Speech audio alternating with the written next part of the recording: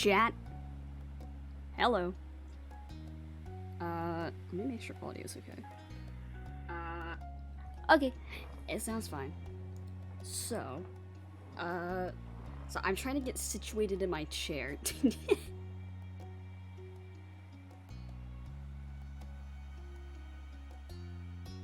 Okay. Okay, there we go. There we go. Hello, chat. Hello, hello.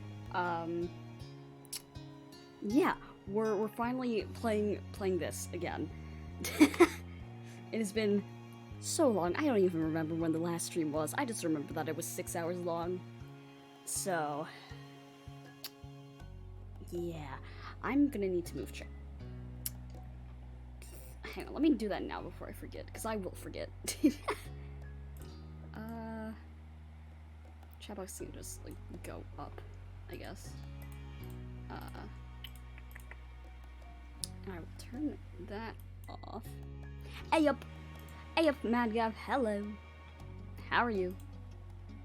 I hope you're doing well. Oh, Jesus, why can I hear myself? Nah! Ah! There we go, fixed it. Faye, hello to you as well. Hello, hello. Oh! Hello, what? I don't. Wait, do I get to change my character? Why is it blue? Hello?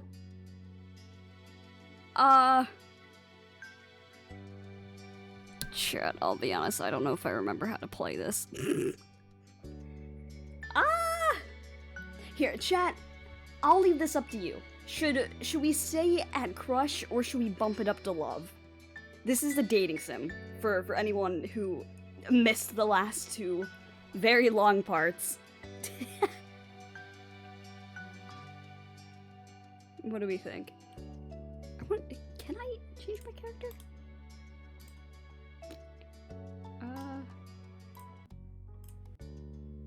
Okay, I guess not. Well...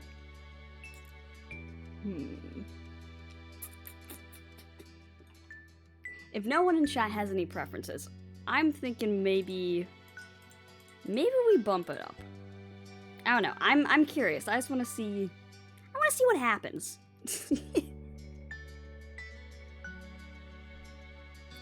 Fuck it. Yes. Oh, okay. I can change it. Oh, gee. Nope. That's not what I want to change. No. Blah. What? No. No. No, that's not what I wanted to do. Oh, I didn't want to do that either.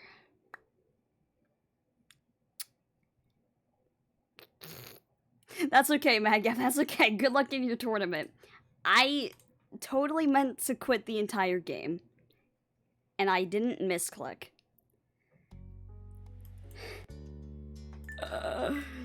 Let's go. Okay, here we go. Here we go. Oh, no. Never mind, that's Cove customization. I'm not fumbling! No! Okay, since you're romantically interested in Cove and are old enough to start being physically affectionate more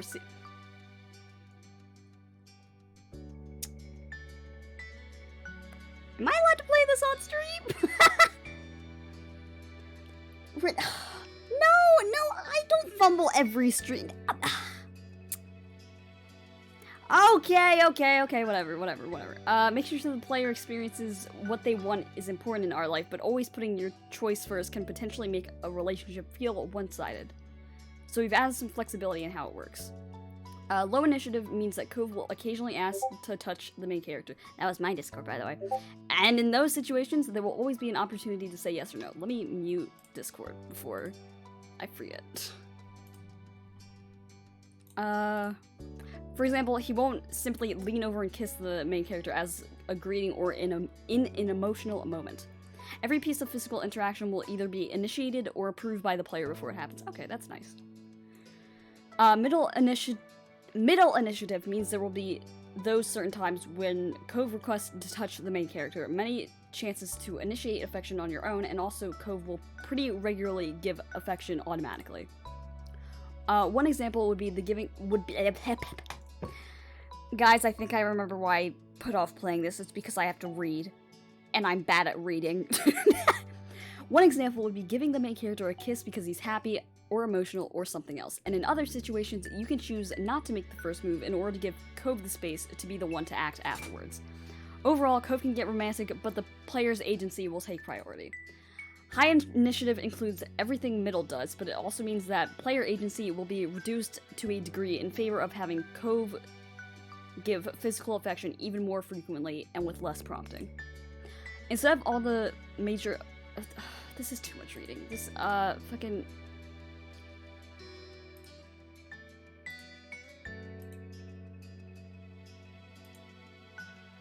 I'm just gonna go middle. I'm sorry, Jen.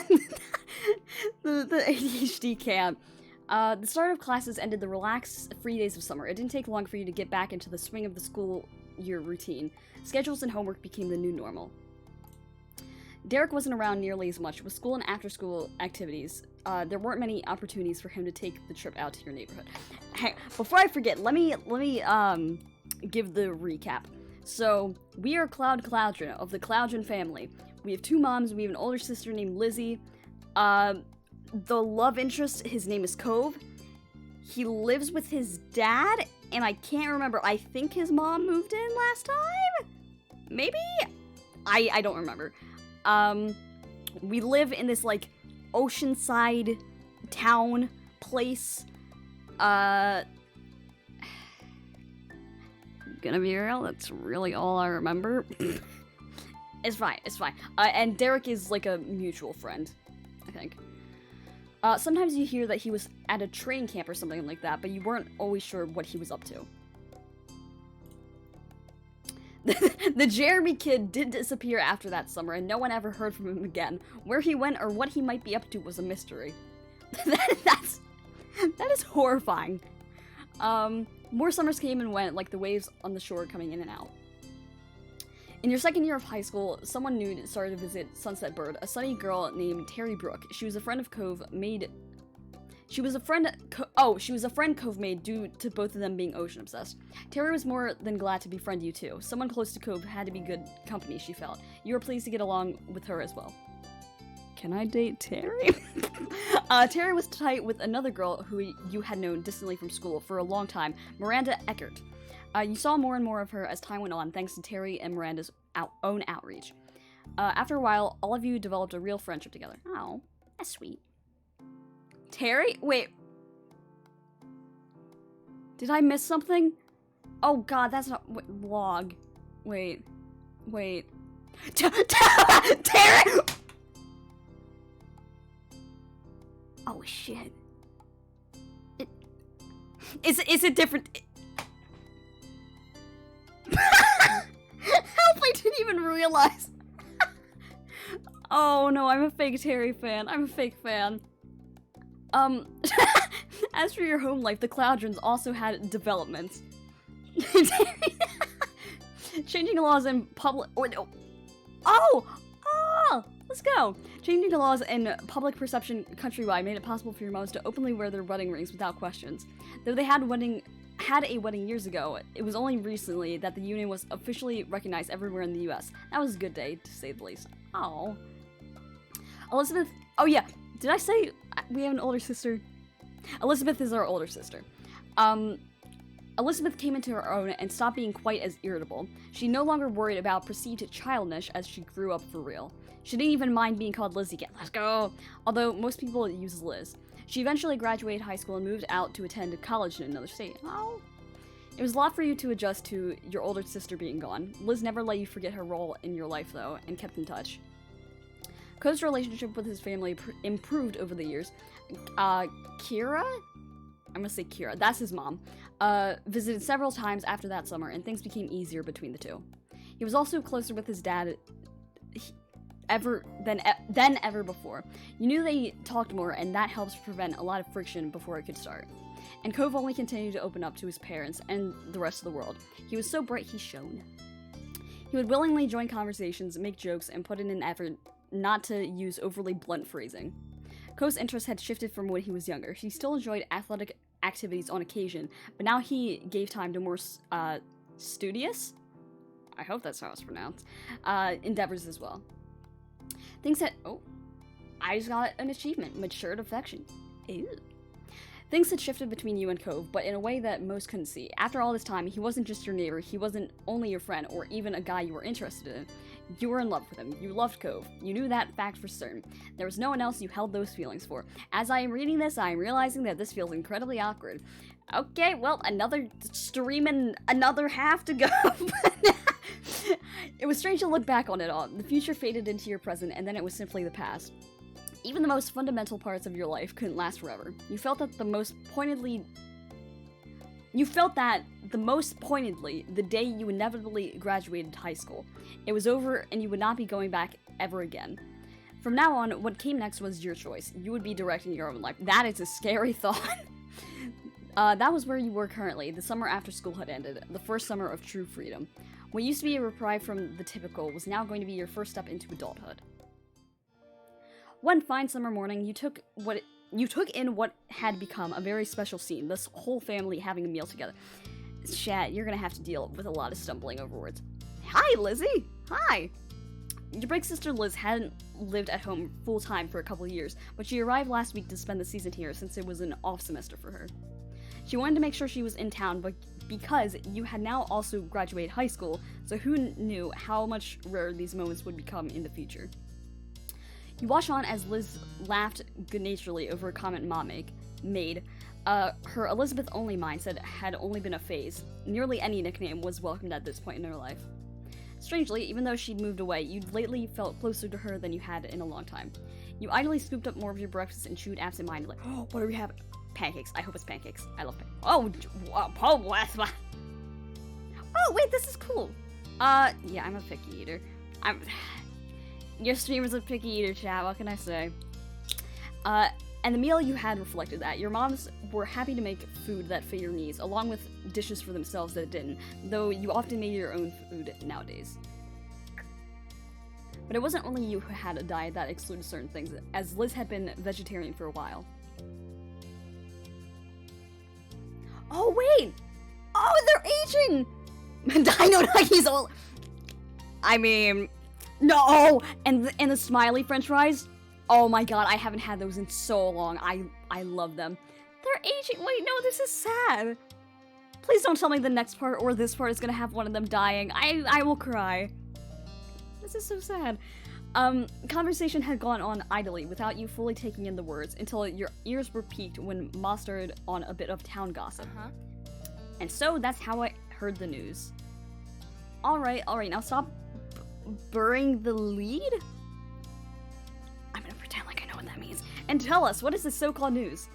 Ma giggled as she cast a look across the table, satisfied that she had everyone's attention. Well, it turns out the Donalds won't be renting out the condo up the street as per Sunset Bird tradition, for the first time in what must be nearly 2 decades. Is that the old people? The old people yelled at Cove last time. And then she called us a chicken, and then we pretended to be a chicken. I remember that much. A chorus of gasps and shocked expressions were had all around. After the initial shock, your eyebrows pinched. Mom may consider them by name, but you and Liz always viewed them. Yeah, I was right. Always views them as exclusively as the mean old couple who would yell at anyone under 25 who crossed their paths. Your mom continued on with the story, spreading strawberry jam over a piece of toast as she did so. They've decided not to take big trips anymore. Friends and family will be visiting them at their home. That's nice for them then. Have a good summer, mean grandparent with... Let me try that again. That's so nice for them then. Have a good summer, mean grandparents with no grandkids, away from us. There we go. Finally, they can piss off.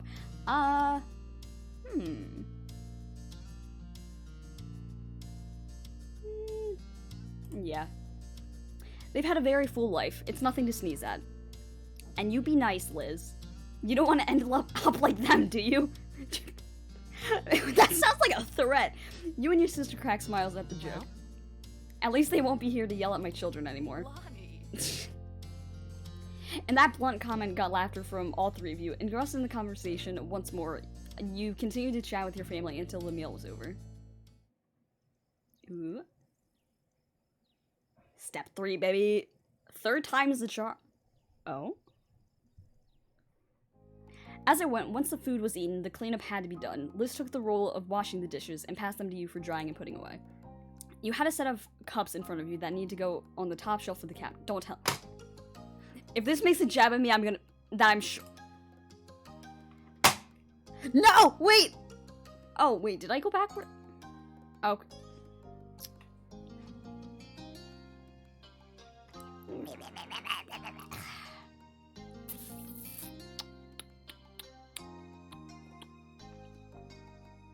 Now, do I...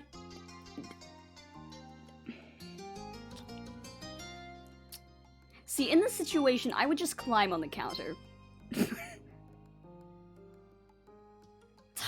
Fucking fine. Fine, streamer short. That was simply your lot in life. You'd always been vertically challenged.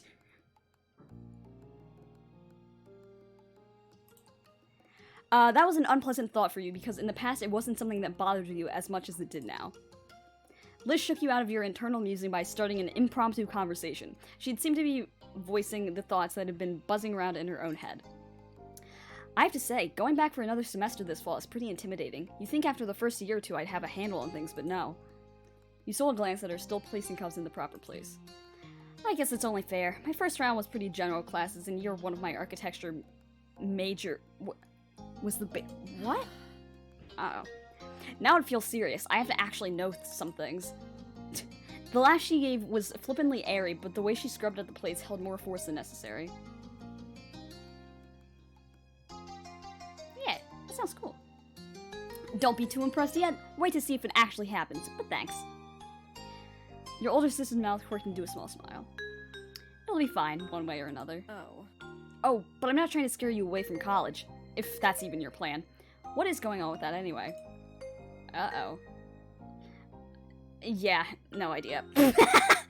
You answered the question as much as you were able and willing to. Liz's smile grew more reassuring as you did. You made it through 12 years of full-time education already. You've got plenty going for you. Sometimes it still felt hard to believe your public schooling experience was over. In the end... Oh, Jesus.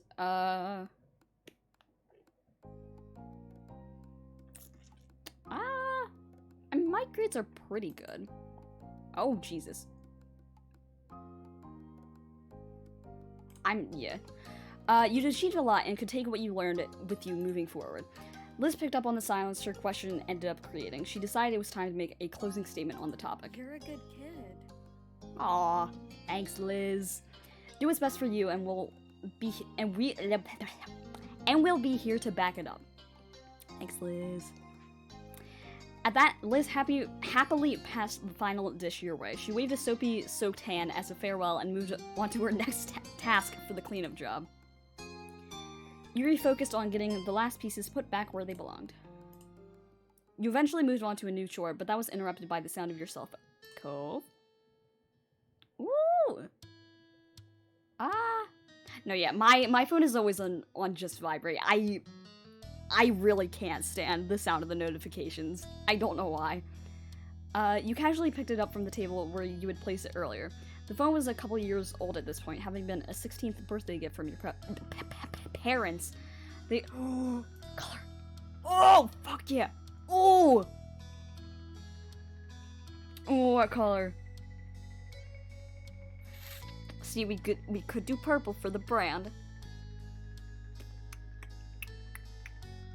I kind of like rose gold, though. I'm gonna do rose gold. Nah.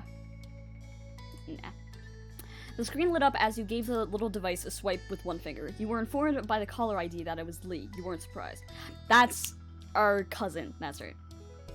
Despite having busier and busier lives and not living in the same town, you still had a good relationship with your cousin of the same age. Especially once the miracle of the both of you having your own phones actually happened. She got hers first, though. Tapping at the accept button, you answered a call. A familiar, bubbly voice came through right after. Hi. Hi. Hiya. I trust I'm not interrupting anything major? Only some cleaning around the house. Oh, then you're welcome for my call. A distraction from that must have been desperately needed. Yes, thank you, my dear cousin. Right? She giggled and you could hear the jangling of the jewelry she must be wearing. Nothing amazing is happening for me either. I'm bored and felt like chatting. My morning shift ended, so I'm free for the rest of the day. Whoa! That's good.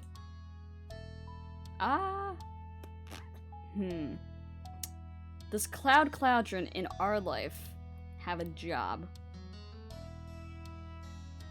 I could pretend that's... yeah, we'll pretend that streaming's my job. Like you, Lee had started dipping her toes into the workforce as of late. It made keeping in touch frequently even more complicated, but you both managed. What about you? It's been pretty normal. Cool. So, that's you then. So, how's Mr. Coveholden doing? Oh. There's a teasing bent to her tone. She was never willing to let up on what was going on between the two of you. But that name was incredibly familiar to your ears. Cove, your next door neighbor for the past decade at this point. Damn. But he was far more than just someone who lived on the same street. You vividly remember the summer day you expressed feelings for each other as little 13-year-olds. Oh!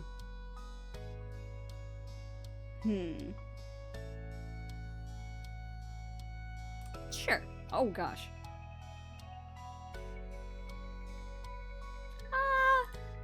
We'll go with that.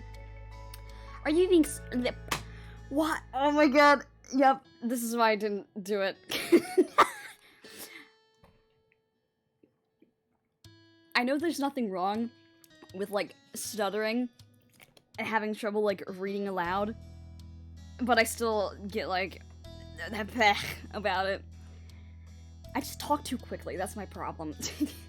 Are you even surviving without the boy being 10 feet away at all times, or is everything right with the world again and he's back? No, Lee, he isn't here. Just like he wasn't here yesterday, or the last time you asked, or the time before that. Sorry.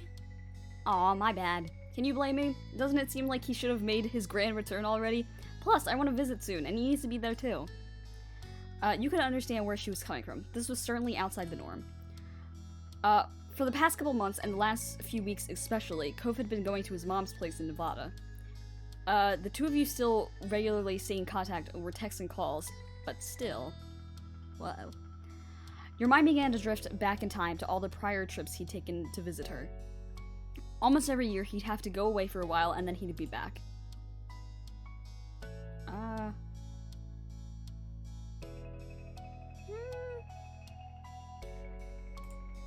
Oh, Jesus. I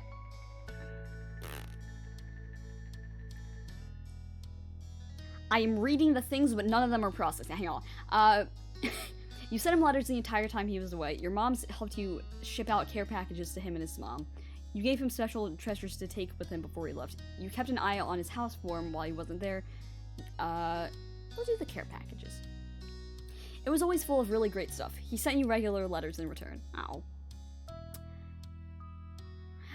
That's how it was in the past, but lately he had been trying to see her as much as he could before taking long trips to another state became too impractical to do. His part-time work could become full-time soon, or he could be moving somewhere else for school. Cove hadn't actually been entirely clear what his plans were after graduation. Cove was hesitant to speak on that, even with you. It couldn't be avoided forever, though. You both knew that. Well? Maybe we should switch this up to a non-Cove related topic. Sounds like a plan. The rest of the conversation rolled on. Not much longer, though. Lee had to go, and you needed to finish your responsibilities around the house. The both of you exchanged goodbyes, then you went back to what you'd been working on before the call came in. Oh my god, I love your hat! Aw, she's so pretty.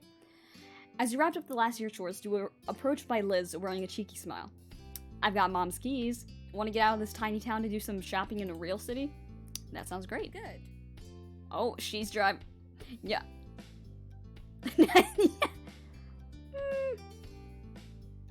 Yeah, I don't know how to drive. Go get your wallet and anything else. We're going now.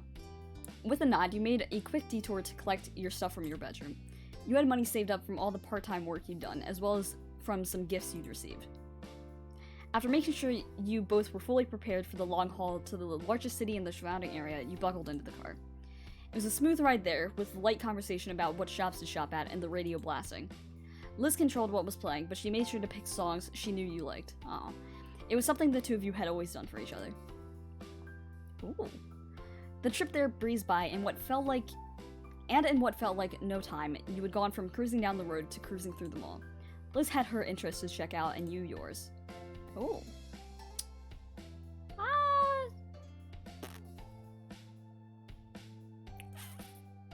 Probably still same hobbies. While turning a corner down a new length of the mall, your eyes caught on a little gift store. Your friends and family had recently given you many presents for graduating high school. You realized you wanted to get a graduation gift yourself to give to Cove. You had a gift of your own ready to give to Cove. Yeah. It was something you had known you wanted to do, and you were looking forward to seeing his reaction. Graduation may have already come and gone, but Cove wasn't really around, so you had to wait. Eventually, the mall was explored in full, with every shop of note being checked over. Rather than going home, you decide to walk over to some smaller stores nearby. Liz had many thoughts on that topic. So? Honestly, malls are not a bastion of society. Even if smaller stores require extra distance, the brands are so much more. Then your sister abruptly stopped speaking and walking right in the middle of her path. It was a good thing no one was behind her. She seemed entirely shut off for a moment. Liz? The attempt to catch her attention was unsuccessful. Something else had all her focus. Is it a girl? Before you could puzzle out what might be happening, she began to mumble out the corner of her mouth. Cloud, don't draw attention, but look. What? With a harsh whisper and subtle jerk of her head, she urged you once more. Hey! Look! You followed her gaze as best you could to a large bunch of colorful teens strolling down the same path. Okay. You faced back over to your sister with a confused expression and an unspoken question. What are you supposed to be seeing there? Cloud, doesn't one of them seem familiar? She was practically bouncing at this point, and so you looked the group over again, and this time you saw what she was seeing. Is it Shiloh? Oh my god, it is Shiloh! Yo, let's go! Amongst the collection of strangers was brown hair, gray eyes, and lots of freckles. That's Shiloh! Our Shiloh! From when we were kids! Yep, that was definitely him. I can't believe it! He's honestly just there! That's hilarious! That's incredible! Oh, but how do we talk to him? We'd have to pull him away from all those other people, and what if I'm wrong? Your mouth opened to reply, but she cut it off with her own answer to the question. I've got it. I'll shout the name of Shiloh, and then we can act like it wasn't us. If he responds to that, we'll know without a doubt it's him.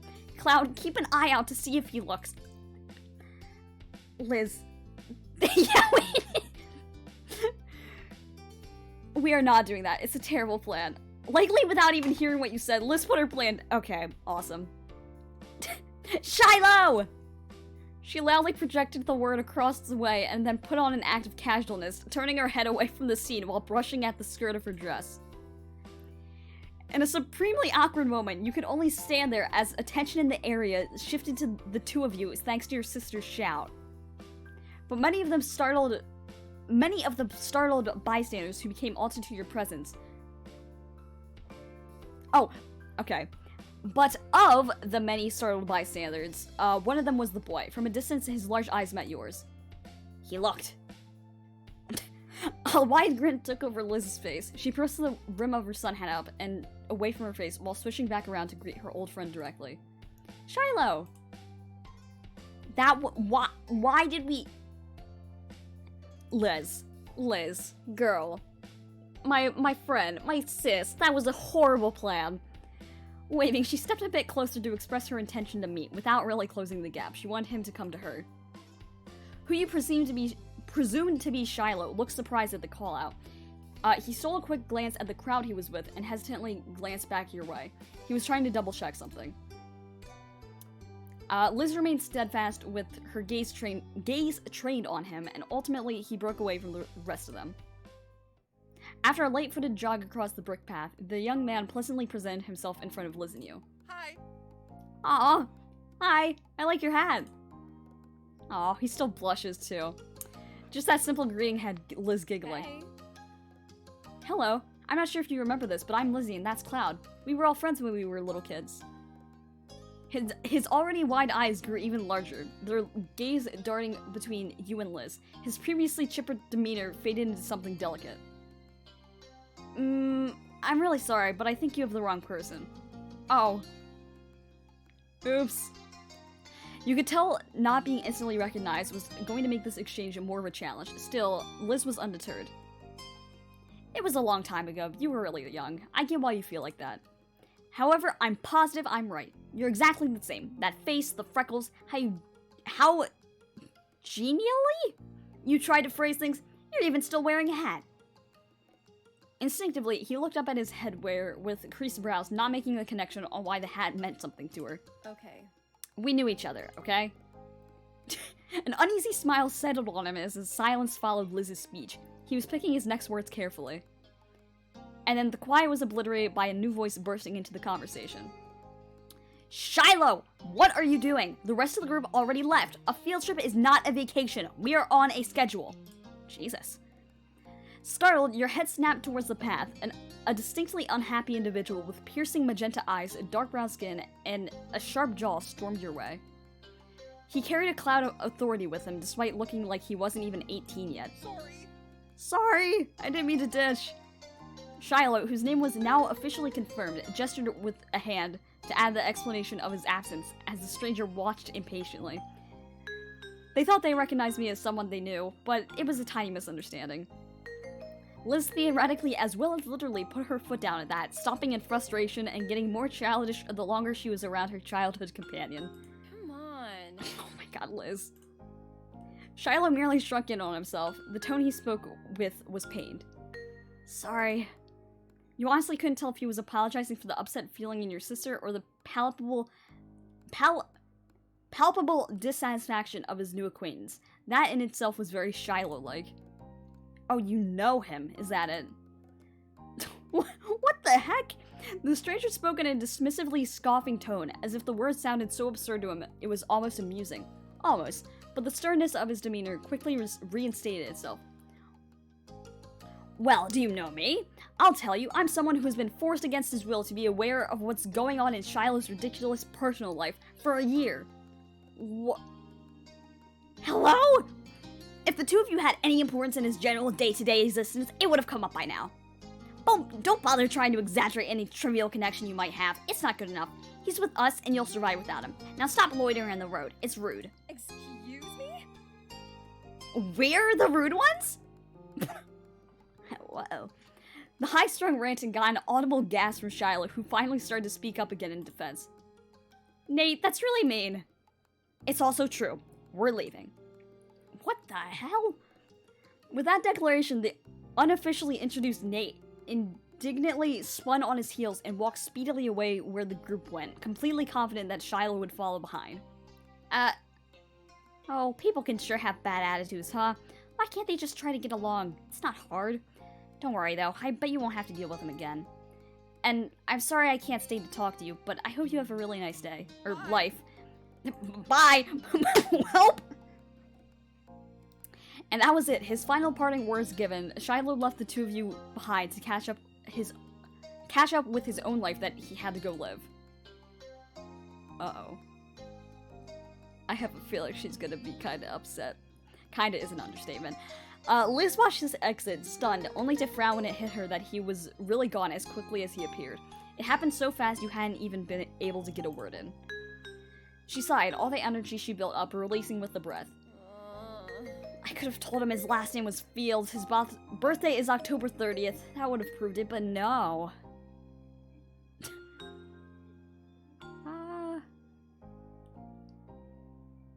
I'm sorry, Liz. You felt so bad for your big sister. He had been such a close friend in her early years, and the reunion was completely ruined. Do you want to go catch up with him? Liz merely shook her head, pushing off childish thoughts. I think we can leave it here, thanks. Or there. He's in the middle of a high school field trip, and it was already enough being able to see him. There's something reassuring about witnessing firsthand that he's still out there, enjoying his own part of the world.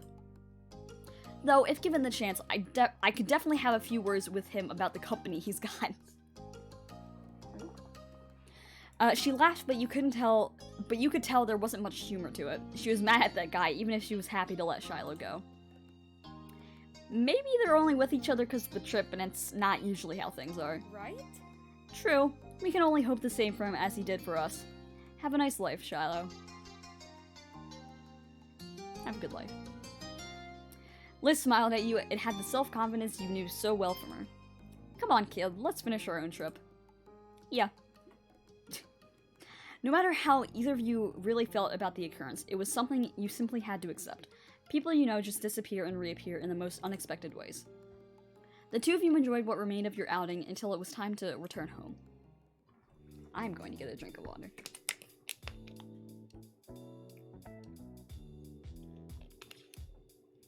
By the time you arrived back, the sun was already beginning to set. You arched your back as you stretched your arms towards the ceiling. While it had been a good day, it had enough activity to cover an entire week. Liz tried to hide a yawn behind her hands. You weren't the only one feeling worn out. I'll be heading up to your room. I mean, the guest room, since mine stopped being available as soon as I was out the door. Her tone was light. She'd had quite a lot to say on the subject when you'd first taken over her bigger room after she left for college, but there have been many trips back home for her since then. The room hasn't been hers for years. It was more of a running joke now that she continued to bring the topic up to this day.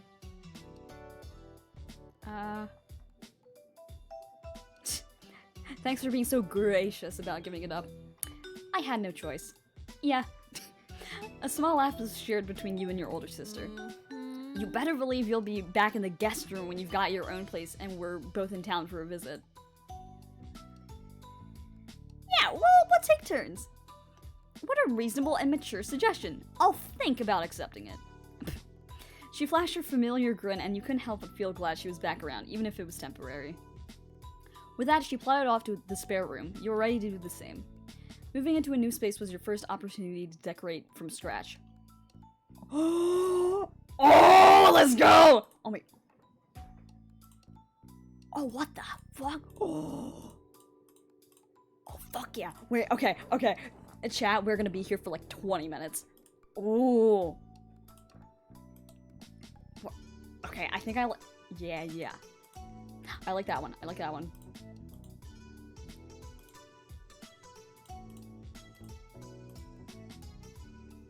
Oh my god.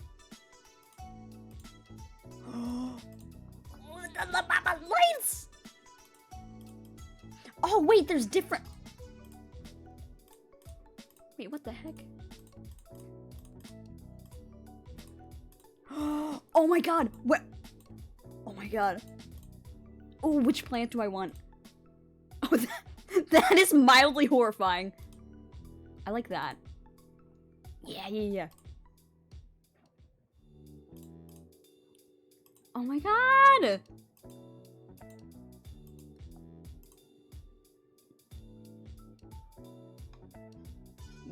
Yeah. Right. I want to save quickly. Yes. Oh god, not quit. Done. You're really satisfied with the feel of your tiny part of the world.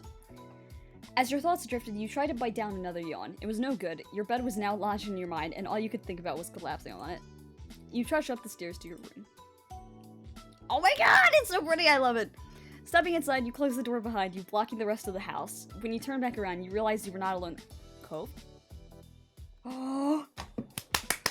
Comfortably perched on the windowsill was someone very familiar to you. Cove! Look at him! Is the boy! Cove Holden.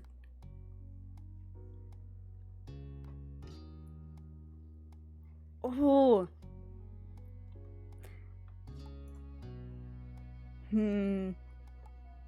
Why isn't there an option for me to just scream his name and then run and hug him?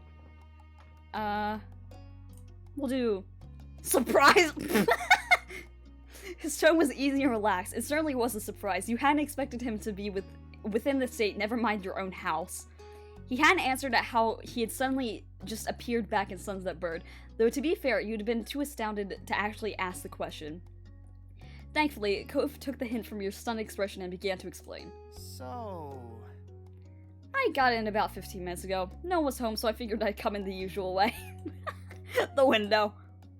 A small smile had formed on his face. You were still staring at him, unable to blink in case he disappeared. You could still barely believe that he was really there, mere feet away from you.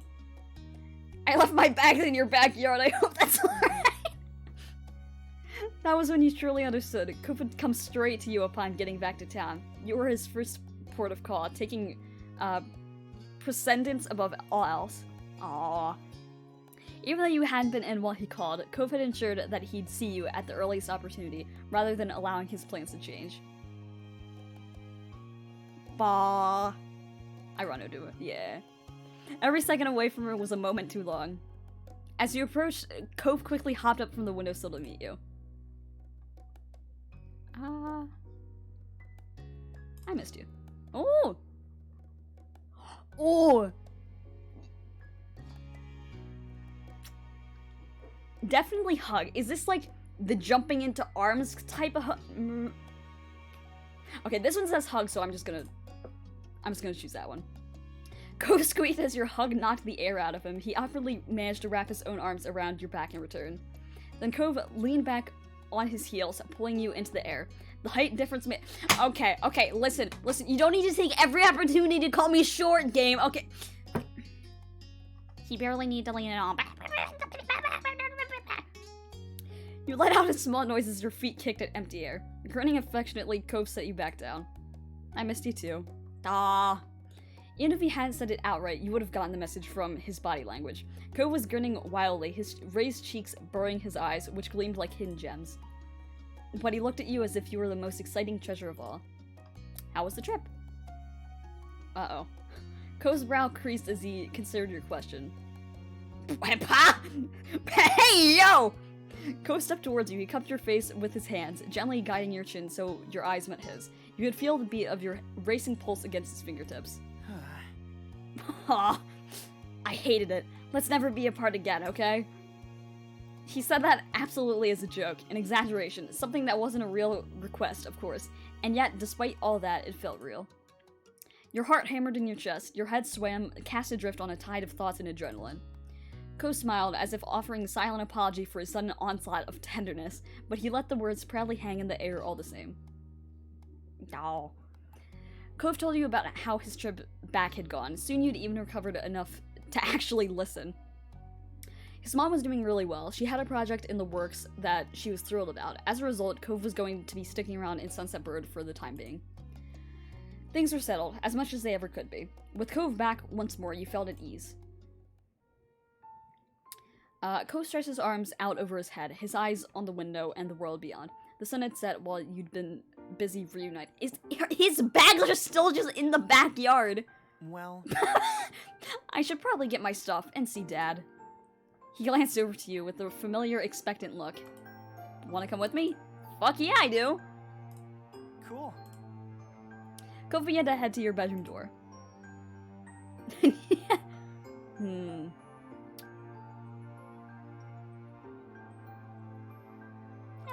We'll just follow. The two of you casually went down to the ground floor of your house.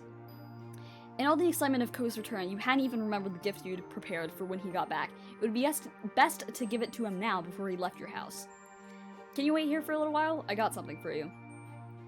Cove's eyes widened as he tried to conceal a smile. He toyed with the collar of his top. Really? I mean, you didn't have to do that. Shut up. You nodded with some eagerness, trying to imagine how he'd react when he actually saw it. Yeah, nothing you could buy. It was... Oh! This had been our goal. This was our goal in the first stream. I said I would give it to him no matter what. You quickly went up to your room to collect the shell, knowing exactly where to find it.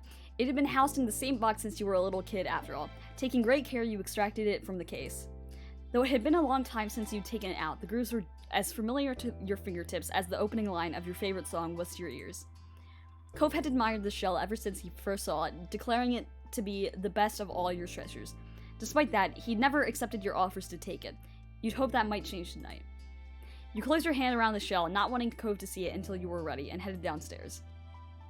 When you were back in front of Cove, you cautiously lifted your arm up. He looked on curiously as you unfurled your fingers to show him the gift. I know you don't want to take it from me, but what I want is for you to have it. Cove stared down at the familiar shell nestled in your palm. His mouth parted, though no words came out. Take it. Take it! He drew his eyes up to meet yours, silently, and found the answer to whatever question he couldn't speak. He put his hand over yours and broke the silence. Okay. Let's go! We finally took it! It was as quiet as a whisper. His fingers were as gentle as his words, brushing against your palm as he took the shell from your grasp. Ah, he curled it carefully against his chest and smiled at you, his eyes bright. I'll keep it forever. Cove, reverently laid the gift safely on the counter, but he didn't turn back to face you once he had ensured it was secure. Oh no! Wait! No. Oh my god, how does this always happen? I always make him cry!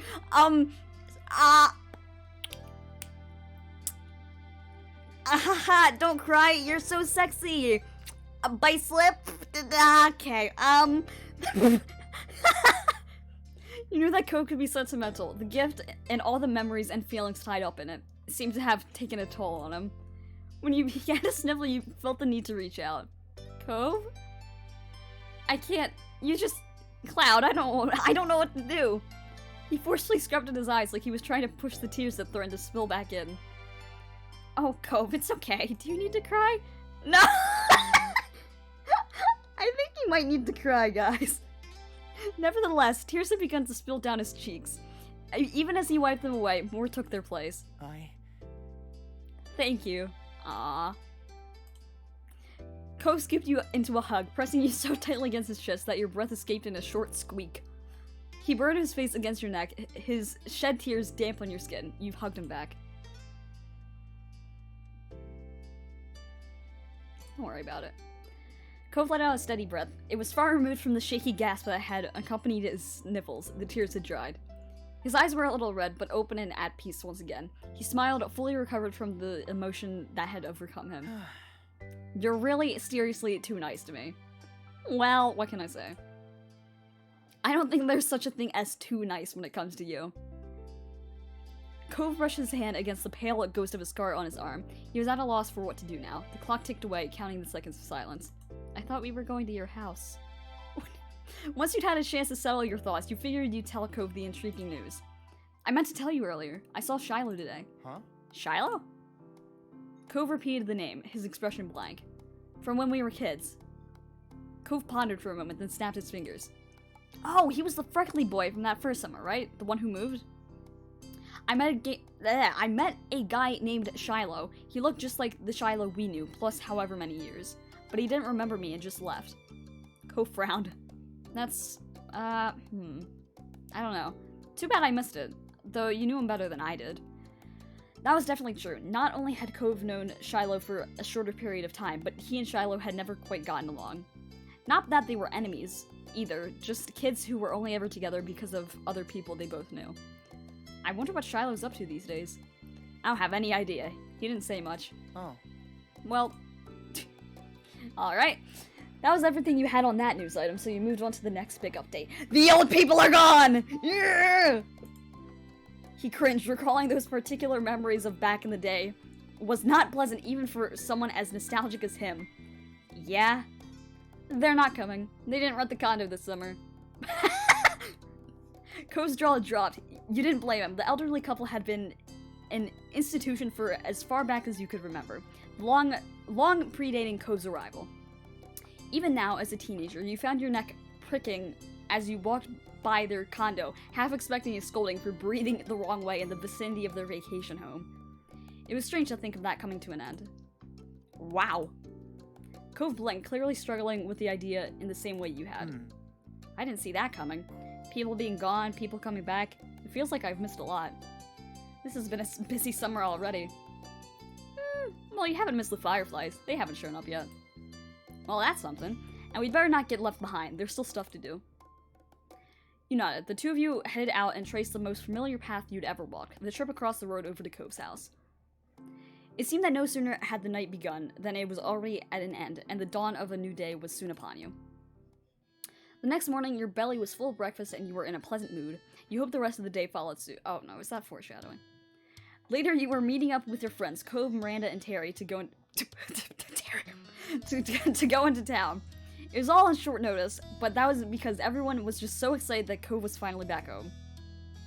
Having a nice daydream? You blinked, pushing all your thoughts away and returning to reality. Your mom was watching you with a teasing smile. Alright. So, what's on the agenda today? I'm meeting up with some people. Well, I hope you and your friends have fun. Don't get into too much trouble. Well, I can't promise anything. She winked at you. You knew both of your moms wanted you to enjoy every bit of the summer before all the big changes started. I'll try. That'd be great. But before you go gallivanting around town, can you bring the mail in? I'm finishing putting up the dishes. I'm finishing up putting the dishes away over here. Alright. Thanks very much. Yo, it's him! As soon as you were outside your front door, you couldn't help but see Cove and his dad standing around in the road. They noticed you too. Hey. Hey there, Cloud. Hi, good timing. You should come join us. Hug. Cove took you into his arms and held you tightly until you were ready to let go. His eyes shone brightly at you, sending your heart aflutter. His cheeks were flushed, and you could tell that he was a bundle of nerves. You were tempted to hug him again. Wasn't I getting the mail? Okay, well, I guess not. You noticed Mr. Holden was taking in the scene of you and Cove with a self-satisfied smile. Cove followed your line of sight and shot his dad an unimpressed look. For a moment, Mr. Holden seemed like he had a thought dancing on the tip of his tongue, but he decided to keep it to himself. So... What are you up to today? As far as I know, nothing too much. Me and Cove are meeting some friends in town later. Sounds like a plan to me. Yawning, Mr. Holden stretched his arms over his head. My boy and I have just been waiting around to see what the new neighbors are like. It was definitely his idea. I don't know how you're not interested in this. It's big news. Besides, it'd only be polite to greet the new folks in town. Oh god. You've been here too long if seeing a new... Yeah, anyone has to be better than... I don't know. That house could be cursed, and we could keep getting ones that are progressively worse. Okay, that's a... that's a reassuring thought. He cracked a cheeky grin at his own joke. You could tell Mr. Holden was looking at the empty house, thinking about the nightmare that was the last tenants. He chuckled, turning to Cove. But that would be horrible. Knock on wood. Mr. Holden took one more glance at the currently vacant building and sighed dramatically. When he turned back to you and Cove, his whole body seemed to be deflated. There's no sign of them, and I still need to head over to work soon. Just say hello when you get back from work. Dog, it's not that big of a deal. It's okay. Okay, I promise to keep an eye out. I can text you if anything happens. Really? Of course. I mean, only until I have to meet up with Terry and Miranda. Would that still work? With a wide grin breaking out on his face, Mr. Holden looked absolutely thrilled to have his nosiness enabled. That works! He moved to firmly place both his hands over Cove's shoulders, fixing his child with a firm stare. Son, you are my true ally in this world. Mr. Holden stood up straighter, letting Cove go. He looked reinvigorated. Okay, with that settled, I'll go make some money. That's always been the one thing I do best.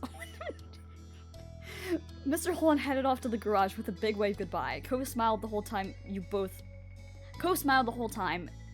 watched his dad leave. Oh no! Magab, that sucks, I'm so sorry. I hope it's an easy enough drive, at least. Yeah, I like him. You had for a long time. As soon as he was out of sight, Cove sighed lightly. Are you okay? Yeah. Just not looking forward to waiting. Guess I'll be hanging around the street for a while. Yeah, I'll keep you company. Curiosity about the new tenant was getting the better of you, and you figured that the wait wouldn't be too much longer. And besides, you just couldn't leave Cove. Really? Of course. I like keeping you company, remember? Aw. He stared at you a moment, smiling softly and thinking about his response. Me too. I like that too. I thought I was getting the mail, though! Cove put his hands on your shoulders. His thumbs absentmindedly moved in a soothing circle. The look in his eyes was much firmer. He was serious. Cloud, you're my true ally in the world. I got a fair amount of chuckles from you. He grinned at the stoicism fading into amusement. Thank you. You're always good to me. Aw. You're like that? No. Yeah, well good then. I don't know what I would do without you. The smile on his face reached his eyes, and it made you feel electric. And then he let you go. Cove stepped over to his front porch steps, lazily taking a seat and leaning back on his arms. Not too much. Cove broke into our room via the bedroom window. We're officially dating, I'm pretty sure. Liz, older sister, I went shopping with her, and we ran into Shiloh, the kid from the first part, but he didn't remember us, which was kind of sad. But now, in a minute here, we're going to go and hang out with Cove and our other two friends, Miranda and Terry. Terry with an I. Our watch begins. Not even yet. Oh, eventually you both perked up at the sound of a car. A taxi followed the noise, turning onto your street. Hey, of course. Cove's eyebrows raised at that sight, and he sat up straight on the stoop. Oh? This has to be them, right? Yeah, it's gotta be. Now that they were here, you couldn't help but feel just a little bit curious. You wondered what kind of person would be living in the neighborhood for the summer. The taxi pulled to a stop as you expected in front of the now empty condo. It was on the same side of the street as your house, a few buildings further up. Without getting to his feet, Cove tried leaning and tilting his head to get a view of the passenger door as it opened. The single occupant exited the cab. Huh? Is it gonna be Shiloh? Or Derek, maybe? You could feel what Cove was in that moment.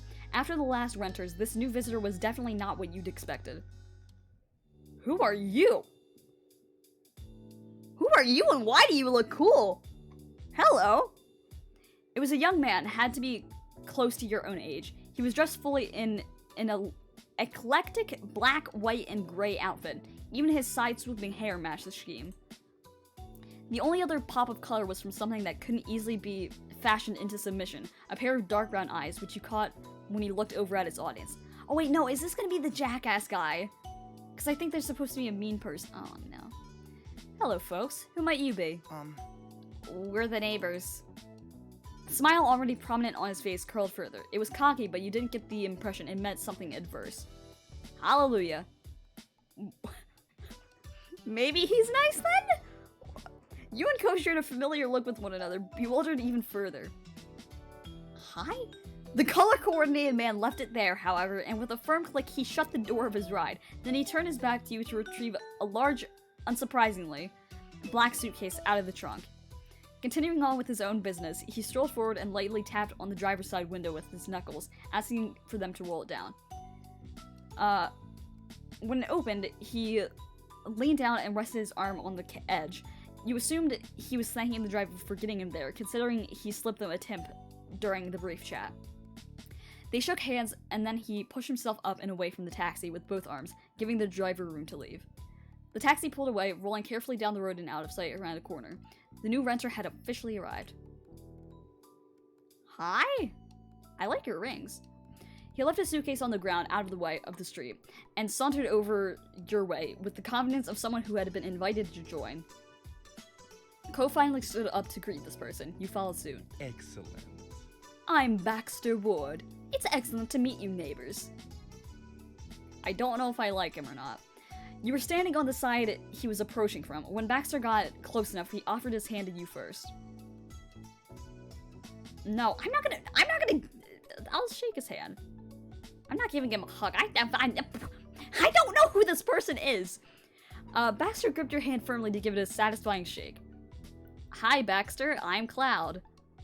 Hey, Cloud. I'm quite keen on getting to know you better this summer. We could be good friends. Okay. Guys, in your emergency can't tell. Was that supposed to be sexual? From your other side, Cove made a sudden sputtering noise. And you are? He lifted his hand out to Cove next. Cove shook his hand, still eyeing Baxter carefully. I'm Cove. Baxter's whole demeanor lit up for unknown reasons. His eyes shone as he studied Cove a moment. Really? Now wait, is that a nickname or your real name? It's just my name. Cove spoke mildly, having given that explanation many times in the past, but clearly it charmed Baxter all the same. He tossed his head to one side with a laugh. Your parents knew exactly what they were doing. I can't imagine a more fitting name for the face I'm seeing. Cove, that's gorgeous. What? It's really not.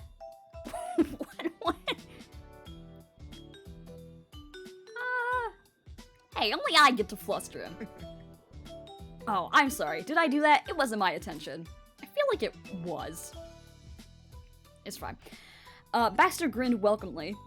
The entire conversation brought a burning red blush to Cove's face, and he couldn't make eye contact with either of you.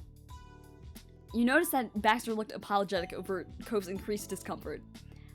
I'm sorry, it wasn't meant to mean more than it did. I like your name, but you don't have to mind that. I'm patently against stepping on anyone's toes. Is it just me, or is anyone else confused? Because I am very confused. He chuckled to himself. It seemed like there was some extra meaning hidden there in his words, and you noticed that Cove raised an eyebrow, picking up on that too. Baxter didn't even open his eyes to see your faces to know he had some filling to do. He stood up straighter, striking a slight pose with the position of his feet. Who is this person? I'm a ballroom dancer, hence the phrasing. Okay. Oh, I don't know much about dancing, but that's pretty cool. It's not hard once you get the basics down. Cove didn't look convinced at all. Baxter took that as a cue to keep talking. Oh, Lord. Well. He grinned in a way that was rapidly becoming familiar to you. No, thank you.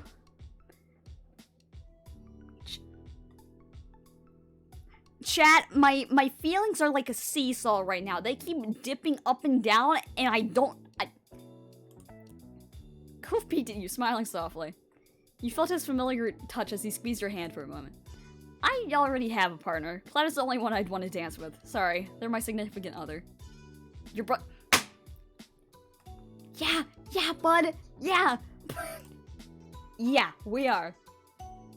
Now that's crushing, but makes sense. I got here too late. Should have taken a semester off sooner. I get it. What? I don't think I like this guy. That's a joke. Really, I didn't mean to intrude on anything you have with the offer. What? No. Baxter smiled and nodded understandingly, letting the subject go. After that, there was a lull in conversation, and Cove attempted to fill it. So... What made you decide on Sunset Bird? I don't know. I think he was trying to flirt with one, if not both of us.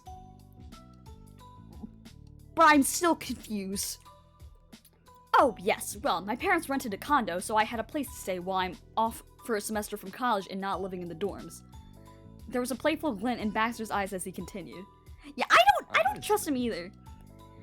Ideally, they wanted to send me somewhere that wasn't too exciting, but lucky for me, they picked the wrong street, considering the two of you live here. What does that mean? What does that mean? Baxter then preemptively lifted his hands up in front of his chest, giving the gesture for meaning no harm. It's nice not to be the only one my age around the neighborhood for an entire summer. Nothing more. Okay. That was a story you had heard before. The same one as when Lonely Cove and his dad moved in all those years ago. Cove wasn't relating still. You could have phrased it like that in the first place. I don't feel the need to keep words of praise to myself, but they're not romantic come-ons. I see that you two are very much a committed pair. I'd like to be friends if we can, but that's all. It's... okay. You're probably annoyed.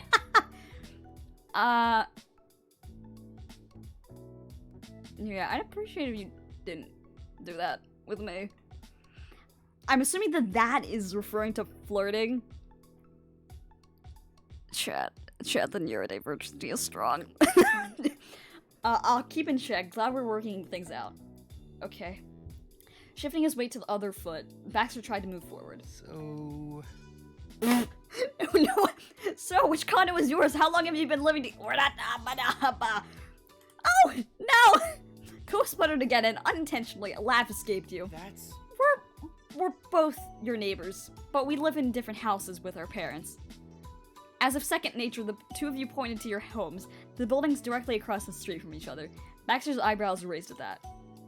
Your neighbors who started dating? What a couple of lovebirds. You're the backbone of romantic society.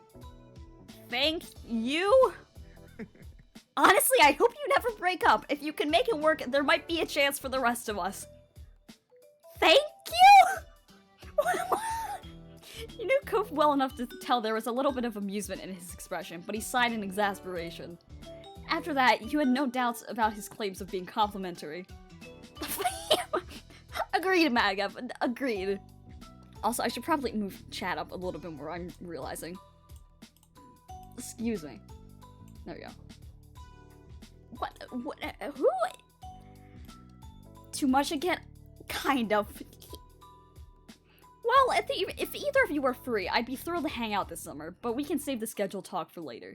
I should get my things inside. He gave a small nod of the head and flashed you both a dazzling smile. Goodbye. Bye. Agreed. Bye. Cove gave a small wave as well. Bye, Baxter. See ya. Who the fuck was that guy? Baxter then turned on his heels and strolled back to his suitcase, picking it up and bringing it into his condo. You and Cove were silent as Baxter unlocked the door and disappeared inside the house. With him completely out of the scene, Cove let out a long breath. Well, I don't know how I'm gonna explain that guy to my dad. You burst into a fit of laughter, trying to imagine the conversation. At least the job is done. We saw the new neighbor, and now I can go meet up with Terry and Miranda. I still didn't bring the mail into my... Okay, well... Fuck the mail, I guess. You gave Baxter's condo one last glance over your shoulder. Charming? Charming is the last word I would use.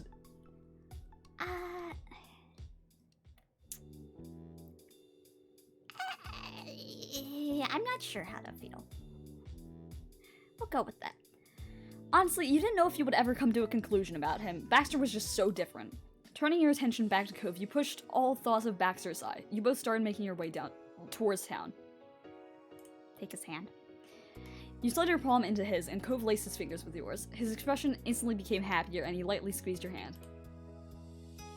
Grocery store. A little while later, you and Cove reached a main street in town. All of a sudden, you stopped walking. What's wrong?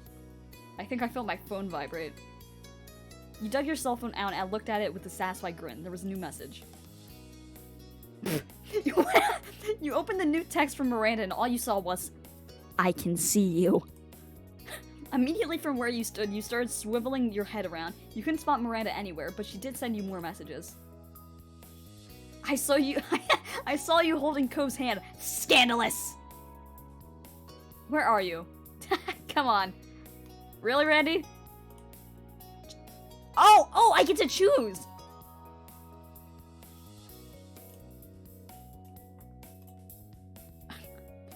I thought that those were just 4 consecutive messages.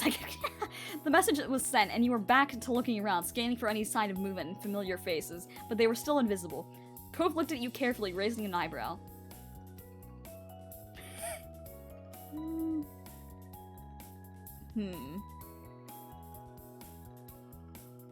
Oh, see, I like this one, but also I kind of want to do this one. Fuck it. Miranda! Cove jumped a bit with your sudden outburst. He raised an eyebrow and looked at you carefully. What's happening?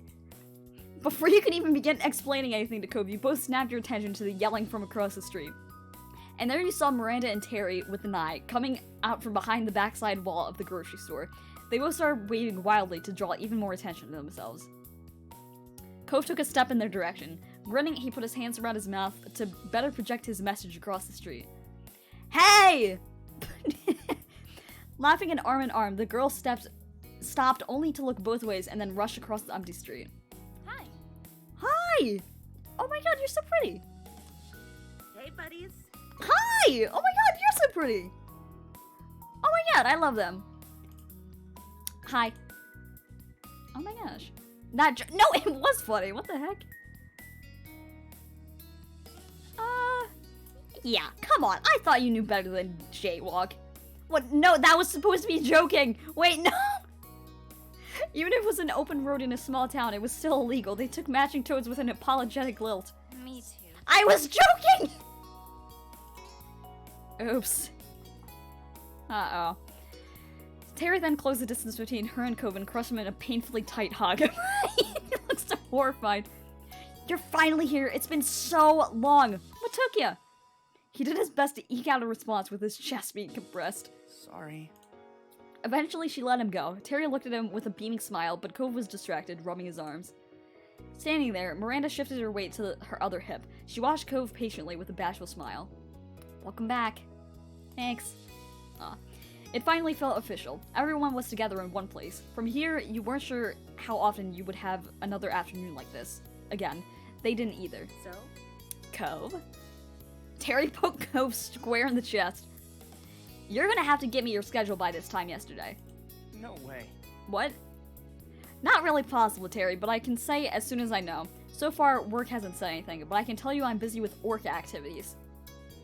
When Cove wasn't at his part-time job or pursuing his athletic and academic interests, he volunteered for the Ocean Restoration California affiliation.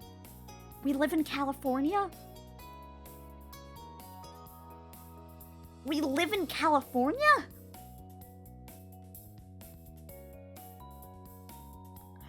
Okay. The group focused on cleaning up beaches and removing pollution from the ocean. Cove always loved the sea. It didn't surprise you one bit when he started getting involved with them.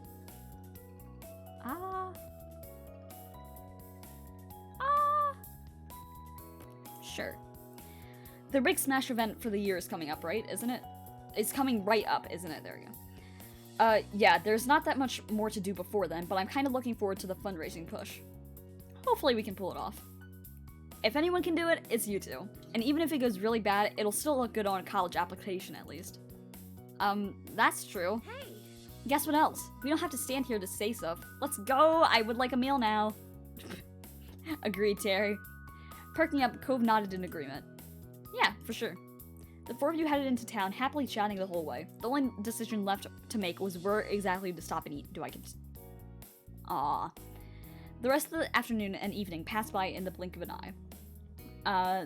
When night fell, it was time to head home, and you parted ways with Miranda and Terry. You and Cove reached your neighborhood without event. It was late enough that your out-of-the-way street was dark and silent.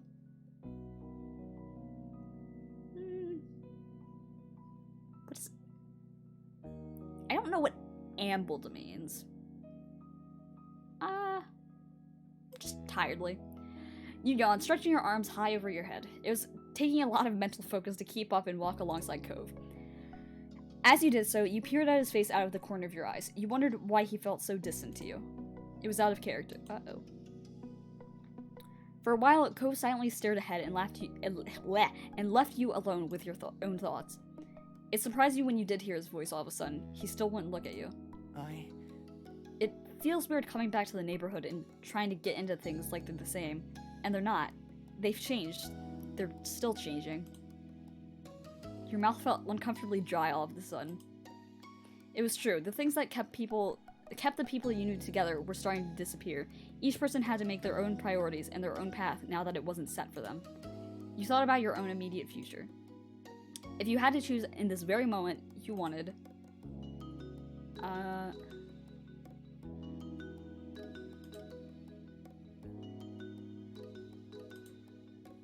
For yourself, you wanted to...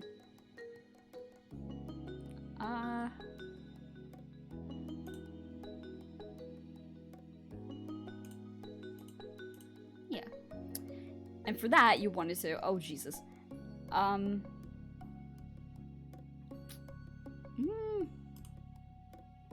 It'd all be happening so soon.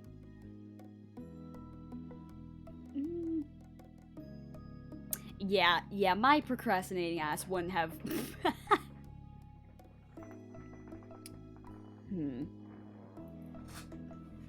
Hang on, I'm adjusting myself in my chair. Wait, what did I choose?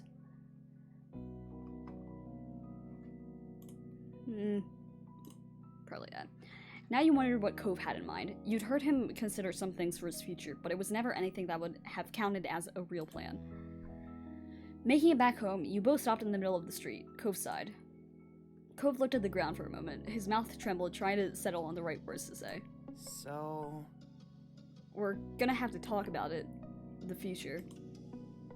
He was right. It wasn't something the two of you could keep avoiding. You did your best to articulate what he could expect to see next. And what he could expect to see, and he listened quietly. Cove closed his eyes and nodded while he composed his thoughts. He looked at you when he lifted his head. I mean... I decided on something. Well, kind of. He smiled slightly and rubbed his arm, and then his expression grew more serious. I'm not gonna decide on a school or a career. Not this summer. I'm gonna stay here, at least in Sunset Bird. I'll probably move out of my dad's place. I'll keep working my job, keep doing my volunteer stuff, and everything else. I don't know. Maybe I'll know what I want for myself by fall or next year, or maybe I'll never have a plan. Life will continue on with whatever's happening. I'm not gonna crush myself trying to have everything figured out by a timeline that someone else has set. I just can't do it. His brow furrowed and his tone was tense. It was clear how much expectations were weighing on him. I know that's not very exciting, but it's the best I can do right now. He laughed self-derisively, but with the way his face looked, you thought he actually wanted to cry. Yeah, probably. Aw.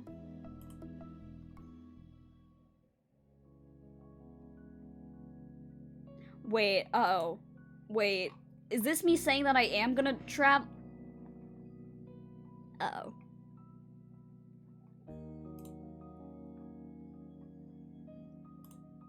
Okay. You felt like you should have anticipated that Cove was going to continue doing things his own way, but that didn't matter now. You were determined to accept his decision. He exhaled, releasing some tension in his shoulders. Thanks for hearing me out on this. Why wouldn't I? You knew him well enough to know that Cove wasn't feeling completely better about the way things were. No matter what's happening, I want you to know that you won't ever lose me. I won't really be gone. Oh. I'll still be there for you the best I can, whether it's long distance or whatever else. Oh. Cove's whole expression softened, his lips pulled into an affectionate smile. It's okay. Ah, Cloud, you deserve to have everything you want in life.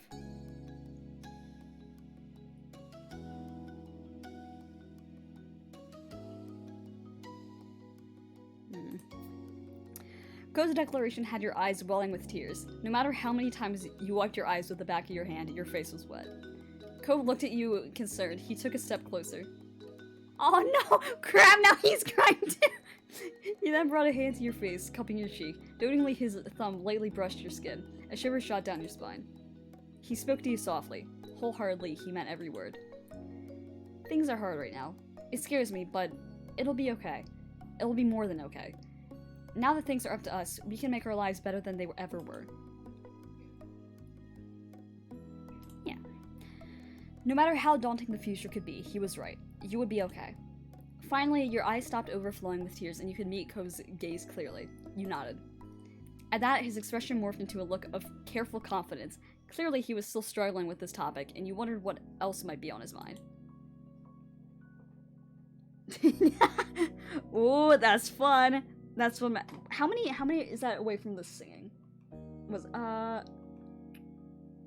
Singing's 1,000, is it? Yeah. 100,000 is what I meant. 86? 86,000. Oh, Soraya, hello! Hi, I can give you a quick recap if you would like. Or if, here, let me try and get through this section really quick. I don't know how much is left. What did I, oh wait, crap! Oh my god. Magav, I did not mean to pin that. I keep accidentally clicking things, oh Jesus. Okay, there we go. Yeah. Cove softly reiterated his promise. It'll all be okay. We'll still always be there for each other. Is that good with you? It is. Cool. That's cool. I'll see you tomorrow, Cloud. I'll see you. Night. Ah. He pulled you into an unexpected hug and knocked the breath out of you, yet it couldn't have been a more reassuring feeling. You returned his embrace and stayed that way for as long as you could. Good night. Ah. He finally let go, giving you another smile. Aw. Then Cove started to walk away, but you remained there, frozen in the middle of the street. Cloud, get out of the road, Cloud! You're gonna get run over! You watched him and wondered, how many more times will he be able to see that? Will he be able to say that he'll see you tomorrow? Oh. You hoped for countless more times. Finally, you turn towards your own house. You vow to yourself that you would make the most out of every moment you had this summer. So, there we go. Okay. So, I'm not going to do any of the DLC because these in and of themselves take so long. And we are already at 1 hour and 20. And the last stream was 6 hours, when I expected it to be 3. But... Excuse me. Oh my god. Hang on, let me get a drink of water. Hello, Surehe. Yeah. I don't know if I, like, officially agree. Hello, nice to see you. I hope you're doing well. So, this is a dating game. The dude we were just with, Cove, he's our official boyfriend. We have 2 moms, an older sister named Liz. We have 2 friends, Miranda and Terry. Not Terry. This is a Terry with a Y. No, Terry with an I. Alright. We live in this small, like, oceanside town called Sunset Bird. And, yeah. I'm trying to think of more things, and I'll be honest, I can't remember the other things. But it's fine. Which of these do we want to do? We'll do hang. Let's do hang. You grabbed a large beach towel from off your bed and stuffed it into a bag. You had already packed your water bottle for your upcoming beach hangout session. Yeah, and apparently we live in California. Like, there's nothing wrong with California. It's better than Florida, at least. I wasn't expecting California, though. Also, as I'm starting this new section, I'm realizing, chat, I need to take a break. I'm gonna use the restroom quickly. If you need to do the same, or get a drink, or any snacks, I said it's better than Florida. Yeah, I will be right back. Yeah. Okay, be back.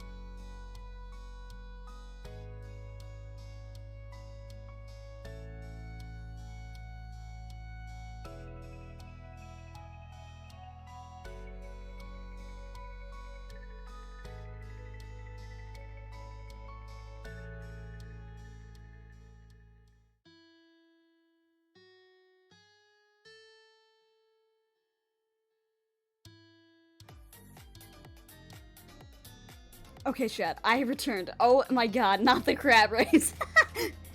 Hello. I hope you enjoyed my absence. Oh boy. I'll let you get the crab waves out.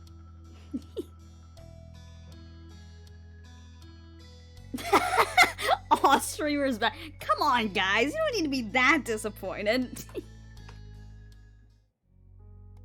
Oh god, wait, what did I just click? Hang. There we go. You grabbed a large beach towel from off your bed and stuffed it into a bag. You had already packed your water bottle for your upcoming beach hangout session. The stars had aligned and somehow everyone was free today. Miranda had set things up with several bubbly phone calls between you, Cove, and Terry to find a time to hit the beach. You were hoping that this would be a fun time together. Hey! What the? Dog! Put them away! Sorry! Cove sat on your windowsill and kicked one of his legs into the air idly. He already had his swimsuit on, and his towel was bundled under his arm in a misshapen ball. He showed up earlier that morning with a surprising amount of enthusiasm. He was chatting as you caught up to his preparation. But seriously, I couldn't find my swimsuit this morning. I looked everywhere. It had disappeared. I had no idea what I was gonna do. Yeah, it completely vanished somehow, just like your old sand pail. Yeah. You totally didn't just lose your stuff again. Seriously? Very funny, Cloud. That was different, and I was 8. Anyways, I don't know why it was in the bathroom when I never put it in there. He gave a small smile and readjusted the towel in his arms. You now could see that it had been folded at some point, but then rolled up and carried without much care. I'm so glad. But I'm just glad I found it. It would have been crappy to lose my favorite trunks. It was nice to see Cove so happy and comfortable in what he was wearing. You walked over to your dresser and mused about how you had picked out your own swimsuit. Your height had complicated your swimsuit shopping. Not many swimsuits were well-fitting on someone who's petite. And then for the shape of your body... I don't know. So, okay, see, my arms are scrawny, but I wouldn't say, like...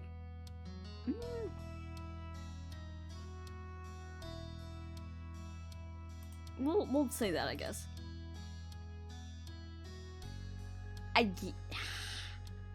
Okay. Now, I know this isn't gonna come to as a surprise to anybody, but given how Streamer does not go outside, this is...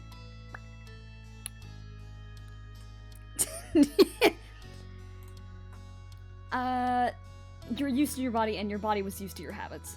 Are you okay? You alright? Oh, yeah, I was thinking about some things. What things? Just myself and my body, really. His eyebrow rose at your admission of self-reflection. And what do you think? What do you think of who you were? You consider your identity further.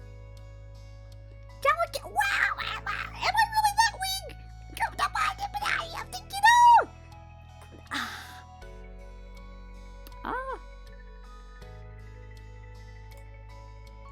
It was more than a single binary choice you made, but you were you, and that was what mattered. And... Jesus! Fucking, I don't know. Oh, Jesus. No, I don't wear a binder. What the, I mean, like, it is just a natural part, but it definitely catches you off guard. People had a lot of their identity wrapped up in their physical form. It shaped their self-image. I'm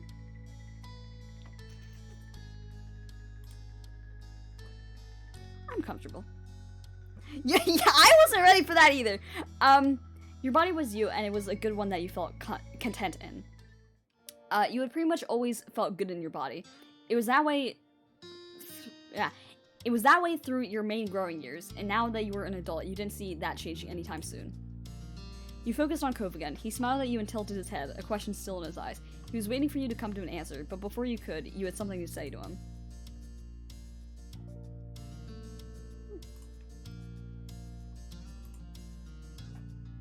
Cove smirked a little, his eyes taking you in easily. Fishing for compliments, Cloud? Oh, well, I mean, listen, I know I'm great. You look great. Everyone knows that, including you, by the way. Unless that's changed.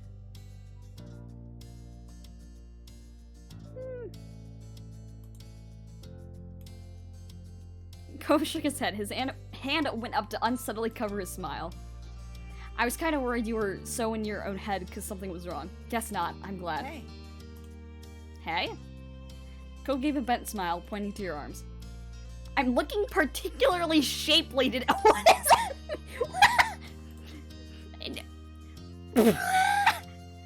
He answered not with words, but a solid okay sign with both hands in the same cheeks. Hey there, token of my affection. You're looking awfully shapely today. Hang on, does shapely have a definition that I don't know about? Shapely. Definition. Oh! Okay.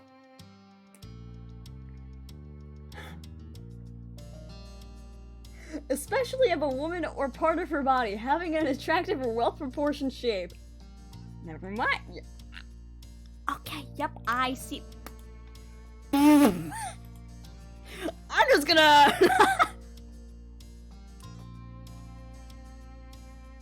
I hug him. Is it bad? No, that's like the very, very strong compliment. I mean, it makes sense, because, like, he is officially my boyfriend in this, so, yeah, like, it makes sense, but also, Jesus! Hey, yo! Yeah. You hurried across the room and flung your arms around Cove. He chuckled back nervously after you'd gotten to squeeze him. I see you're putting those nice arms to good use.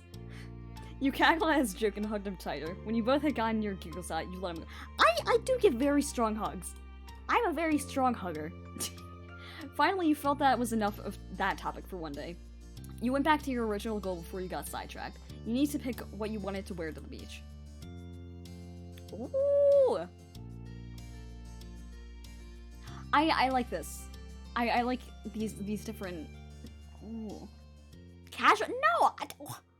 Ain't no way I'm going swimming in casual clothes.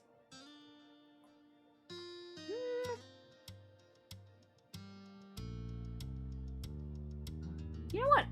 I'm kind of feeling the swim trunks. So many options. While you dug around in your drawers, you tried to think if there was anything else you were missing. Ooh. I'll grab a hat. Okay. There we go. With that taken care of, you held your outfit together and looked at Cove. He was tapping his toes on the side of the walls as he waited. You vaguely wondered if he thought that was a comfortable place to sit. You hoped so, given how long he'd perched on it. Regardless, it was time for him to go. You weren't going to put on your beach robe with him just chilling there. I need to change. Cove smiled, content with being kicked out. Alright. Oh, when I read that, I thought he was going, like, out the window. Cove lowered himself off the window and strolled past you to get to the door. He lightly brushed his fingers against your cheek when he passed by. Bye. I'll see you up front. Okay. When you were alone, you got undressed and put your swimwear on. You also checked your beach bag for the final time, and it seemed like you hadn't forgotten it. Knowing me, I forgot something. I definitely forgot something. You left your room and hurried down the stairs, ready to meet Cove. You made sure to lock your front door and walked outside. Cove stood on the road, looking down and scuffing his feet on the asphalt. When you shut your heavy door, he looked up at you and smiled. Hey. Hi. Miranda and Terry are going to be here not too long. Terry even texted me earlier saying she was mostly on schedule. Well, why don't we just head to the beach and wait for them there? We're both ready. That sounded like a good idea to you. You said as much, and Cove shot off a quick text telling the two of them where you'd be. Cove gave you a thumbs up after the message sent. It was a familiar path to walk, and it wasn't long until you reached the shore.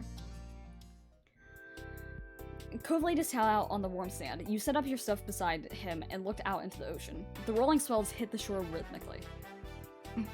You all had looked out. It was a beautiful day. The sky was clear and the waves were good. It was a balmy summer day, but with a pleasant breeze to keep things comfortable. Essentially, it was perfect. so? Do you feel like heading into the water? Maybe just walk down the shore? Or would you want to do something here? I want to go into the water! Water! Water. That's what I'm here for anyway. Cove nodded, accepting of the plan. He kicked some sand off his towel absent-minded. How did you get sand on the towel already? Cove! Yeah, sounds nice. You took a deep breath and tasted the relaxing, salty air. Cove caught your eye and gave you a small smile. You chatted a little while before a comfortable quiet settled over the two of you, content to watch the waves as you waited for the others. Just don't drown! Listen, I'll try my best! Luckily, it didn't take long until you heard shouts. You turned your head to see both Miranda and Terry running straight for you. Miranda was faster, making leaps and bounds across the sand. Terry followed in her wake, laughing with her towel clutched around her shoulders and flowing like a cape. Miranda started making her jumps more theatric and more precarious as she got closer.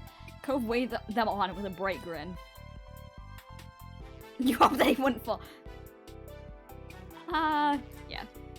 Woo! Oh my god! I love them. I love them so much. The two officially arrived at Cove's and your setup, looking completely ready for an ocean adventure. They were already in their swimwear and were raring to go. Hey, Terry, Miranda, welcome to our beach. Hey! Hi. Hello, hello. She beamed and Miranda nodded with a smile. Oh, yeah. Man, I am so pumped. Yeah, I'm really glad this worked out. What have you guys been up to over here in your town? Cove? Cloud? Have we missed things? Cove blinked and then shrugged when nothing he wanted to mention came to mind. Sure. Your moms were the same as ever for the most part, although they were definitely still adjusting to you being an adult now. Liz had asked you to take pictures of her latest makeup look the other day. There was nothing too dramatic going on right now. Terry nodded along and mentioned a couple things about her own parents. Miranda brought up her family and shared some of the wild things her older brother had done. Terry then started talking about her morning and how she'd almost overslept since she stayed up too late last night. She bounced on her feet as she spoke. But don't worry about me being tired today. You know I ran on less back during school. Miranda filled in the group about her morning. Apparently everything had gone smoothly. She met up with Terry on the way here and you knew the rest. Cove offered a suggestion to the girls. Hey, why don't we take this out to the water? Okay. You felt pleased that Cove had remembered what you wanted to do. Sometimes he could be thoughtful. Sometimes he could be thoughtful like that. Damn. Terry threw her stuff down on the sand and started running for the waves. Miranda was more careful setting down her things and waited for you and Cove. Cove tilted his shoulder to gesture over to the ocean. Alright. I've been looking forward to this. The three of you made your way down to the shoreline together. Miranda cartwheeled and Terry clapped. Soon, all four of you were in the water. Cove swam out the furthest, while Terry instigated a splash fight. There was rarely a quiet moment where someone wasn't laughing. Hours passed, and the group had moved between different activities, some low-key and some more exhaustive. For you, it was another break time. You sat on your towel and sipped at some water. Your friends were hard at work, burying Terry's full body under a pile. Miranda used her arms to force up sand around Terry's sides. Cove worked on covering Terry's feet. You took another drink and closed your eyes. Eventually, a shadow passed over you, dampening the light that was still notable even behind your eyelids. Hello. You checked to see Cove had joined you there. He knelt down to dig around in the pile of assorted beach stuff in the middle of everyone's towel setup and pulled out the sunscreen. He took a seat next to you on his towel. He opened the bottle with a soft pop and began to reapply the cream. Hey. Hey. He ran his hands across his chest to work the sunscreen in, and you might have checked him out. Whoa! You might have checked him out a little from the corner of your eye while still sipping some water. Fucking here. Yeah, you could help if you want to. I'd like that. Okay. Thanks. You scooted up behind your boyfriend and reached a hand around his front so he could squeeze a small pile of sunscreen into your hand. You rubbed your palms together, spreading the cream out more evenly, then began applying it softly to his shoulder blades. From there, you moved to the tops of his shoulders, the nape of his neck, and down his... Cloud! Kappa! I'm live! Come on, guys! Cove was mumbling the entire time, but you couldn't make out what he said. He might not have even realized he was doing it himself. The tone of his voice and the look on his face got the message across just fine, however. He was happy. You were too. After he and you finished up, Cove let out a comfortable sigh and looked off into the distance. But then he sighed again, this time in an exaggeratedly disappointed way. You wondered if he was going to sigh again, even more dramatically, if you didn't say anything. What's wrong? You inspected his face to see if there was anything actually distressed about him, but he still looked he still just looked like he was exaggerating. You asked anyway, since it was obvious that was what he wanted. Cove shook his head, comically despondent. His frown didn't match the sparkle in his eye. Don't worry about it. I'm just becoming another jaded adult, that's all. Hang on. I definitely know what the word jaded means, and I'm not looking up the definition as to give myself more Okay. Tired, bored, or lacking enthusiasm. Gotcha. Now you were really confused. You waited for him to continue, and his next sigh did not disappoint. It was the most ridiculously sad sigh you had ever heard. Then he smiled a little. Mermaids aren't real. No! No, not the mermaids! What? That had not been what you were expecting. He continued. You know how much I liked mermaids as a kid? Well, merfolk as a whole, I really hoped they were out there. I mean... The ocean's a big place, right? They could be somewhere. But the older I got, the more I had to accept it. They were just a fairy tale. He jerked his head over to the waterline in rolling waves. They crashed against the shore and then drew back. This is a perfect beach for them. It's pretty and vast, and never too crowded. If merfolk did exist, we definitely would have met one by now. Or at least we would have heard of someone else seeing one. But nothing. He acted as though that result was a true bafflement. He let his head hang. I gotta let the dream go. Yeah, that's hardly proof. They could still exist. As you said, the ocean is a big place. Cove chuckled a little to himself, eyes tilted off into the sea, his face still low. Maybe it's for the best. Let's say a merperson did happen to wash up on shore one day. He looked at you with a foul, doleful expression. I could have lost my partner to their magical underwater world. Yeah. Cove grinned. He hadn't expected that answer. You're a nice person, Cloud. But what if they didn't want me? Would you seriously stay on land? Yeah. You gave him a look. You meant what you had said. It'd only work if the offer was for both of you. Are you sure that's the right call? If a beautiful, kind merperson falls for somebody, I'm pretty positive the sensible response isn't to turn around and say, no thanks, I'm gonna stay on land with some normal guy.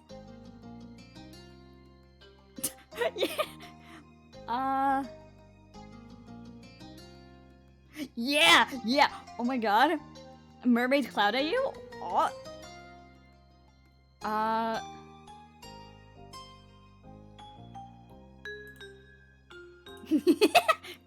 That wasn't a suggestion he had ever expected. It caught him completely off guard and left Cove fully stunned. That's... You, as a merperson, I mean, yeah, it's a good idea. I'm glad you think so. Would you come with me? In a desperate attempt to do something, he picked up the sunscreen bottle he had dropped. Cove started playing with the cap, taking it on and off again. Of course I would.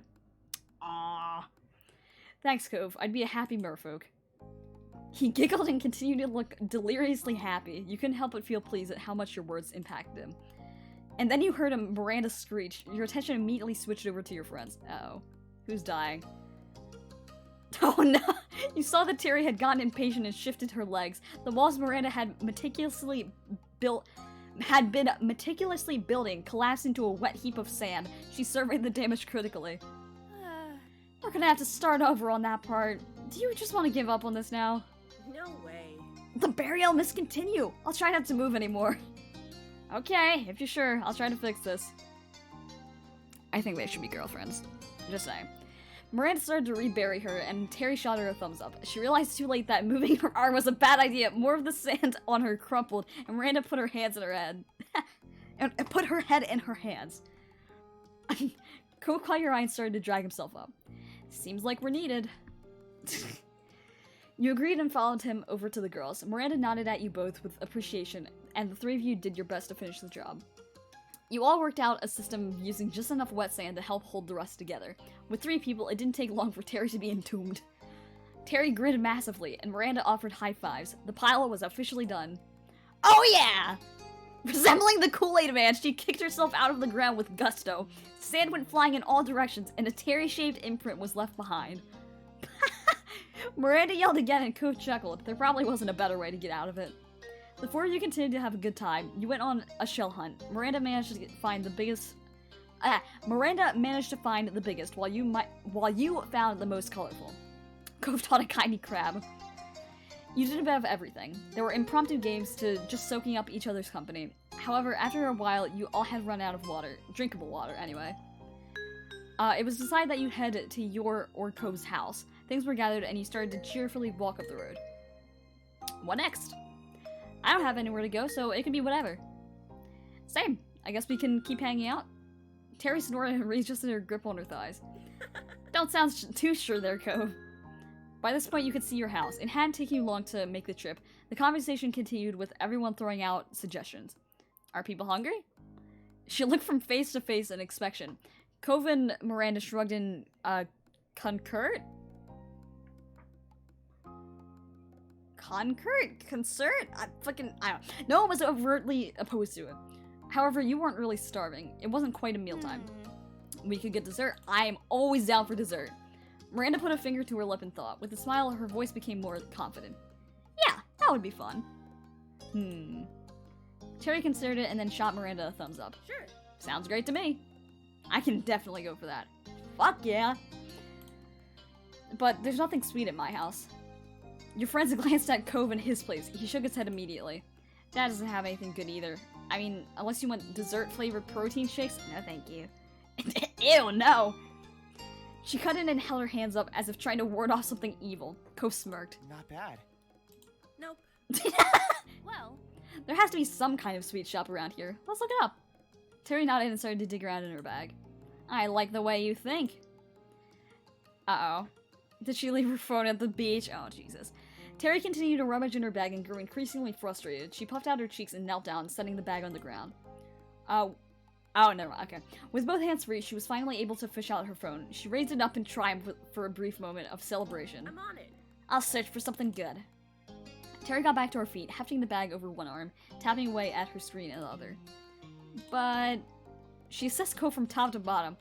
No shirt, no suit, no shirt. Cove glanced down at his bare-chested feet, having not even registered it prior. He chuckled a little. I'll grab something. Cove moved over to your house. Moved over to his house. You looked towards yours. I'll wait with the girls. You watched Cove disappear into his house. Terry was deep in the midst of scrolling through food options. You shuffled over to where you could see, and Miranda did the same.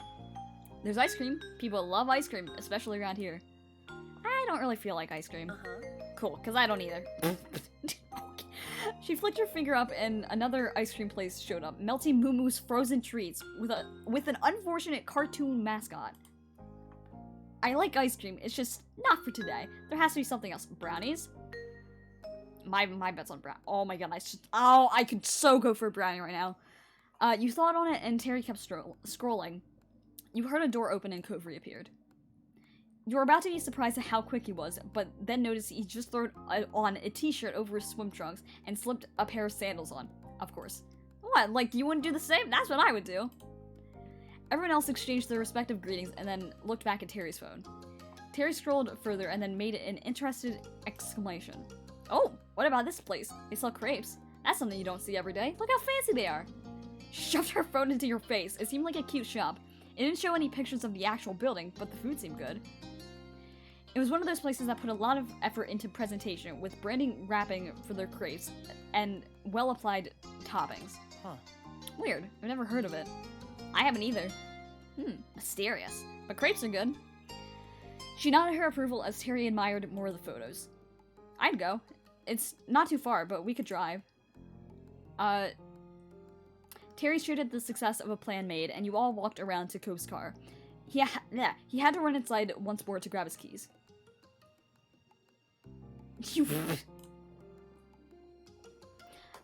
Terry leaned back against the car door as the group stood by for his return. The car beeped and unlocked. Cove ran up to you with his car keys in hand. His hair slipped into his face and he brushed it back. Shotgun! She clambered into the passenger seat without hesitation. You didn't argue and climbed into the back with Miranda. Terry activated the directions on her phone map and acted as their navigator, directing Cove to the crepes.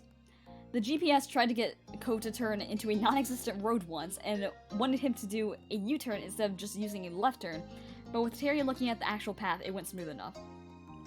You were led to a small stall in a parking lot rather than a full building. That explained why there had been pictures of the crepery's interior and why it was new to you, despite living in this town your entire life. It was a completely new structure that popped up recently. There was a window you could walk up to, and one for cars to drive up to. Cove parked with a laugh. Come on. I don't think I need to put a shirt on for this, but I still want to try it. Let's go. What? Do you not trust us to eat in your car? She gestured to the drive-thru option. Cove shook his head with a snort. I trust some people here, maybe, but wouldn't it be more fun to actually check it out? Everyone acknowledged his point and piled out. Terry tried to tease Cove a little, but Miranda started talking about the last time she had crepes. Apparently, they'd been a dessert explosion, topped with multiple sauces, powdered sugar, and what Miranda was pretty sure had to be cake icing. I've never had a crepe before, at least not that I can remember. That's sweet. So great. Literally, it was so good. But I regret it so much I couldn't finish it. Oh, but I regret it so much I couldn't finish it, and I really tried. You can do it this time, Randy. Oh. Creperie menu. When you got up to the menu, you realized there was more than... Are there brownies? Are there brownies? Are there brownies? I want a brownie. There were definitely crepes. Many crepes. However, the stall also had a lot of different drinks as well. Teas, smoothies, milkshakes. Jackpot! She grinned and held out her fist for a fist bump. Miranda high-fived it. The two stared at the awkward, vaguely turkey-shaped hand configuration they had made, and then slowly put their hands down. Co's mouth twitched in a smile. You stepped up to order first. You glanced back at the menu. Sure. Hello. I'd like to get a crepe and a drink, please. There was a woman who looked a little older than you, taking the orders. She smiled back at you, ready to hear the specifics of your purchase. Oh, yeah! Chocolate, chocolate, always chocolate. Oh, wait, oh! But strawberry and lemon sound good too. Oh, wait, the crepe itself! Oh! Oh. How many of these do I get to... oh, this is a mistake. This is a mistake. Cream cheese. Fuck it, cream cheese. And whipped cream. And that's all. There we go. After you picked the size, you were asked what you wanted to drink. Oh, what do I want? Oh. Chocolate milkshake. Oh. Fuck yeah. Chocolate syrup. Caramel syrup. And that's it. You paid and stepped aside to let your friends order. Cove got a lemon crepe with powdered sugar on top and the mixed berries. He also got a plain strawberry smoothie. Terry went crazy with toppings. Although she ordered a plain crepe, she had it smothered with whipped cream, cream cheese, chocolate chips, chocolate syrup, and bananas. Miranda opted for a frap with caramel syrup and condensed milk. The four of you stood off to the side as you waited for your treats. I heard what you ordered, Cloud. Glad I'm not the only one to go for a drink and a crepe. And overboard with the toppings. I couldn't just pick one. Why not? Exactly. It's gonna be good. Cloud, man, your crepe is gonna rock. It's gonna be something. High five for topping appreciation. She held out her hand expectantly. Fist bump. Yeah. Terry's standing there. Is this just a thing now? I don't know what you mean. Miranda's voice was surprisingly serious, while her face looked like she was seconds away from laughing. Terry shook her head dramatically. Order for Cloud? Oh, I've gotta get that. You grabbed your order. The others didn't take much time after that. With the goods collected, everyone admired the treats. Terry dug right into hers, and Miranda gave hers a tentative sip. Terry nodded acceptingly with her mouth still completely full. Miranda tilted the frap over to her with a grin. Terry sipped it and clearly loved it. Oh. She raised her crepe over to Miranda. You could tell that there was an intent to make it look nice, but with all the assorted toppings piled on, only so much could be done. Miranda took a huge bite with gusto and sighed happily. Terry seemed satisfied and took another slurp of Miranda's drink. They gotta be, girl. They gotta be. Well, they could also just be pals. You know, either one is nice. They had both gotten only one thing, probably because they knew they'd end up sharing. Ooh. Oh. And started consuming. Sure. You held your order up a little, bringing it to attention. Your friends looked at you curious. Anyone want some? Yes! Dibs! You can't call dibs on someone else's food. Except that I did. Everyone can try it if they want. Thanks, that's so nice. Miranda took the first round and then, with a smirk, passed on your order to Cove instead of Terry. Oh, Randy! My dibs! Sorry. You can't claim Cloud stuff. Fine, I can wait for it. Chuckling, Cove seemed to greatly enjoy his taste and didn't pass it on to Terry until he'd stopped chewing slowly. Finally, she accepted your order with gusto and took her taste. Thank you. It's so good, thanks, Cloud. That's gotta be a lie. How? Okay. Hang on, let's just scroll back up and see. What was all that I...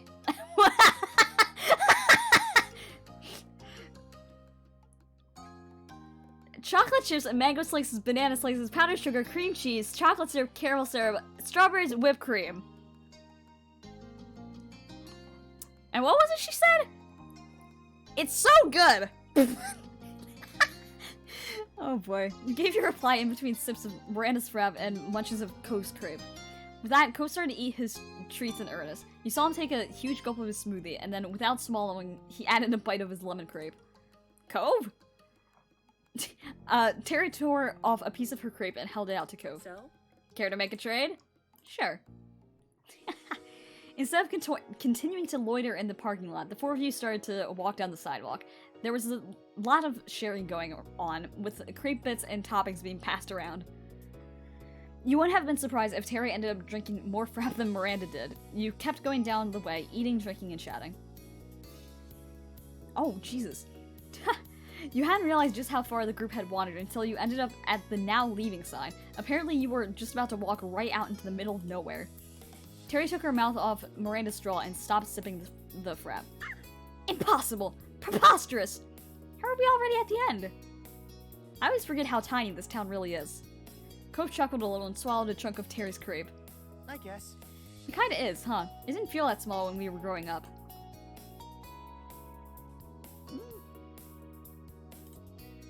There was a time when Sunset Bird had felt huge. It seemed as endless as the ocean. There was always some street you hadn't wandered down, something new for the tourists. But now, you had realized it was just a pond in this big, big world. Seeing the definite end only reinforced this. Here was the boundary that proved your hometown could be walked out of with ease. I guess this means we should probably head back. One doesn't just walk into nowhere land. We're not the only one, Terry. There's four of us. Terry scrunched up her face, not wanting to acknowledge the bad joke. She decided to ignore it. It stinks having to go all the way back. Yeah, but it's not like there's anything out that direction. And if we just keep going forward, it'd be an even longer trip home.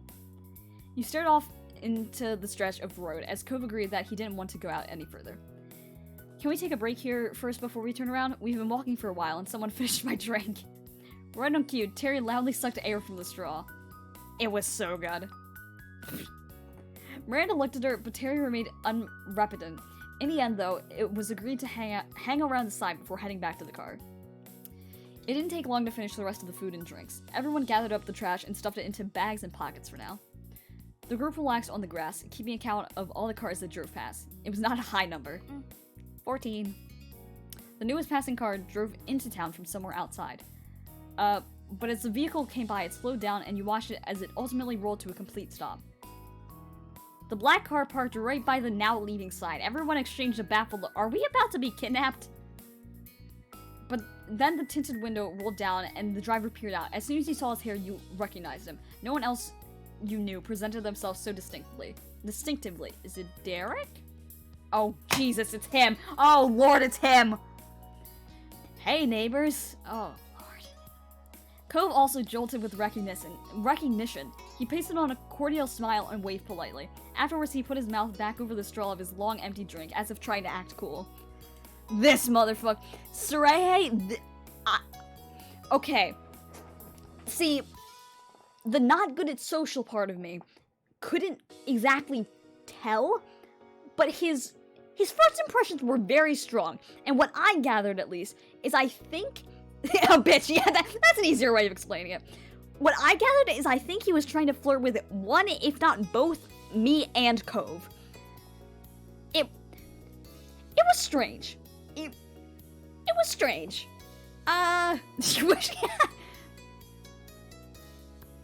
Hi. I'll wave. You lean forward and try to get a better look. His hands were loose on the steering wheel, and he seemed rather relaxed to have just pulled over on the side of the road. You waved and he nodded in acknowledgement. And you thought about the odd picture this made. A fancy black car pulled over to talk to a group of teens, mostly still in beachwear. Miranda was incredibly confused and shrank back to watch. Terry tilted her head in an unspoken question. Cove made a quick gesture pointing towards Baxter, and a light bulb went off for Terry. Alright. Ah, that's the new person in the condo, the B-man, right? Yeah, Baxter. Oh. Or bitch-man. I mean, what? I didn't say that aloud. Oh, I wasn't sure if I'd ever actually see him.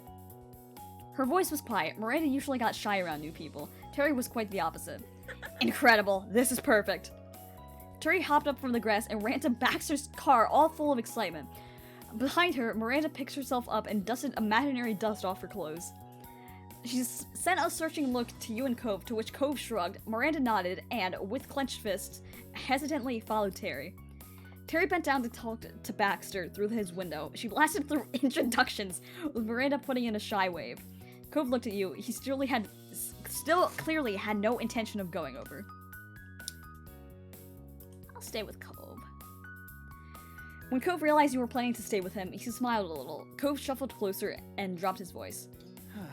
Honestly, I still find it kind of hard to talk to the guy. Yeah, you and me both. I get it. Yeah, I thought you would. Cove sighed and ran a hand through his hair. He looked at you with a wry expression on his face. I'm glad you do, because I don't think I could explain it if you asked me to. He tries to be considerate, but it doesn't totally land for me. Sometimes people don't hit it off. The two of you waited for the others to finish up. You couldn't hear what they were saying from there, but you could see from body language that Terry was up to something and Miranda didn't like. Oh lord. You and your neighbor exchanged a look. After Miranda seemed to calm down slightly, Terry turned around to wave at you. She put her hands to her face to make a megaphone. Oh lord. Come on! Get over here! Baxter is giving us a ride! Okay. Uh-oh. Cove's mouth popped open in surprise, then his lips curled together in clear displeasure. Alright. I should have known. She's always pulling something. He took a slow breath and shrugged.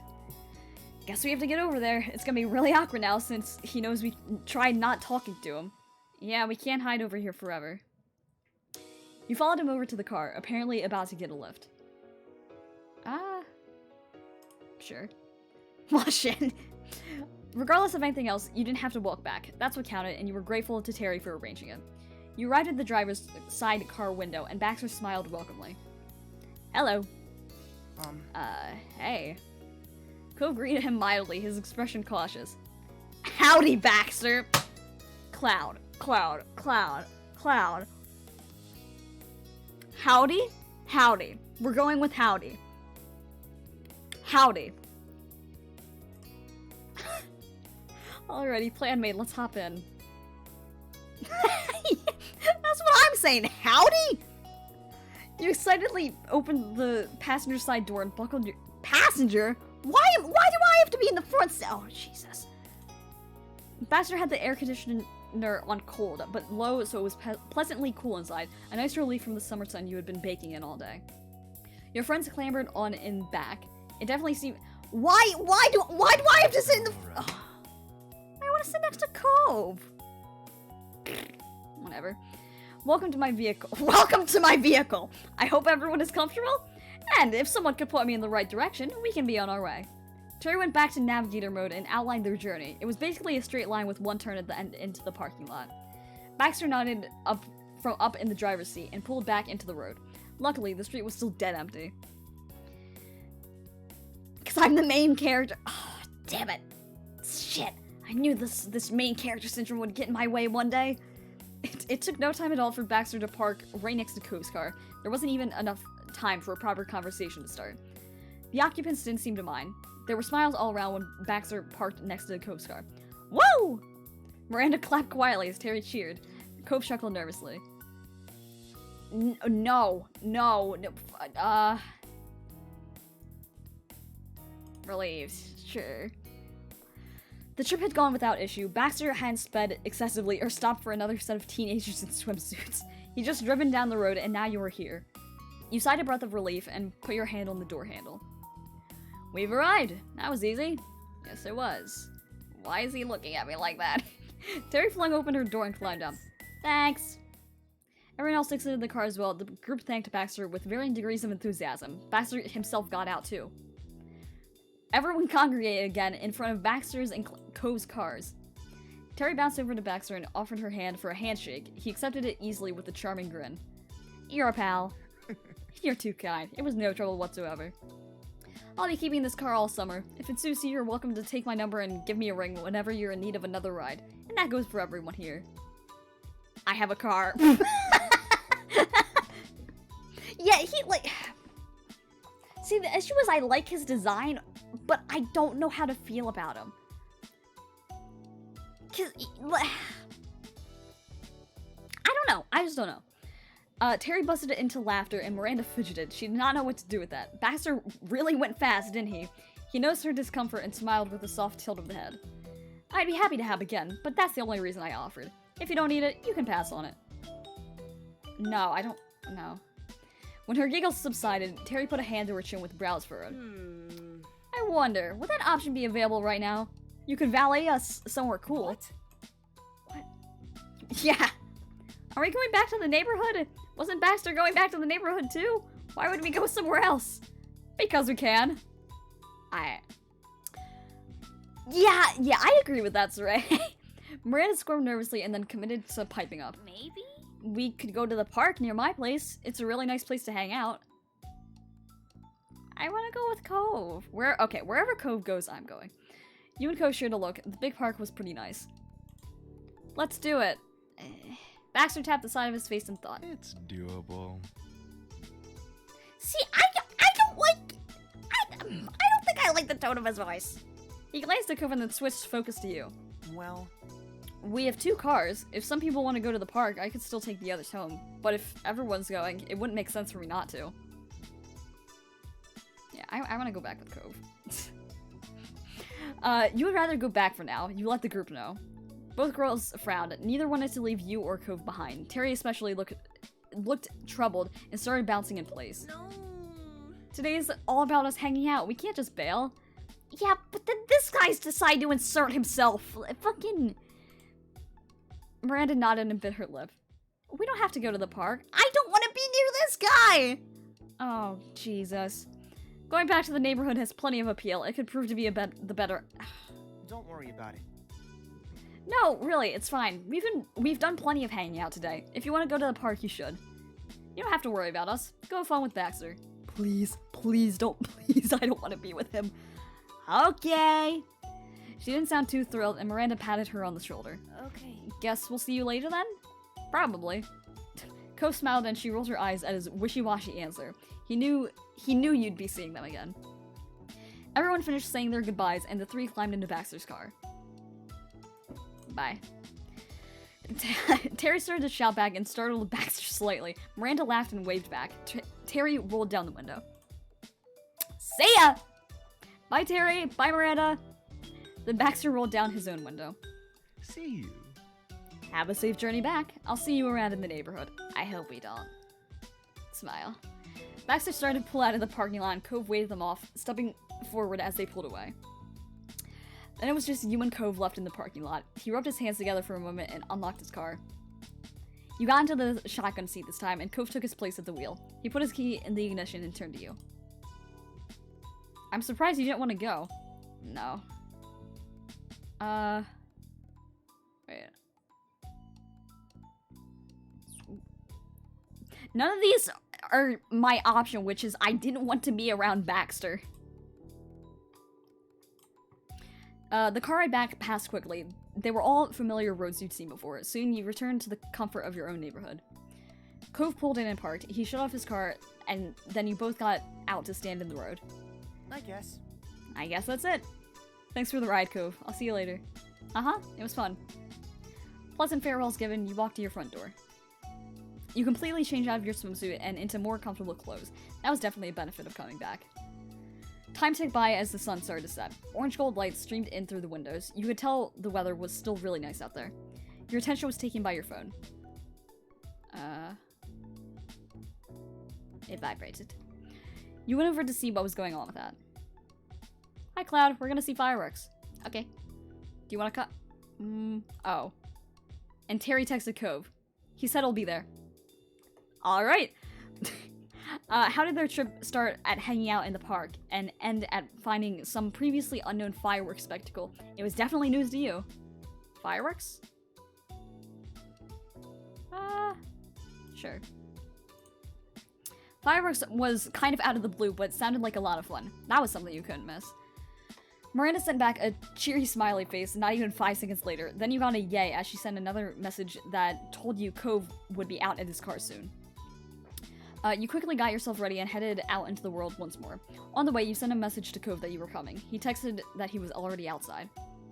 Just as promised, Cove was waiting by his car. He hadn't bothered to change at all. He was quite comfortable going around in swim shorts. Yeah, swim shorts. He slipped his phone into his pocket and waved you over. Without needing to say a thing, you got into the shotgun seat.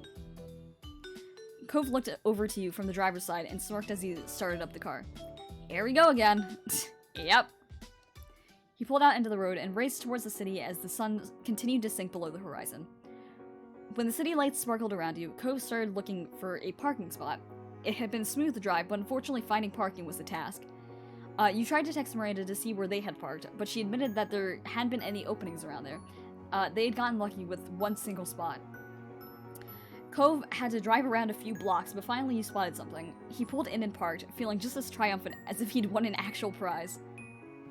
Terry sent you a text. That's my cue to get water.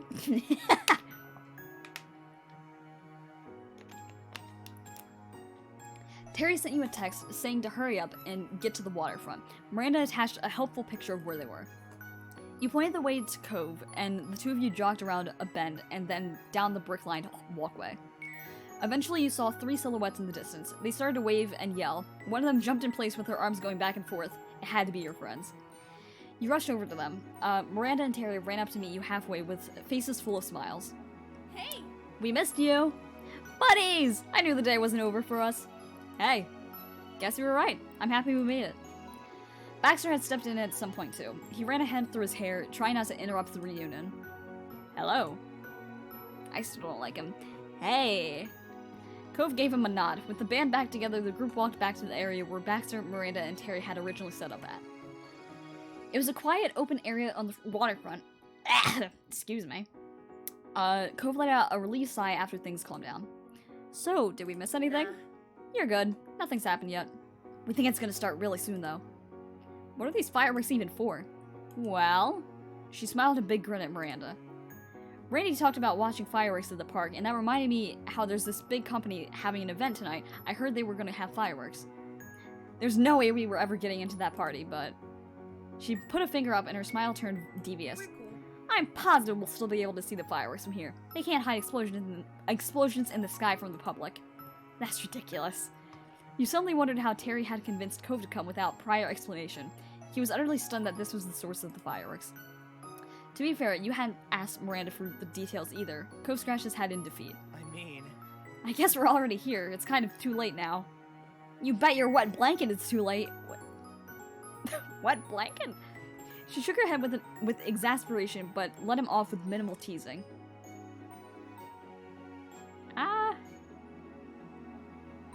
Yeah, it's silly.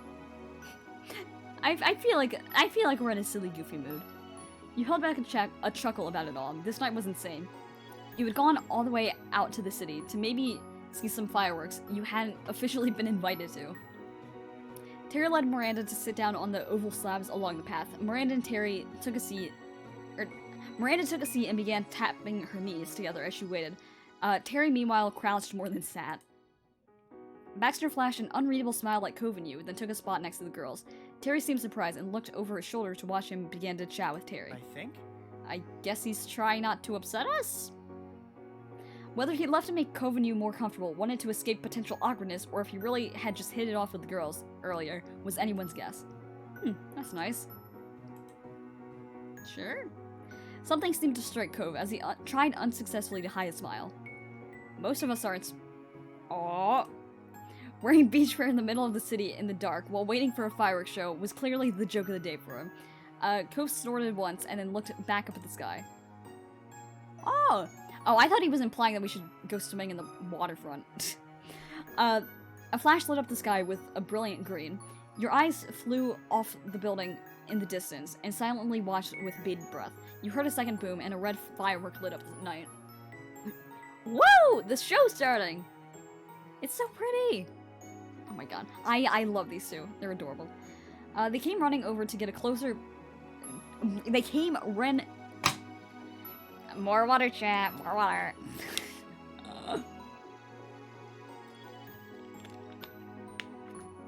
They came running over to get closer, positively beaming. Terry pressed herself to the waterfront fence, getting as close as physically possible without just going swimming again.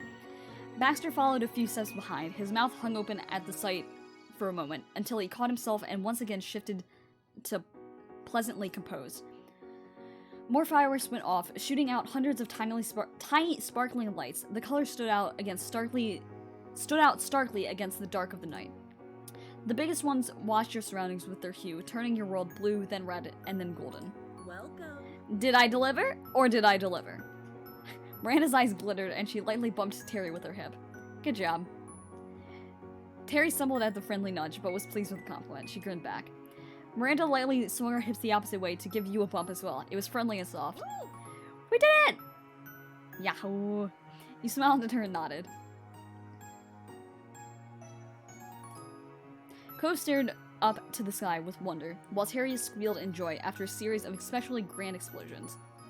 Miranda pointed to one that was shooting up and then gasped when it bloomed and turned into a huge sphere of violet light. Baxter smiled in appreciation. It was good to see your friends in high spirits. The rest of the group huddled around the railing to take in the show as closely as possible. Miranda stood close by, Terry's hands gripped the top. Cove laid his arms across it while leaning forward, and Baxter rested his elbows on the rail, putting his back towards the fireworks. He seemed to have more fun watching the others than the actual show. Oh! She pointed out a golden firework and beamed. Ah, that's so cool!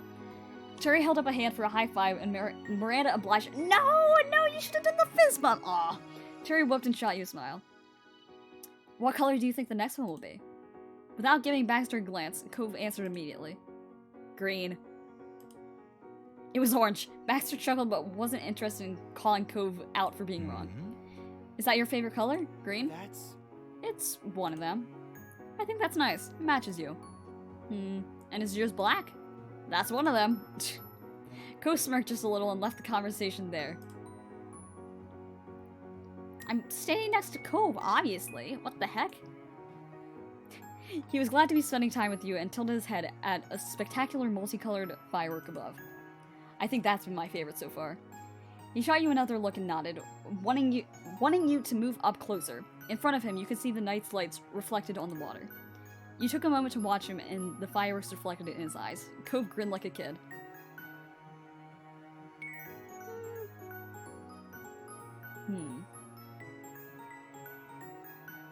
Sure. You nestled yourself closer and rested your head on your boyfriend. If you listened closely, you could just make out the sound of his heartbeat. He hummed quietly and then lowered his own head down. It took a little readjustment, but soon you were both comfortable with each other. Your head rested on his right shoulder, and his neck tilted so that his cheek rested on the top of yours. He was warm and steady under you. Cove's gaze drifted from the show of dazzling lights straight at you. Drifted from the show of dazzling lights straight at you, and he sighed dreamily. You didn't know when you last seen him so blissful. The spectacle continued to up the ante. Let me try that again. The spectacle continued to up the ante by bringing more fireworks out at a time. The colors danced across the sky and reflected over the water. You reached out a hand and watched as it was tinted green while a big boom sounded. Fireworks were a normal summer tradition, but this was admittedly an unconventional approach. Showing up in the city last minute to watch a display from a technically private event, that made this feel special in a way that just planning to go to a public fireworks show never would. Terry's idea may not have left you with a lot of time to prepare, but it sure led to a unique situation. It was clear this was an unforgettable night. As the finale sounded, blazing the sky with unbelievable beauty, you remember thinking that there might never be a night exactly like this one again, not for the rest of your life. You planned to hold onto the feelings you had in that moment for as long as you could. Aw. Let me save. Okay. Given how long the last one, and by the last one, I mean the last stream was 6 hours when I was expecting it to be 3. And the fact that we're almost at 2.5 now.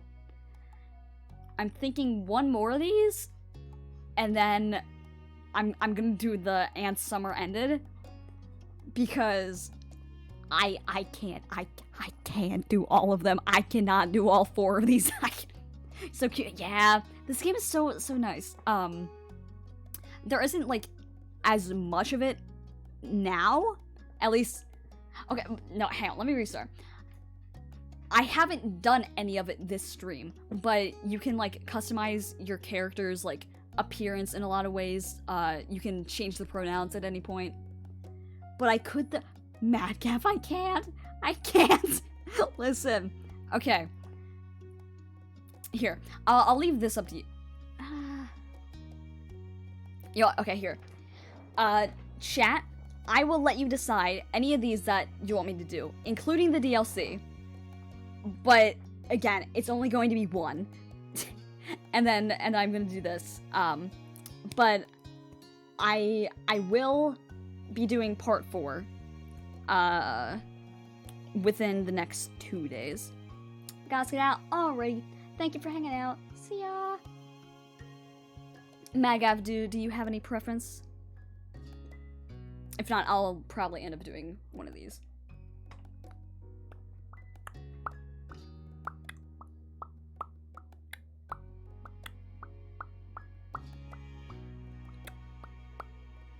So I got on the roll of the pops and they sounded nice. I'm kind of interested with talks. Happiness? I was looking at that one too. Sure, here. We'll do happiness. The day and the week were nearing their end, and you were welcoming it in...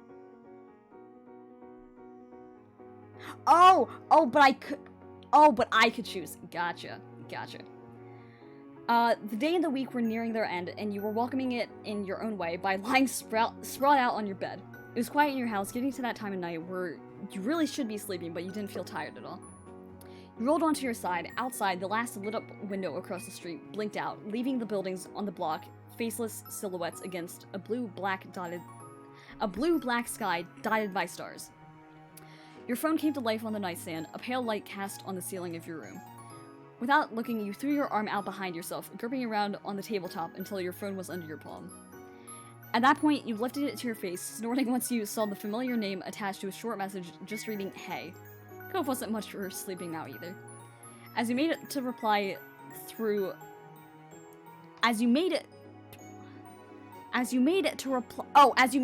though, more and more texts came through in quick succession.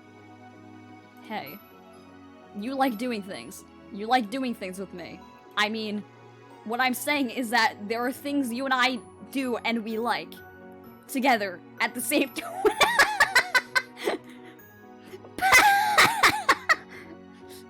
Okay, good to know. He's bad at conversation just like me. Now that was eyebrow raising. You propped yourself up on one elbow, sitting upright against the headboard so you could text more comfortably. Dang, you suck at text. I'll wait for him to continue. Without much to go off on, you felt faintly curious about what he was leading up to. You're free for a while, right? When's your next shift? Not for a few days? Cool, I thought so. I was just making sure. Alright.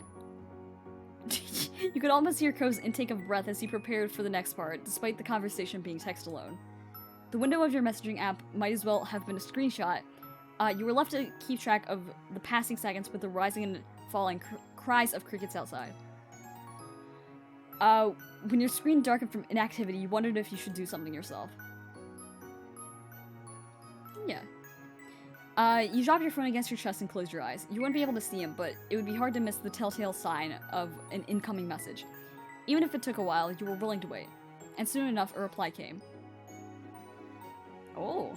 What if we did something new or sort of unexpected? Would you be okay with that? Something we haven't ever done together. Okay. The streets outside were outside your window looked different at night, but you knew that if you were to wander out, there would be no chance of losing your way. There wasn't a single inch of your neighborhood that you didn't know by heart. And everywhere you looked, from the grassy hill behind your house to the shops by the beach, you could recall a time you'd been there with Cove, mostly just chatting as you walked together. You didn't mind everyday things like that, but as for something new or unexpected... Sure. Cool. Aw. One by one, Cove began presenting his ideas, starting off with attending a play.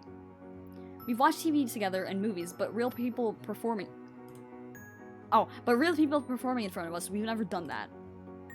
I'm not sure what plays exactly are on right now, but that adds to the unexpected factor. There was a slight pause before Cove moved on to the next plan, visiting an aquarium.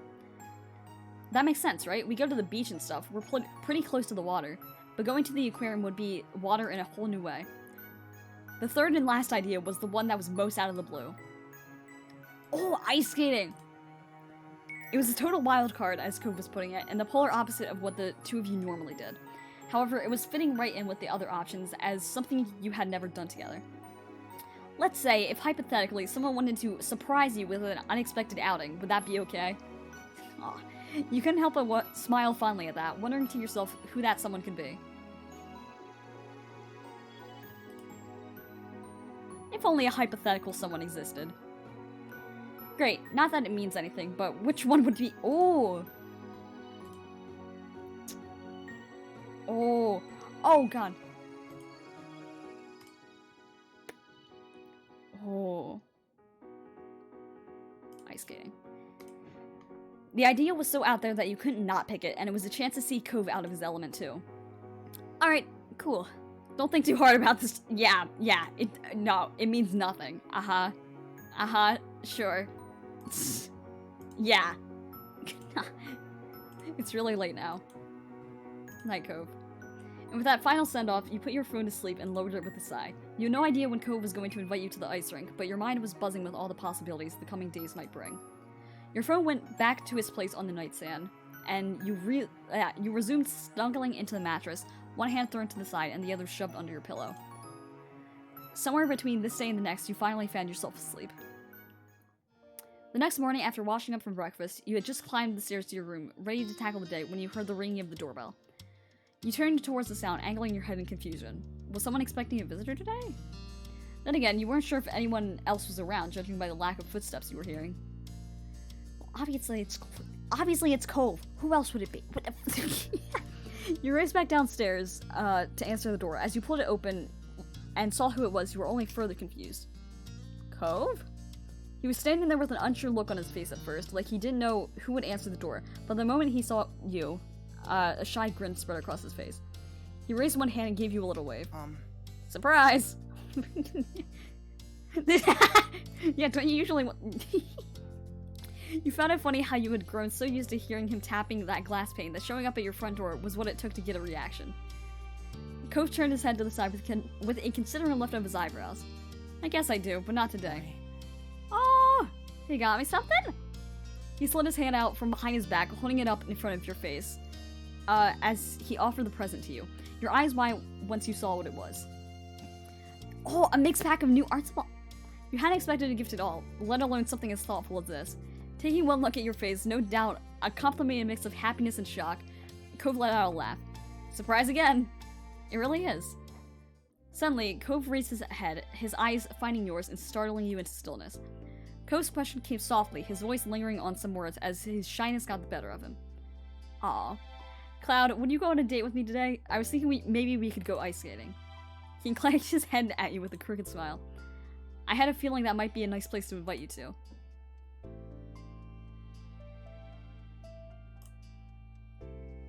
Cove huffed a sigh of relief, his lips spreading in a wide, cheery smile. Alright, we're gonna do it. With his big question asked and accepted, Cove raised the gift towards you again, gesturing with his other hand for you to receive it officially. You carefully took it from him. I'll put this somewhere safe and then we can go. Cove had no problem with that. Still grinning, he stepped back, his body angling away as he waved a hand in the air. I'll get my car ready then. Meet me there. Okay. As soon as the door clicked shut, you dashed upstairs to your room, prepping a spot first for Cove's gift. Then, satisfied with your efforts, you grab your bag, tossing in whatever else you thought you need for the outing before heading back outside. Cove's old car was parked right in front of the house. You went straight into it, hopping into the shotgun seat. As you buckled yourself in, Cove leaned forward to watch you with an eager expression, his fingertips tapping the dashboard to a lively sort of rhythm. He was ready to start, but trying to tone it down so you wouldn't feel rushed. I'm glad we're doing this together.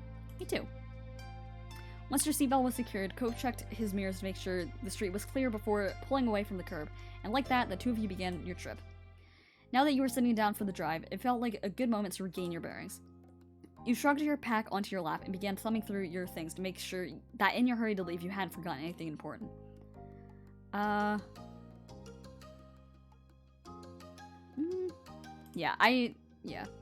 With the jacket stuffed in there, your bag had taken on a lopsided sort of bulk, awkward to carry around. You zipped it closed again, and Cove began to speak, raising his voice to be heard over the ambient noise of the car ride. So... Ice skating! This is gonna be crazy. Having fun with water that's frozen? Unheard of. He chuckled at his own joke and you shook your head at him, though you couldn't help grinning at his silly comment. Who knows? Maybe in colder places it's the opposite though. It's weird. As you looked at him, you caught a glimpse of the backseat. It was empty, which wouldn't be strange any other day. You didn't bring a jacket? No. Oh my gosh. Oh my god. Cove. Nope. You know I hate extra layers and there aren't any parents around to force me to do it now. Oh my god.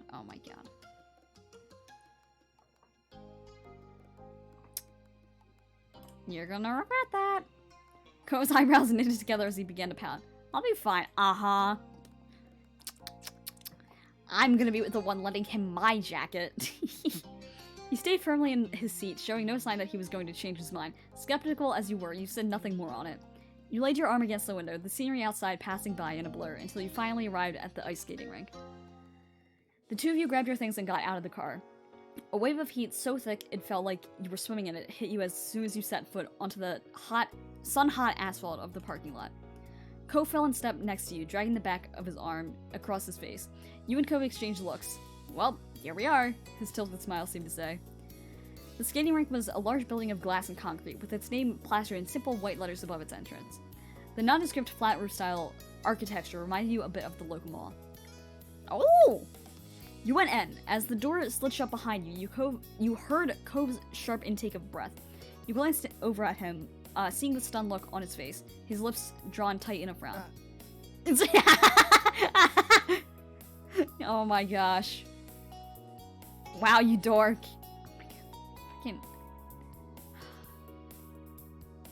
Are you gonna be okay?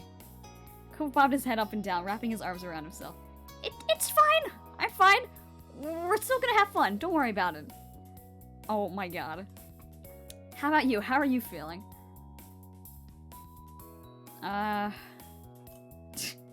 Not just for yourself, but for Cove. You had your jacket zipped up all the way, but you felt chilly just seeing him huddling into himself and shaking like that. It's so cold.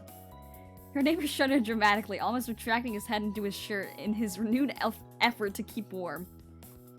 Oh my gosh. You awkwardly shuffled towards Cove, peeling your arms off yourself and linking them around him instead. For a second, his body went even more rigid, but he quickly relaxed and gave you a self-conscious smile. Thank you. Yeah, I'm happy to.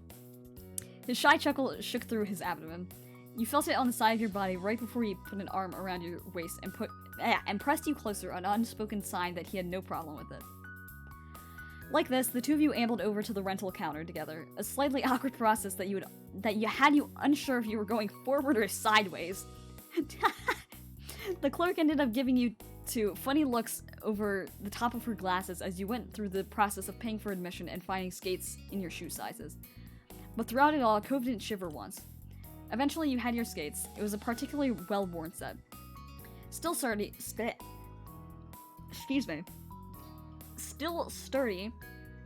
but where it had once been blue, it was now faded, and where it had once been white was now closer to tan. With some time and a low bench, you both were set up with the rented shoes, and now stood by the opening to the rink. It was an oblong shape, surrounded by a panel wall with rails. You were a little amused to see that there were others dressed in t-shirts and shorts, and you turned to Cove to point it out. The answering laugh that came out sounded a little distracted. Well, Here we go. Tentatively, he took one step out onto the ice. The series of movements that followed were reminiscent of a jack-in-the-box swinging back and forth on its spring. You thought you might laugh, but oh no. But it died in your throat when, for one heart-lurching second, Ko's upper body tipped forward at a 90-degree angle. His hand shot out, slapping against the ledge running along the plexiglass panels on the side of the rink. A relieved sigh left both him and you. He was mumbling to himself as he craned his neck back. He must have caught the alarm on your face because he gave you a smile as shaky as his footing. I'll make it work. Yup, I've never been. Well, no, I think I've been ice skating, but it was when I was like really, really little. Yeah, I would be really bad at it too. With your hand splayed out against the railing, you searched Ko's face and found nothing but an understanding smile there. We'll both work on it? Yeah. It's kind of amazing we're seriously ice skating right now, but this is what we decided to do. I should stop being surprised over everything. Let's skate. Right, let's do it. The two of you developed a cautious rhythm, drawing long, slow circles around the edge of the rink side by side. Neither of you were experts. In fact, it was hard to tell who was worse. There were no complaints from either party when the pace was kept slow, or even stopped entirely whenever one of you needed to grab onto the edge again. Despite how ungraceful of a pair you were, it was fun. White puffs of air released from you and Cove as you laughed and cheered each other on for the smallest achievement. There were also plenty of moments spent clinging onto each other for added warmth against the unrelenting chill of the space. Eventually, you noticed Cove exhaled deeply. He was getting tired. You scooted up to him, ready to take another breather, as he rested his arms on the bar in front of him. hey, Would it be alright to ask why you chose this place? What made it the favorite out of everything? It doesn't matter why, I'm just curious.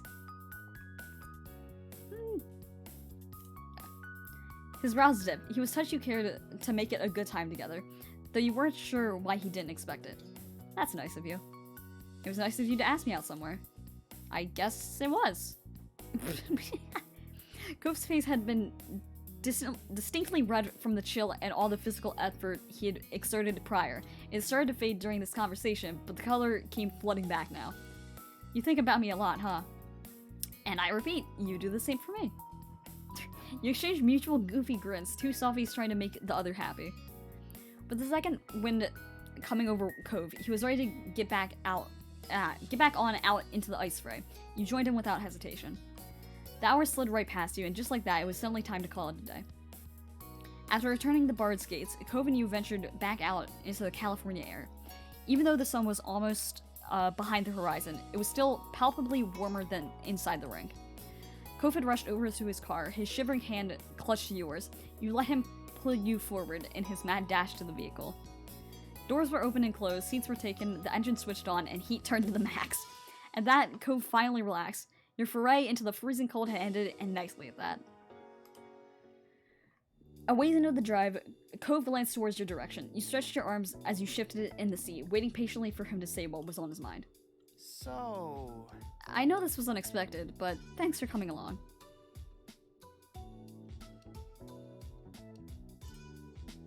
Really? Any at all?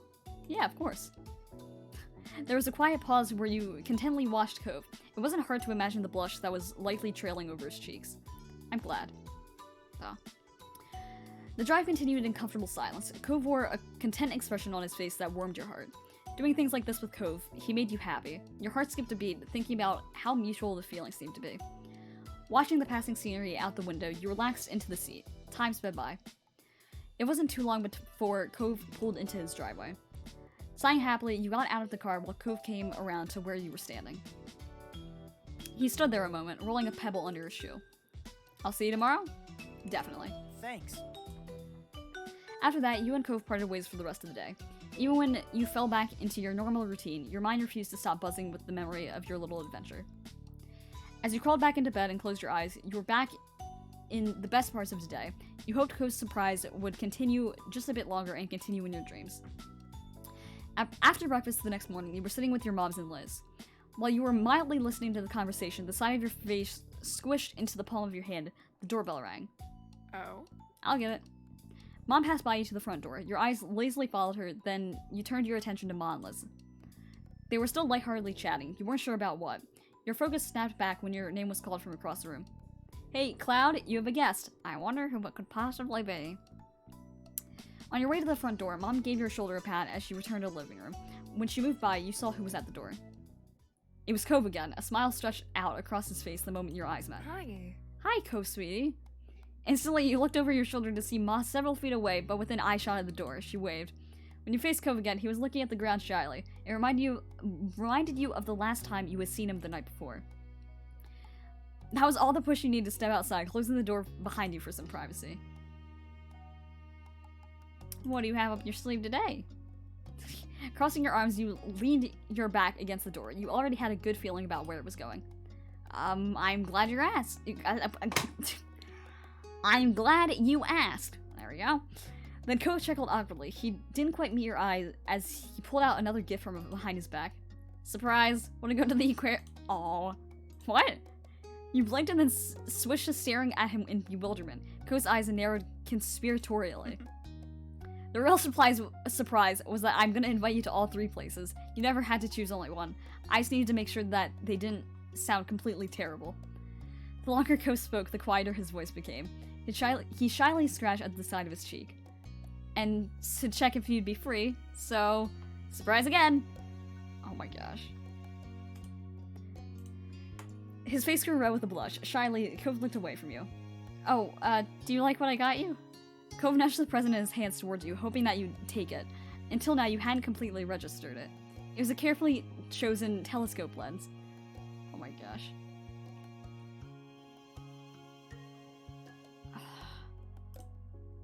Cove's mouth pulled into a beaming smile that reached his eyes. Chuckling, you took the gift. I'm really glad you like it. Are you gonna accept the other part too? Yeah, let's go to the aquarium. It'll be fun. You think this is leading into something bad? Why? I think it's fine. Unless we, like, run into Baxter at the aquarium or something. Cove Bam. That's my cue to get more water.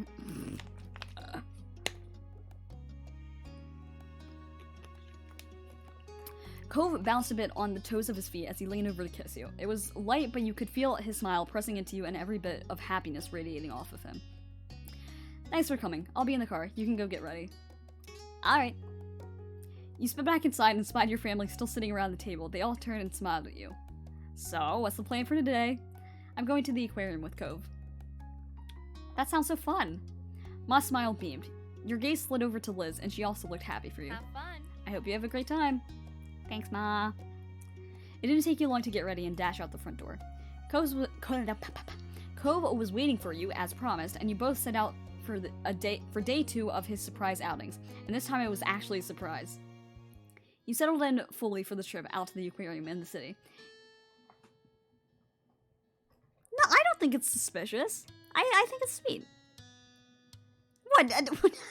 Magnum, are you trying to imply that you think that he's, like, A, cheating on me, or B, about to break up with me? No, I doubt it. You settled in fully for the trip out to the aquarium in the city. It would be a bit of a drive, but you didn't mind. You made an attempt to start a conversation. It's kind of funny we've never done this before now. Why haven't we? Probably because I never thought about going to the aquarium with anyone before this. Wait, seriously? You've never gone to the aquarium ever? Yep, that's right. Never. And not just the specific one either. I haven't been to an aquarium, period. Wow. You had more experience with aquariums than Cove Holden. That simply sounded wrong. Oh!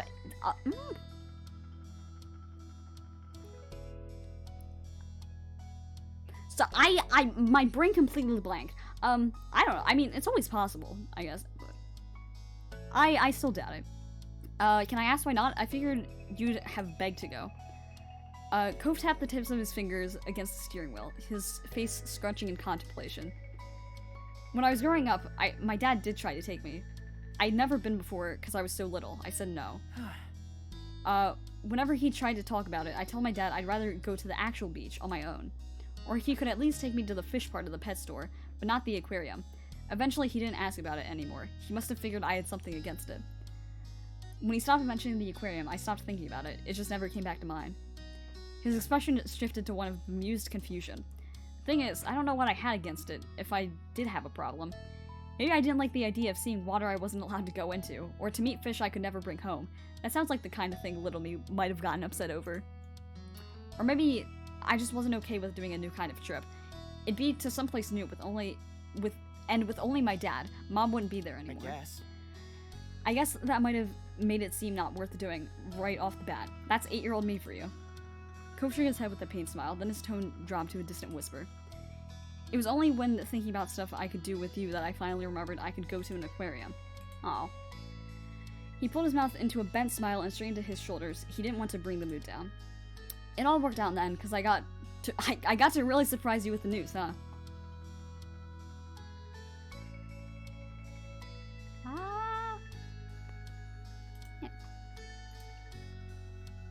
Yeah. The conversation continued on with idle chatter about what you do when you got there. Then the large, angular building decorated with ocean-themed cutouts came into view. You arrived at your destination. You hopped your way out of the car and headed over to the imposingly large guest entranceway. Cove's head swiveled around to let his curious eyes take in every view, and you weren't even inside yet. You could see the realization of what he'd been missing out on dawn on him in real time. Cove bounced on the balls of his feet, and as the two of you stood in line to get tickets, his excitement continued to build. Oh, nice. When you finally were face to face with the tanks, you could hear Cove quietly gasp from your side. He briskly took some large strides to get further into the room, and to get closer to the glass barrier. There he stood still. After taking a moment for himself, he whipped around to look at you. Cove was outright vibrating with excitement. His mouth opened in a large smile, but all that came out was tiny, squeaking giggles. It bubbled over into full-on giddy laughter before he was able to speak in earnest. Each word was full of joy.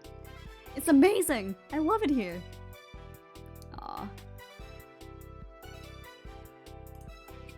He cheered back without hesitation. Yeah, the aquarium is great! The two of you wasted no time before rushing around the place. You went every which way across the aquarium.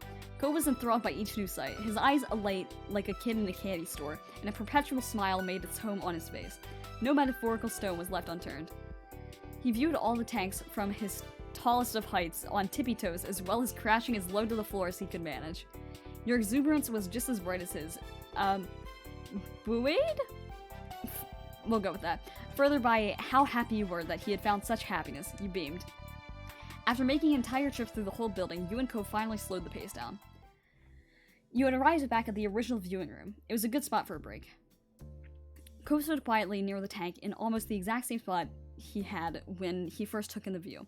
Somehow that moment already felt like a long time ago. You weren't sure if he was feeling the same way. Cove simply watched the watery world inside with open fondness. He wouldn't get tired of that view ever. You were certain of that. You walked up to stand next to him, taking in the same otherworldly experience of having a sea right in front of you. Suddenly, Cove swallowed hard. Your head tilted. He wasn't looking at you. His eyes were glued to the vast ocean view in front of him. But his bright red face reflected clearly in the floor, to the ceiling glass pane separating aquarium goers from the water. You couldn't understand. Nothing had happened. Then realization came. This was Cove. He was flustered because he was thinking about doing something. Cove always got that way when he was mentally building himself up. You nodded to yourself and elected to keep your lips zipped. You wanted to give him a chance to do whatever it was that he had cooking. So, there's a lot of fish in here, huh? Yup. Aw. His mouth clamped shut after those vague, stuttered words. You could feel a tension growing. After a breathless pause, he spoke again. You know, if you were a fish, you'd be a paradise fish. Because being with you is like being in paradise. You are such a dork. Cove pressed his forehead against the glass with his eyes wide and gazed down as he fervently refused to even peek at what your reaction might be. He was blushing wildly, feeling unparalleled embarrassment over the line he just dropped.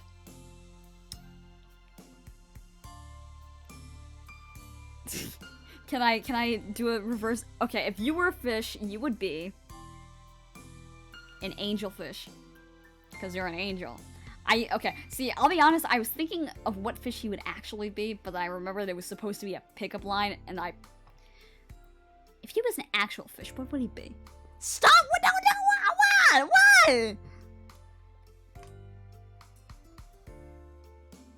Yes, yes. Clownfish. Okay. So, no. Oh my god, that's so cruel.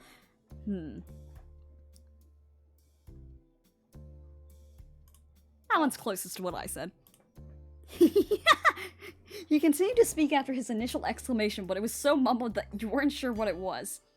Cove had completely lost control of the conversation that he started, and he did not know what to do about that. Ultimately, he settled for turning his burning face away from you even more, as well as covering a cheek with a hand for good measure, leaving him speechless had you feeling rather pleased.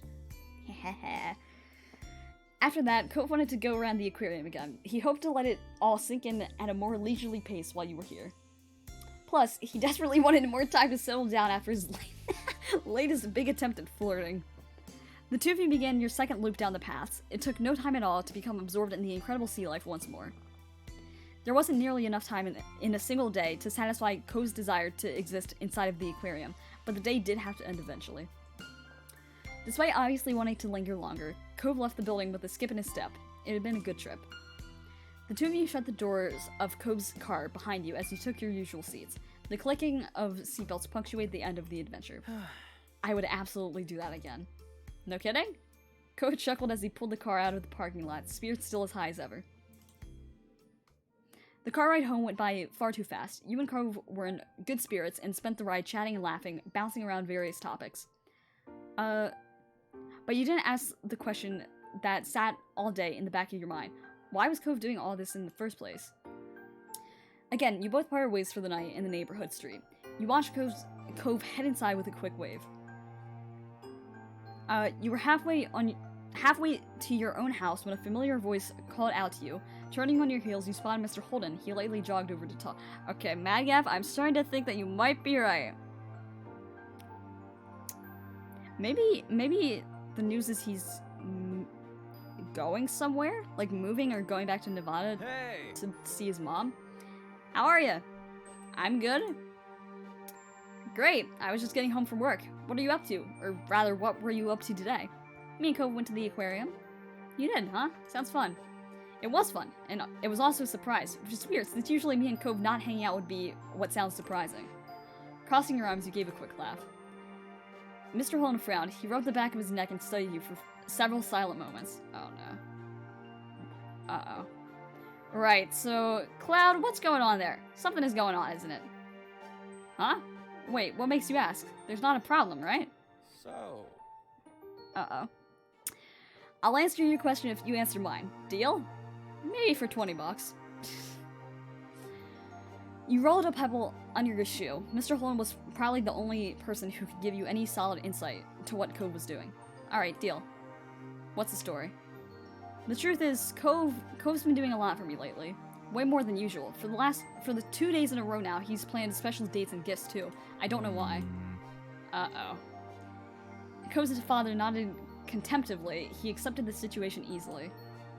That actually makes a lot of sense considering...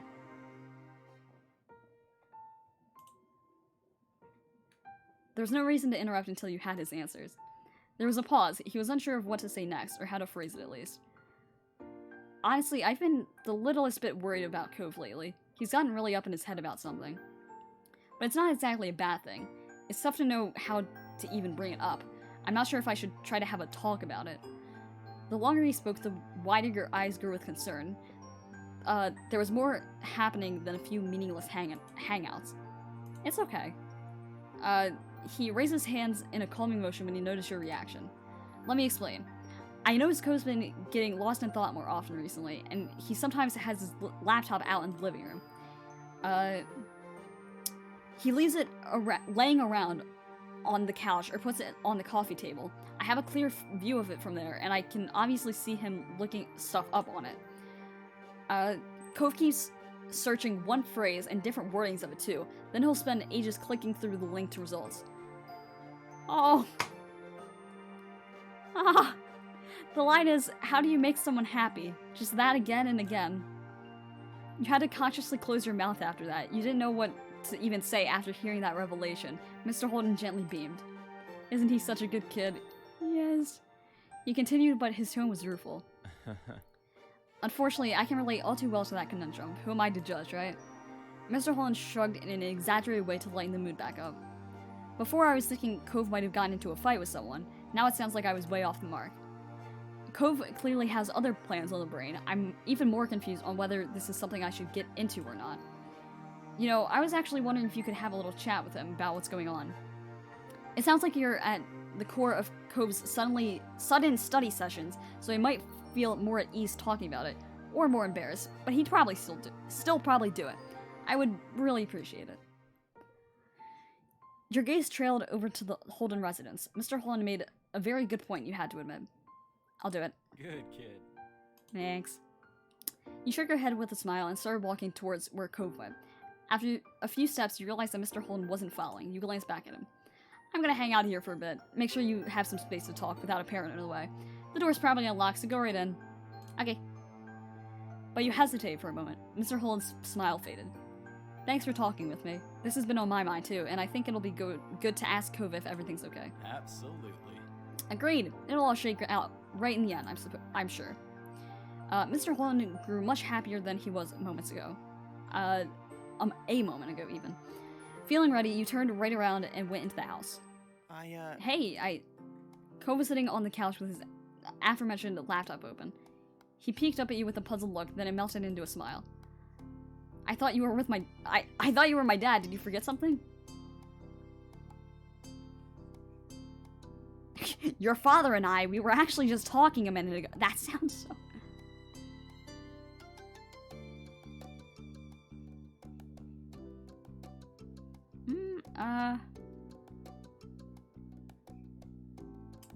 Fucking, I don't know.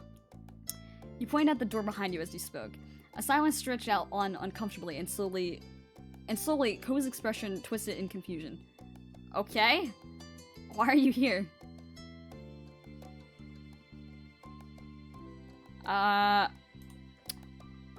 Okay, see, this is where I save.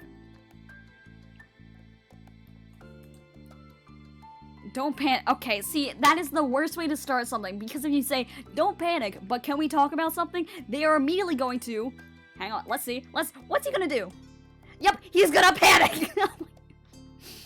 Cove's eyes widened, fighting the urge to immediately panic at your seriousness, but he nodded. You tried to smile reassuringly. You could tell he wasn't convinced at first.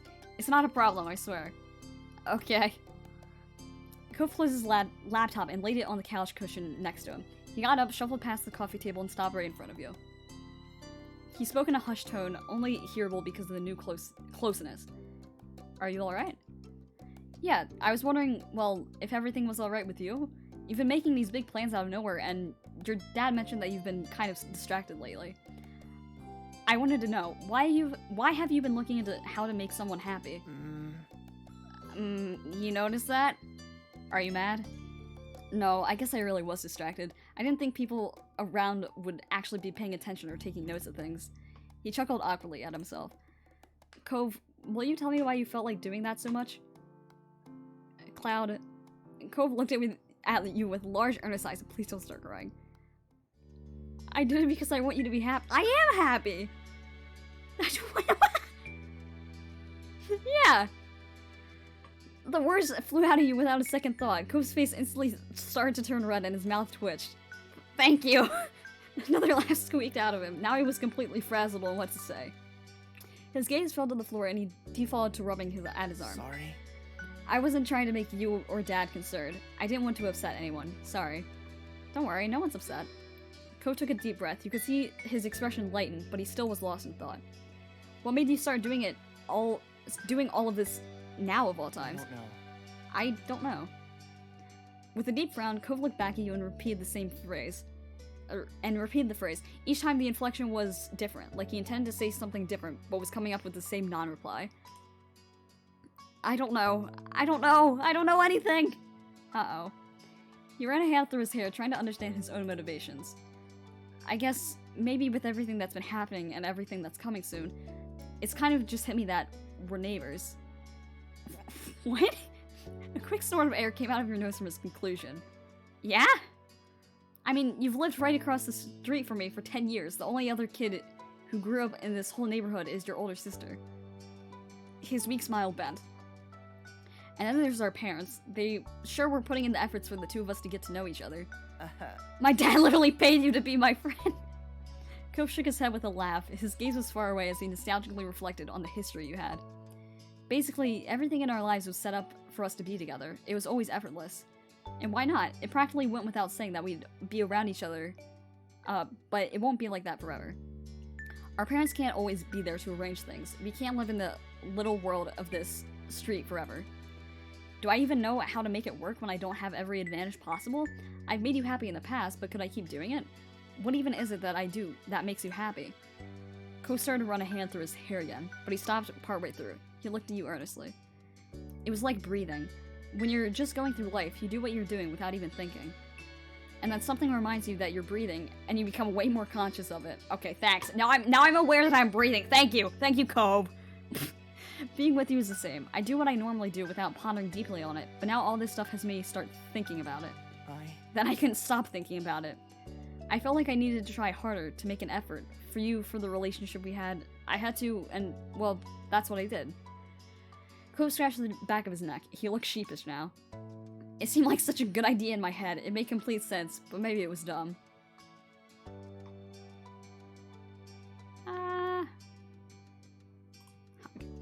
Crashing into Cove, you wrapped your arms tightly around him and buried your face into his chest. You nearly knocked the air out of his lungs moving so fast, but Cove soon recovered and held you back. Stepping back, you took a deep breath. Cove shifted how he was standing and watched you bashfully. You're a big moron. An adoring smile grew on your face as you could see your words sink in. You hoped he understood the depth of your emotions. You make me happy every day. I care about you. I should be thanking you for everything you've done. Thank you. Oh no! There was a pause where neither of you were certain who was going to speak next. Cove sniffled. Wow. Thank you, Cloud. Thank you for looking out for me, even when I didn't notice I was doing something worth checking in on. You're amazing. It's no problem. And you meant it. Cove was always there for you when you needed him. You breathed a happy sigh of relief that you were able to work this through. Cove chuckled. Now that everything was out in the open, his words were lighter. I gotta thank my dad, too. I can always count on him to be around. I have such good people in my life. He smiled softly. Cove withdrew a bit, looking shy. Can I still show up tomorrow and invite you on the last surprise outing? That'd be just fine. I'm looking forward to it. You knew that you were smiling like an idiot, but honestly you didn't mind too much. Spending time with Cove was the easiest thing to you, and the feeling was mutual. Cove watched you with earnest eyes. He simply wanted to spend time having fun with you. I can't wait. Cove leaned down so he could kiss you. As your lips parted, you saw that his were curled in a smile. He wrapped his arms around you and tucked you in close. You're really nice. Aw. Okay, now. We're kind of in the middle of the living room. He mumbled the words, his grip on you tightening. My dad might come in soon. Oh, but, you know, my room is right over there, so maybe we could go there if you wanted to?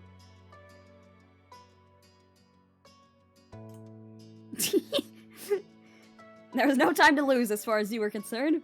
Cove staggered, the force of your sudden tug nearly keeling him over, but he managed to catch his balance.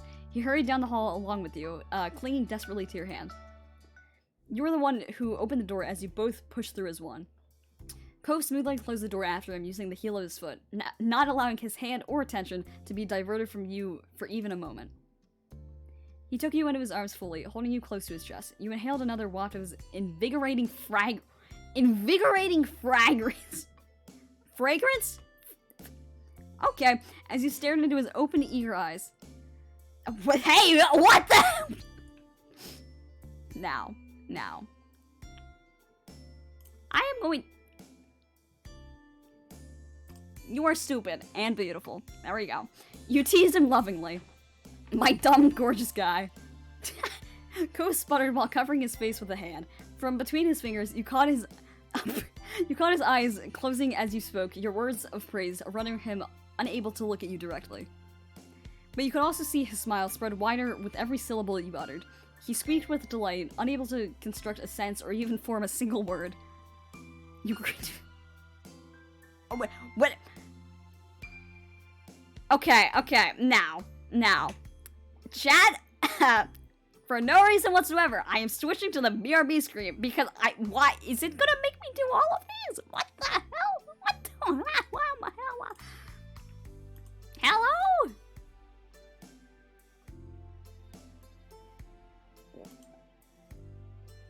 Why?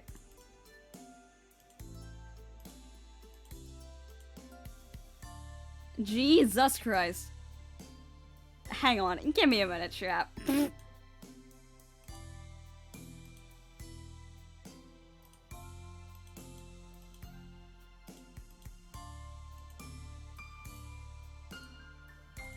my god.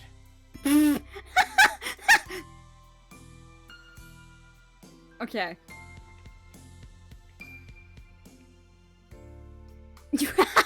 What, me or him? Oh my no. Here. He distracted himself abruptly but carefully, trying to avoid pushing down on you any further as he got up, primarily taking a seat on the edge of the bed. He didn't say anything else. He didn't need to. From the way he was studiously looking anywhere but you, you knew that he was too embarrassed to go any further. The blush that reached all the way to the tips of his ears was merely extra confirmation. Cove had accidentally Jesus Christ. I wish you could stay, but it's getting late. You need to head home and get some rest. He looked at you, attempting to feign an innocent expression. Oh, Jesus Christ. How about I walk you back? I can manage crossing a road by myself. You stay here and get your own rest. Then let me walk you to the door at least. Alright.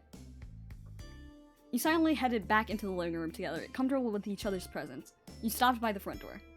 Good night, Cloud.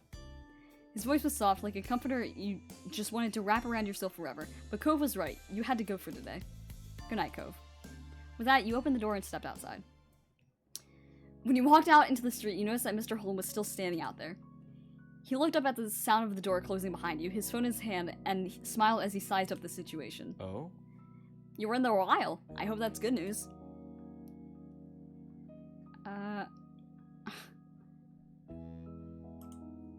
He waved it off. Oh.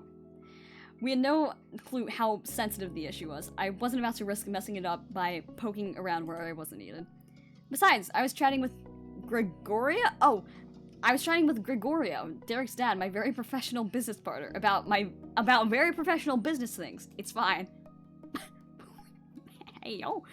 Okay, it all worked out, so that's good. Great, glad to hear it. Everything's truly resolved. You exchanged goodnight wishes with Mr. Holland before continuing the very brief trip home. Not wishing to disturb anyone, you quietly snuck inside and gently pushed the door closed behind you. As it clicked into place with a minimum of fuss, you let out a sigh. Your mind buzzed as you climbed up the steps to your room. Cove had done so much to make you happy, and you knew he'd be back tomorrow with another big surprise. Oh god, wait, oh god.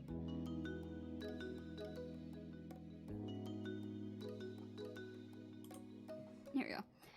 COVID had brought you 2 gifts already, and odds are a third was coming. It was time to turn the tables and have something ready to give him. At this hour, that was easier said than done. Most stores were long closed, and Cove would be here bright and early to surprise you tomorrow morning. Yeah. Ow. Okay. That ruled out purchasing a gift the way he'd done for you. Luckily, you've known Cove long enough to see a solution to this problem. Your neighbor was always a happy boy when he was given food. You were sure you could rustle something fitting that description out of the kitchen one way or another. Feeling invigorated, you spun around and sped back downstairs. It was time to put your plan into action. Oh, Jesus.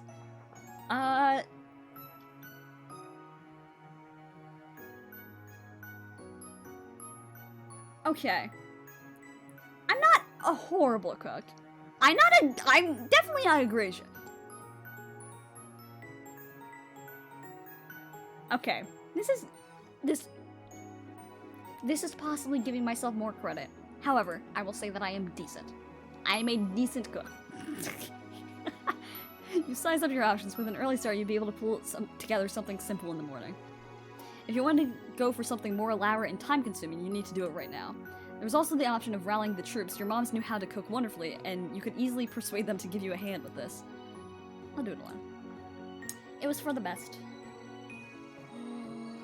Oh, excuse me.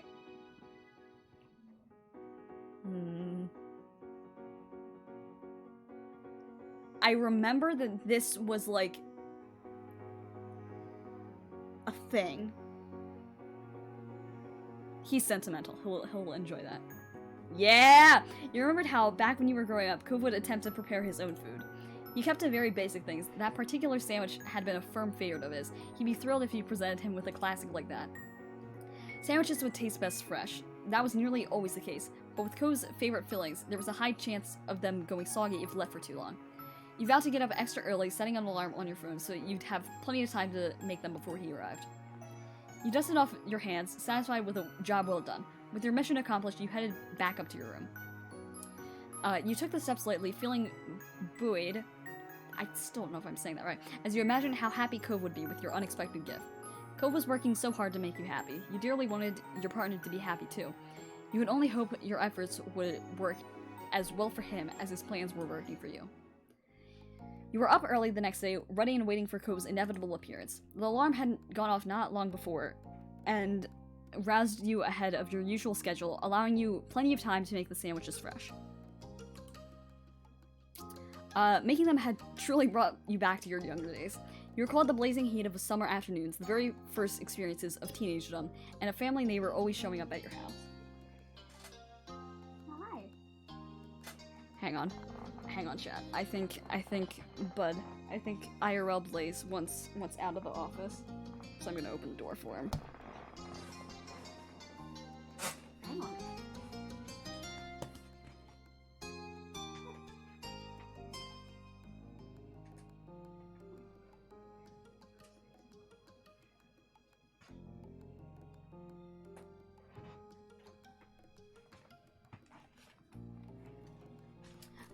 Okay.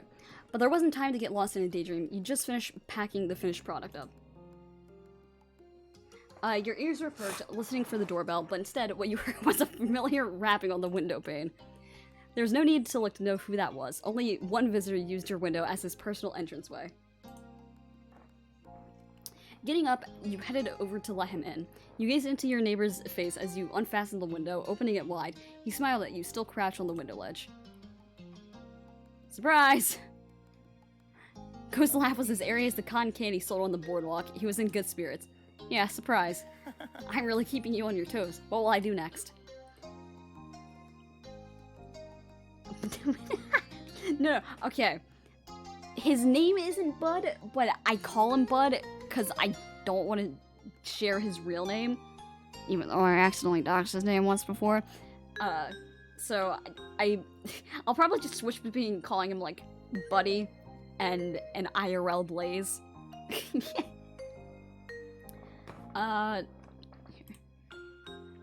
Today he clambered through with extra difficulty thanks to the object he was clutching securely. You guessed it was another gift. Thank you.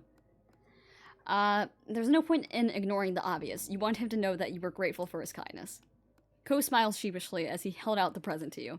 With a bit of a flair, Cove clanked together 2 mugs like he was giving a toast. Both cups were stamped with the Sunset Bird town symbol. One for you and one for me. I thought it'd be pretty fitting, considering how big of an impact this town has had on us. Aw. His eyes were trained on you, searching for your emotion on it.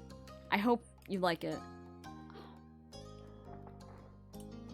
You threw your arms around him and hugged him tightly. Cove nuzzled your head, and still holding your present carefully.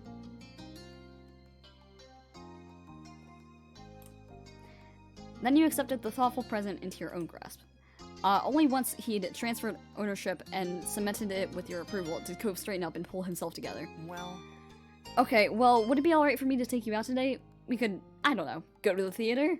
He smirked, already anticipating that you'd say yes.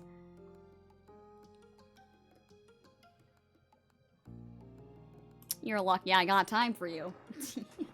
His expression brightened further. That was exactly what he'd hoped for. Thanks. You were glad to see how happy your acceptance had made him. But before Cove could whisk you away on another big outing, you made your own move. Your surprise would be better now than when you got back late that night.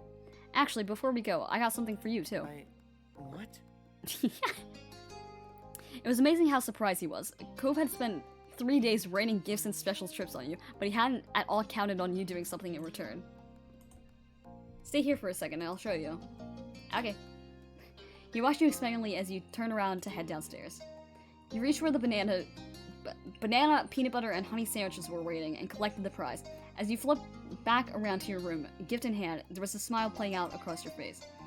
Cove was patiently waiting where you'd left him, tapping his fingers against the sides of his pants.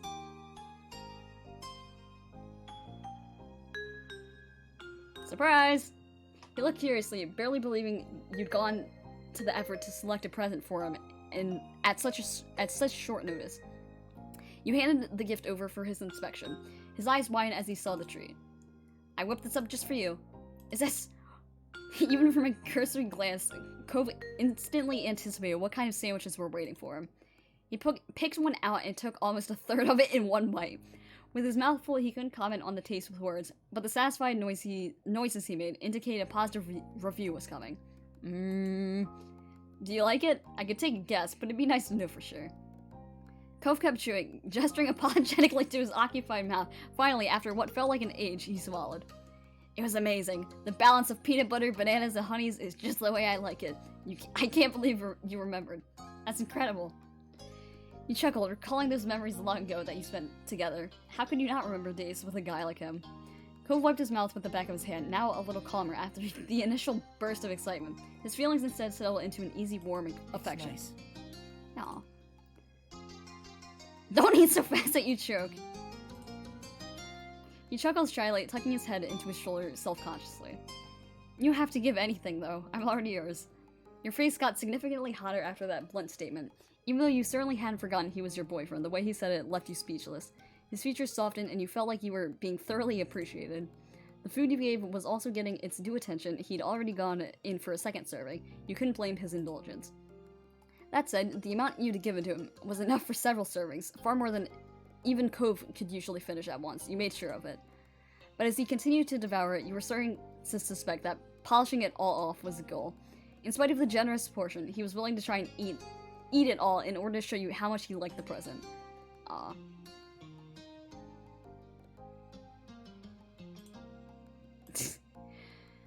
Cove finished his current bite and let out a satisfied sigh. Alright, I'll stop for now. There's other stuff to do and I can have more later. You smiled at him, relieved that your gift could be enjoyed and not inhaled. You clap your hands, signaling that your diversion had come to an end. Alright, now we can head off for your surprise, too. Cove laughed. Yours was a better surprise for sure. It was a real one, but yeah. He grinned broadly as if the exchange had fired him up even further. I'm definitely gonna take you out now. Cove offered you his hand. You took his hand in yours, palm to palm, and Cove squeezed your hand before heading out the door, guiding you along. Hand in hand, you wove down the stairs together, out of the house and into the neighborhood. I'm remembering why the last stream took me 6 hours. Don't get me wrong, I love the game, but it's so long. It's a difficult one to stream, I'll say that. Cove's car was parked nearby. He unlocked it, allowing you to reach your regular spot in the passenger seat. Cove paused to put what remained of his present safely away before hopping into the driver's seat. He set off, beginning your trip to the third and final activity of Cove's grand happiness plan. So, when I looked it up, there were 2 shows we could pick from around this time. One was a historical romance with nobility, fancy outfits, drama, and stuff. The other seemed like a modern-day story, something set near a lake, and at a bed and breakfast with comedy. It's kind of wacky, I guess. So? What do you think?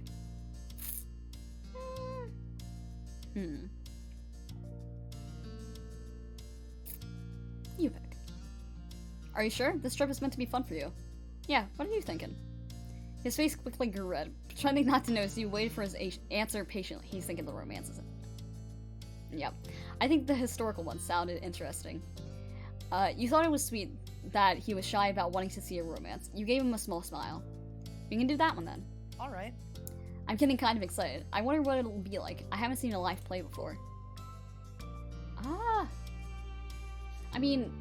Oh wait, no, I have actually. Yeah.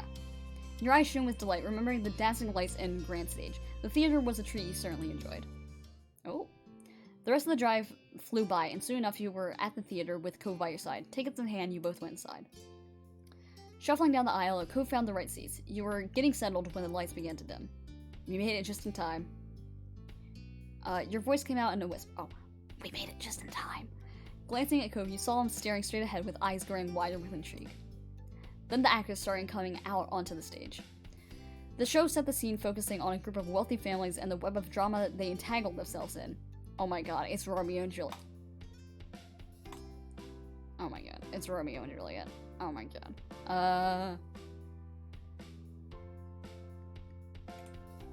Effortlessly, your hand slid next to his and your fingers interlaced. You gave yours a gentle squeeze and you snuggled into him, resting your head on his shoulder. Ko sighed contentedly over how comfortable you got with him. You became absorbed in the story and performances, and you weren't the only one.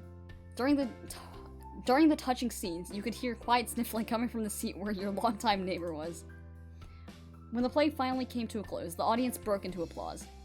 Ko clapped for the actors until the noise died down. Then he spoke for the first time since the event began.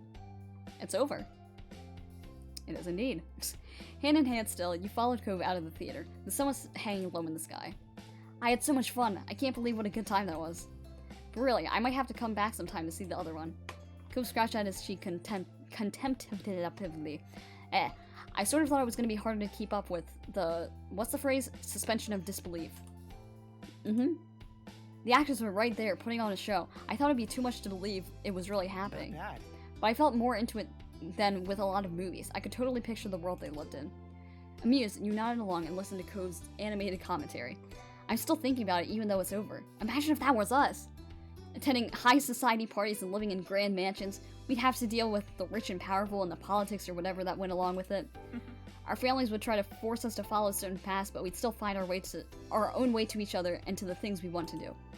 He had stars in his eyes as he fantasized about the events of the story.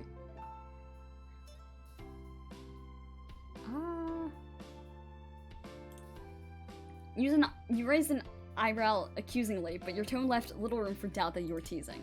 Well, Ko's gaze avoided you and settled on the ground, off to the side. He spoke softly. I mean, Like he said, it's a part of the story, so it'd be wrong to throw that out, right? His mouth pulled into a small smile, and after several heartbeats, his gaze met yours, making your skin feel hotter.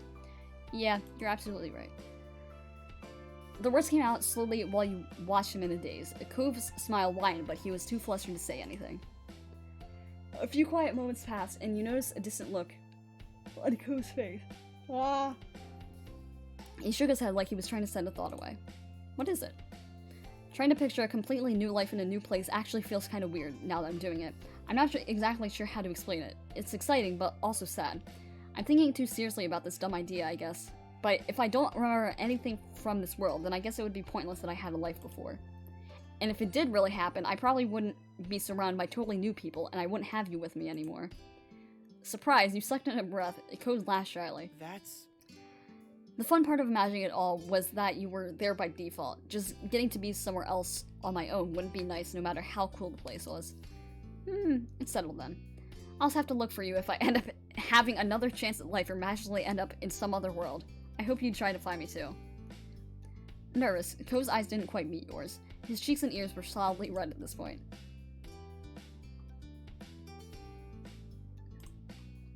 No amount of space and time can stop us. Thank you, Cloud. In that case, it'll work out after all. Definitely. He took a deep breath and stretched his arms high over his head, then he turned his head to your direction and pointed with his thumb to the car. You better get back to our real world now, huh? It's getting late and I think we're the only ones still out here. You spun around, getting a good look at your surroundings. Ko was right, all the other cars that were out here after the show ended were long gone. How did I miss that? It surprised you how much you really lost track of everything for a while. You even failed to notice how dark it was until now. Let's go home. After that, you made your way into Ko's car. He set course for your neighborhood. Your legs felt stiff from standing still and talking for so long, but it was worth it. On the return leg of the journey, you felt Cove lapse into a deep world of thought. Typically, even when conversation was exhausted, his eyes would flick to you occasionally, and you'd exchange smiles and other such gestures. This time, his focus was split purely between the road and the recesses of his mind. But as there was no sign of trouble on his features, so you were happy to let him mull over whatever he needed to in peace. The trip drifted by in a comfortable silence. Before long, you were back in the neighborhood. You each left through your respective sides, and Ko stepped through around the vehicle to stand with you. Wordlessly, he gestured to your home. He wasn't intending to take you there. Perhaps he felt the trip wasn't truly over until you were literally inside your house. You continually continued to go with Cove on his whims, and you went inside. Once under the light of your living room lamps, his eyes locked onto yours. Thank you. Thank you, Cloud. I know all this was a lot, but I really did have so much fun. He grinned in almost a conspiratorial way. You really did it. This whole entire dumb plan of mine. I was happy it all became a reality. I hope you're happy too.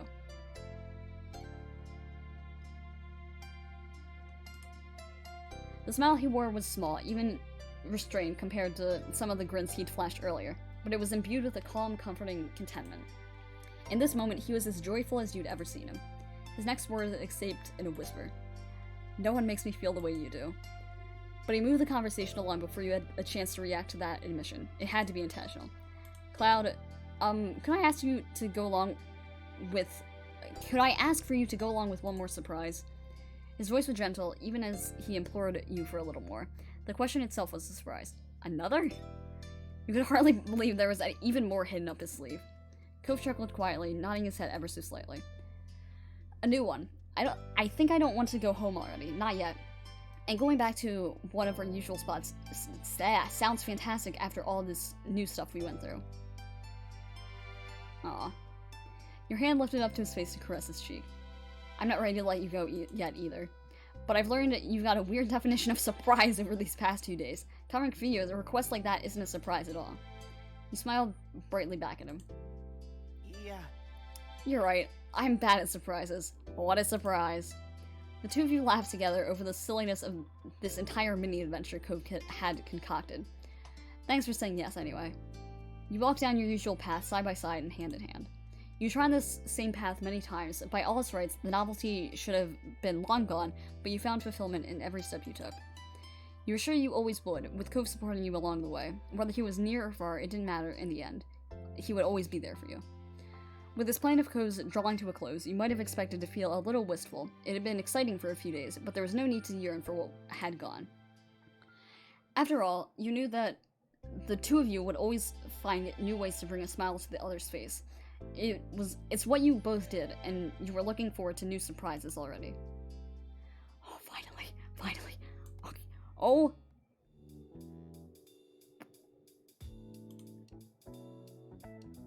I'll be honest, I'm not sure if I actually hit it, because I was trying to save, and then It's fine. This is probably the end. After lunch, you ran to Baxter. He was more than happy for an impromptu hangout in your neighborhood. He idly spoke about the first time he bought a shirt online. You know what, here, hang on. You know what, let me just... Okay, well, never mind. It looks like... Oops. Oh, crap. Apparently the website had been English, so he had made do with automatic online translations. His unique fashion sense was eclectic in more than one way. Finding out how he filled out his wardrobe answered some of your questions about his look. He smiled in fond remembrance. I measured myself multiple times to make sure I could order the correct size. It wasn't as if I'd be able to ship it back if there were problems. But to make a long story short, it arrived in one piece, multiple months later. At that point, I wasn't going to complain. It was a physical object in my hands. He gestured with his arm for emphasis. As he did, Baxter glanced at his wrist at a watch that wasn't there. Anyway, I hope I'm not taking too much of your time with this. You were currently taking it easy for a bit before you had to get ready for work. You had an unusual closing shift at your job today. Actually, I do have to get going soon. I have a closing shift at work. Normally, I don't close today. I don't know if someone's out or what. Or what. It is what it is. Cove's already working. He's a server at the tropical place. I think he found a good option for himself, especially with how limited jobs are in this town. He can usually take later shifts, so he has his mornings free, so both of us are pretty much booked for this evening once I get to work. Baxter nodded understandingly. He was more interested than you had expected him to be. What do you do? Oh. Library sounds interesting. He grinned as if you had just said you had an exciting career as a movie star. Interesting. Wow. Now that I know where... what the fuck? Now that I know where and when you work, does that mean I should avoid visiting the place at that time? Or should I conveniently happen to bump into you during your shift? You felt a little awkward at this question. At least he was asking before At least he was asking before just appearing at your job. I'm gonna be pretty busy, yeah. You gave him a soft but truthful no. You did not think that you would have enough time to do more than say hi, even if he did go through the trouble of seeing you. Message received. He shot you a thumbs up and you let out a sigh of relief. There will be no uncomfortable encounters today. Thank you. I've got to get going now. I've got to go get ready now. Alright. Good luck, Cloud. Thank you. He waved at you as you peeled off toward your house. You reached your front door and gave Baxter one final nod before you went inside.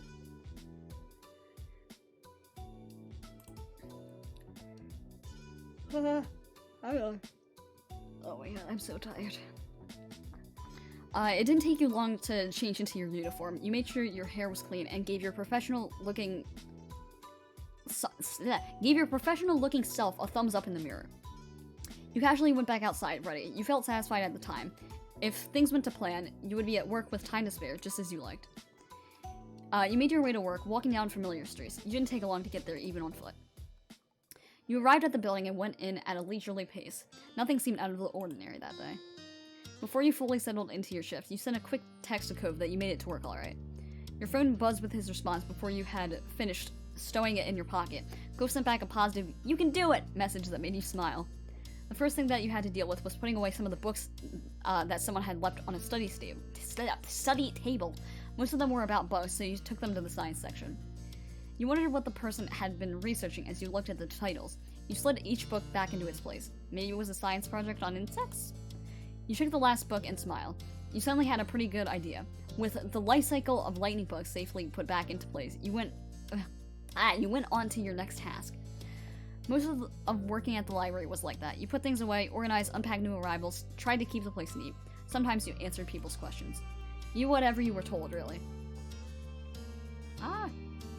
That sounds pretty nice. At least, like, personally for me, because I'm a very, like, just need to be doing things with my hands kind of person. You enjoyed what you did. It made you feel productive, and it paid. A great job all around. After time passed, you got really into your work zone. You barely noticed the hours go by. You checked a clock set high on a sidewall. With how late it was time for your meal break. You breathed a sigh of relief and left your station. You found a quiet place to eat that was out of eyeshot and out of eyeshot of most people and pulled out your phone. You type out a text to Cove to let him know you were having dinner. You took your first bite of your meal and Cove replied with an okay. Your phone came to life as he let you know that he'd already taken his long break, but he still had a short one he could take. With him on break as well, he asked if he could call. You were happy for the chance to talk. Okay, see, my problem is I'm getting to the point where I'm trying to speed through it, and so I'm talking so quickly that it ends up going slower because I keep stumbling over the words. let me give it a try.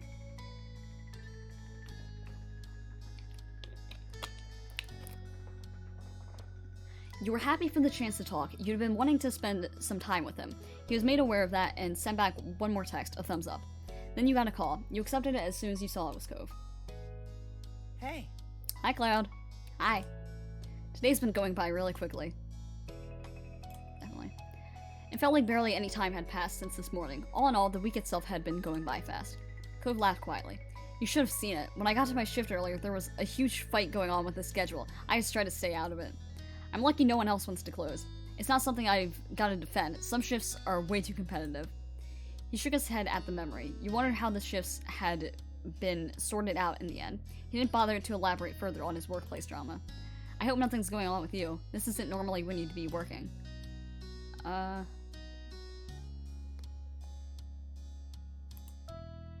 You figured that, like Cove, you probably didn't go for some of the especially desirable shifts. He made a small hum of acknowledgement. At least we're in the same boat. Yeah. The conversation drifted off as Cove grew quiet.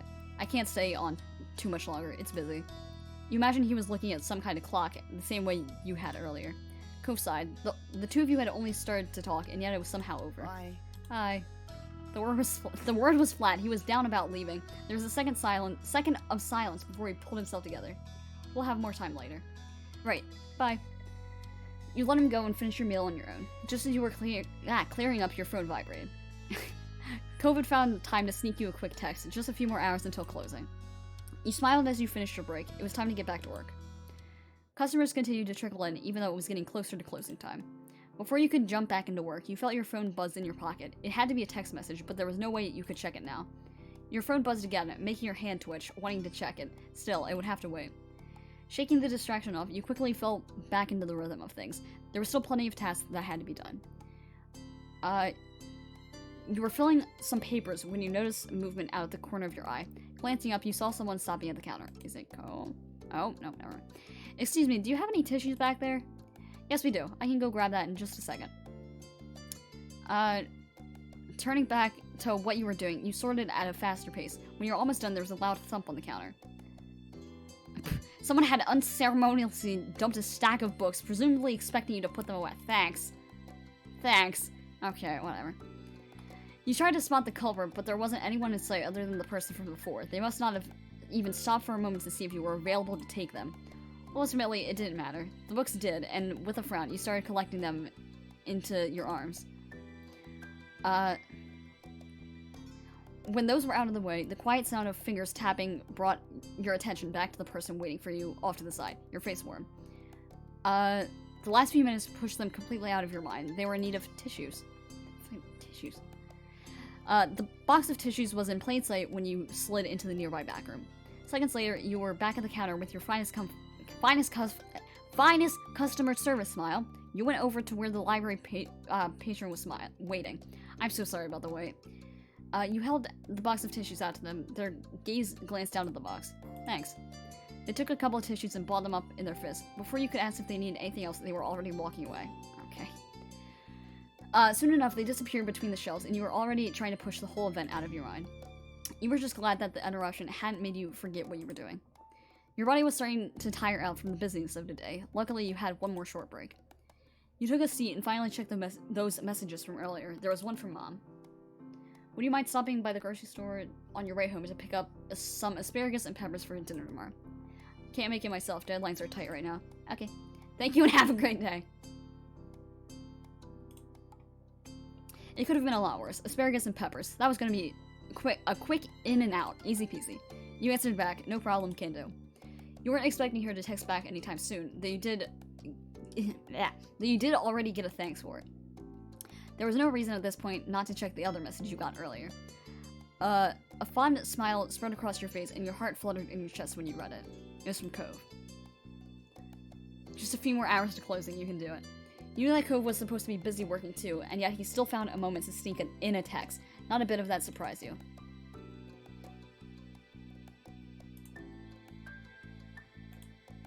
Cove responded briefly seconds later. Smile. You chuckled, wondering how his day was going in comparison to yours. Yeah. There were still too many other things that needed your full attention. Your break was almost up, but you were feeling better than you were just a little bit ago. Smiling softly, you were happy that Cove was always there for you. If you needed him, there was no doubt in your mind that he would continue messaging you for the rest of your shift. For another minute, you stretched your arms high over your head and imagined how nice falling into bed later was going to be. You sighed. Hopefully your shift would go by in the blink of an eye. You jumped back into the rhythm of things. The last of the customers had finally exited the building. It was time to close. When all the doors were locked, you exhaled loudly. The whole place was officially closed. What incident? That's okay. Which in itself was a victory. Hiding a small yawn behind your hand, you were looking forward to leaving work behind. Or far behind. A small smile tugged at the corner of your mouth. While you were shuffling around in the closed-up shop, you had a call come in. It was Cove. You knew that he spent the majority of today working overtime. You hadn't been sure if you'd hear from him. You picked up his call immediately. Hey, just finished. You? Yep. I successfully gotten that money. I'm good enough. You could hear the exhaustion in Cove's answer. Are you heading home now? Actually, I have to run an errand for my mom. Where to? The grocery store. Mom texted me earlier asking if I'd pick up a couple things. Would you want to come too? It was late and you knew that Cove wanted to go home, but admittedly you wanted company. He eased that concern by speaking softly. Sure. Yeah, I can go shopping with you. You walked, right? Mm-hmm. Want me to drive you? Yeah, that would make things a lot easier. No problem. It's nice of you to do this. Not really. I like spending time with you. Thanks, I like that too. Moments later, you had your things together and were ready to swing by the store. You were out the door within minutes. Cove pulled into one of the many free parking spots at the neighborhood 24-hour grocery store.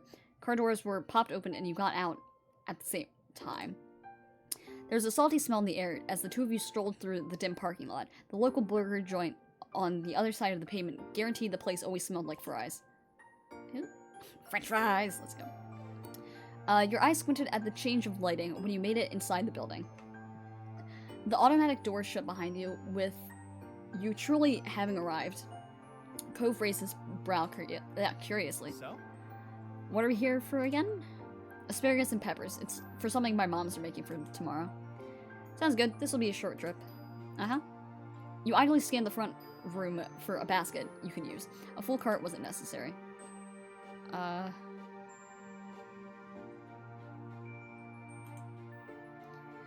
You make sure the ingredients you selected were divine. You spotted the baskets and caught a glimpse of yourself while looking down to pick one up. You know, it feels funny to be in some other store while in a uniform from a different place. Cove snickered while sidling up beside you. Right? It's like we're wearing a costume after Halloween is over. But I just hope no one thinks we work here. The uniform is totally different, but you never know. Yeah, people.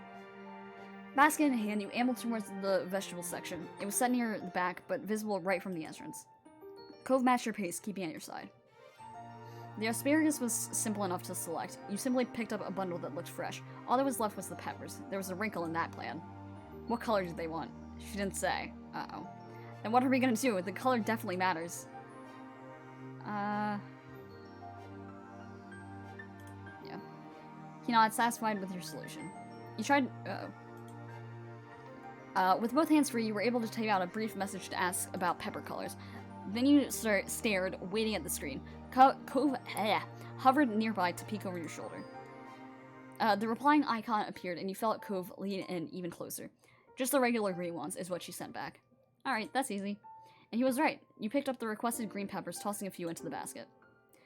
Produce acquired, all that was left was to go through the line. But as you approached the cash registers, Cove stopped in his tracks.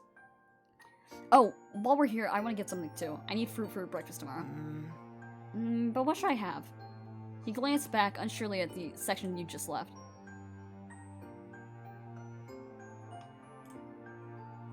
That coaxed a small smile from Cove, his tension eased. Sorry. Don't apologize, that's fine. We can take a little more time to do this. Cove gratefully led you back to the fruit stand. He let his eyes wander across all the options, seriously considering his decision. Not bothering to rush, you walked up and down the produce aisle for the second time that trip. Finally, something caught that attention. Transparent cases containing fresh blueberries. Cove grinned. That's it. It'll be perfect for tomorrow. Great. Despite the suddenness of how it happened, you were genuinely glad Cove was able to get something nice for himself during the visit to the store. It made the trip even more worthwhile.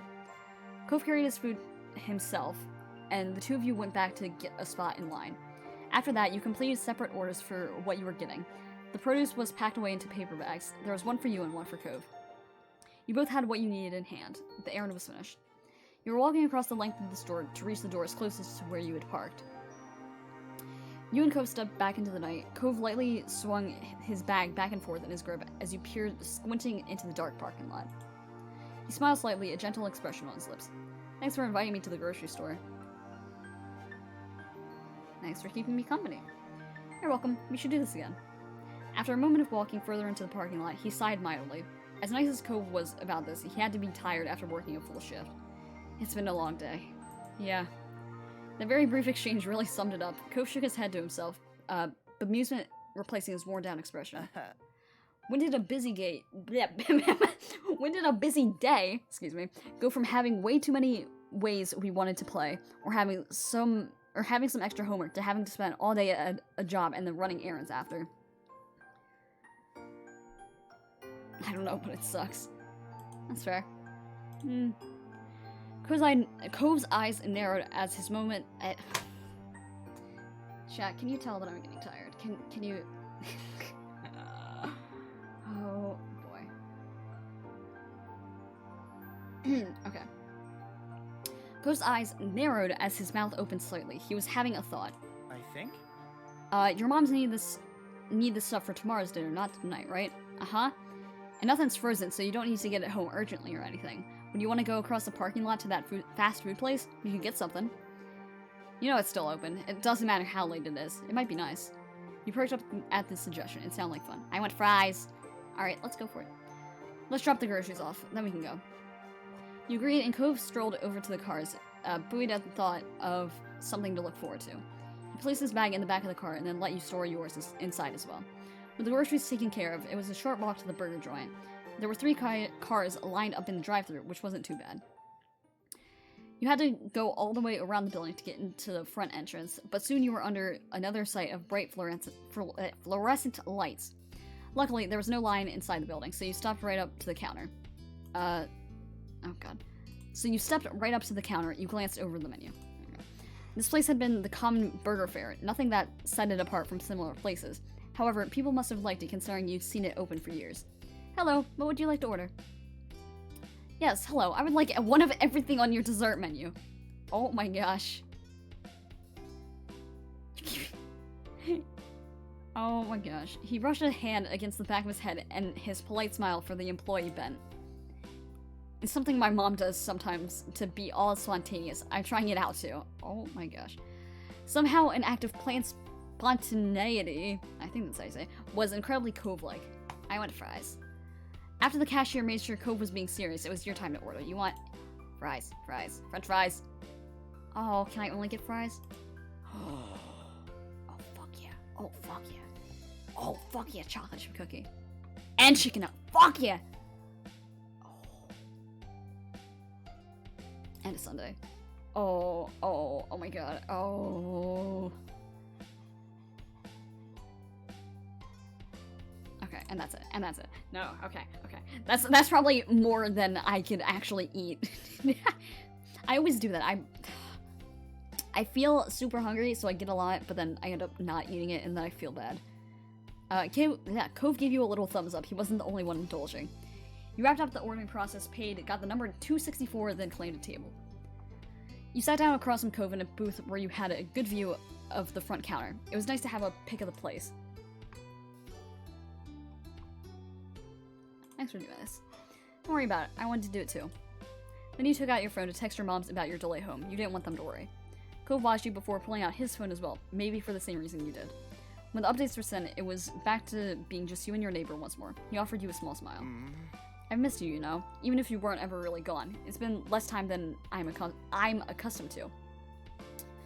Cove tapped his fist on the table definitively. He paired that action with a childish pout. If someone saw him like that, they might have assumed he was throwing a fit over not getting the toy that comes with the kids' meal.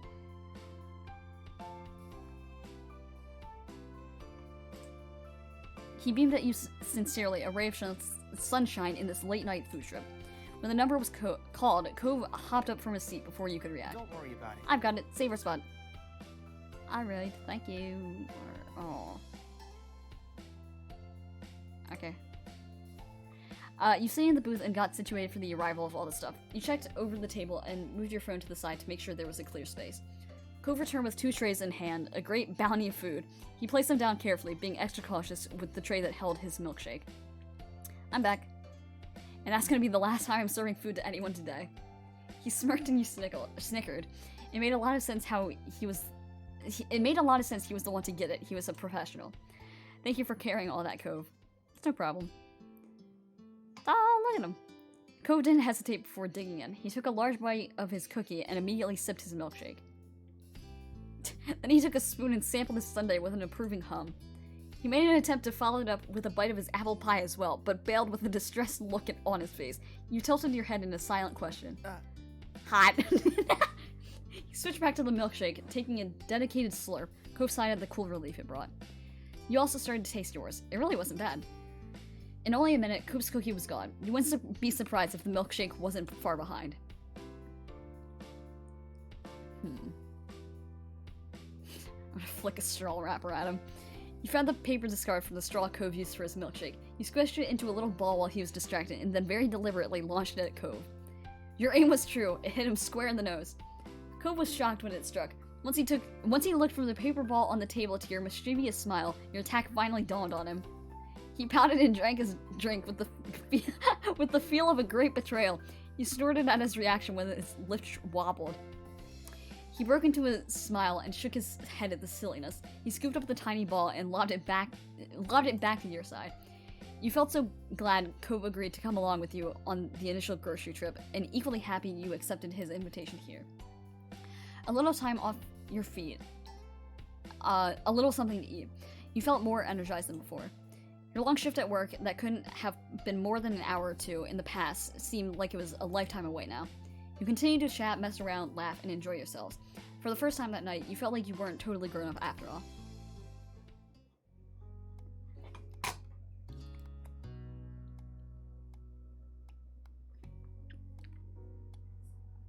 You're telling me I accidentally hit a DLC.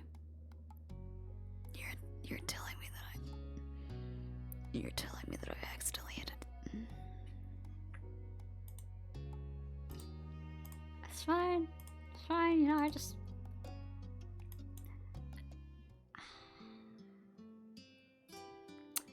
Moths bounced against your window, attracted by the light of your room. A siren called the slowly darkening sky. Just as the day was coming to an end, so too would summer.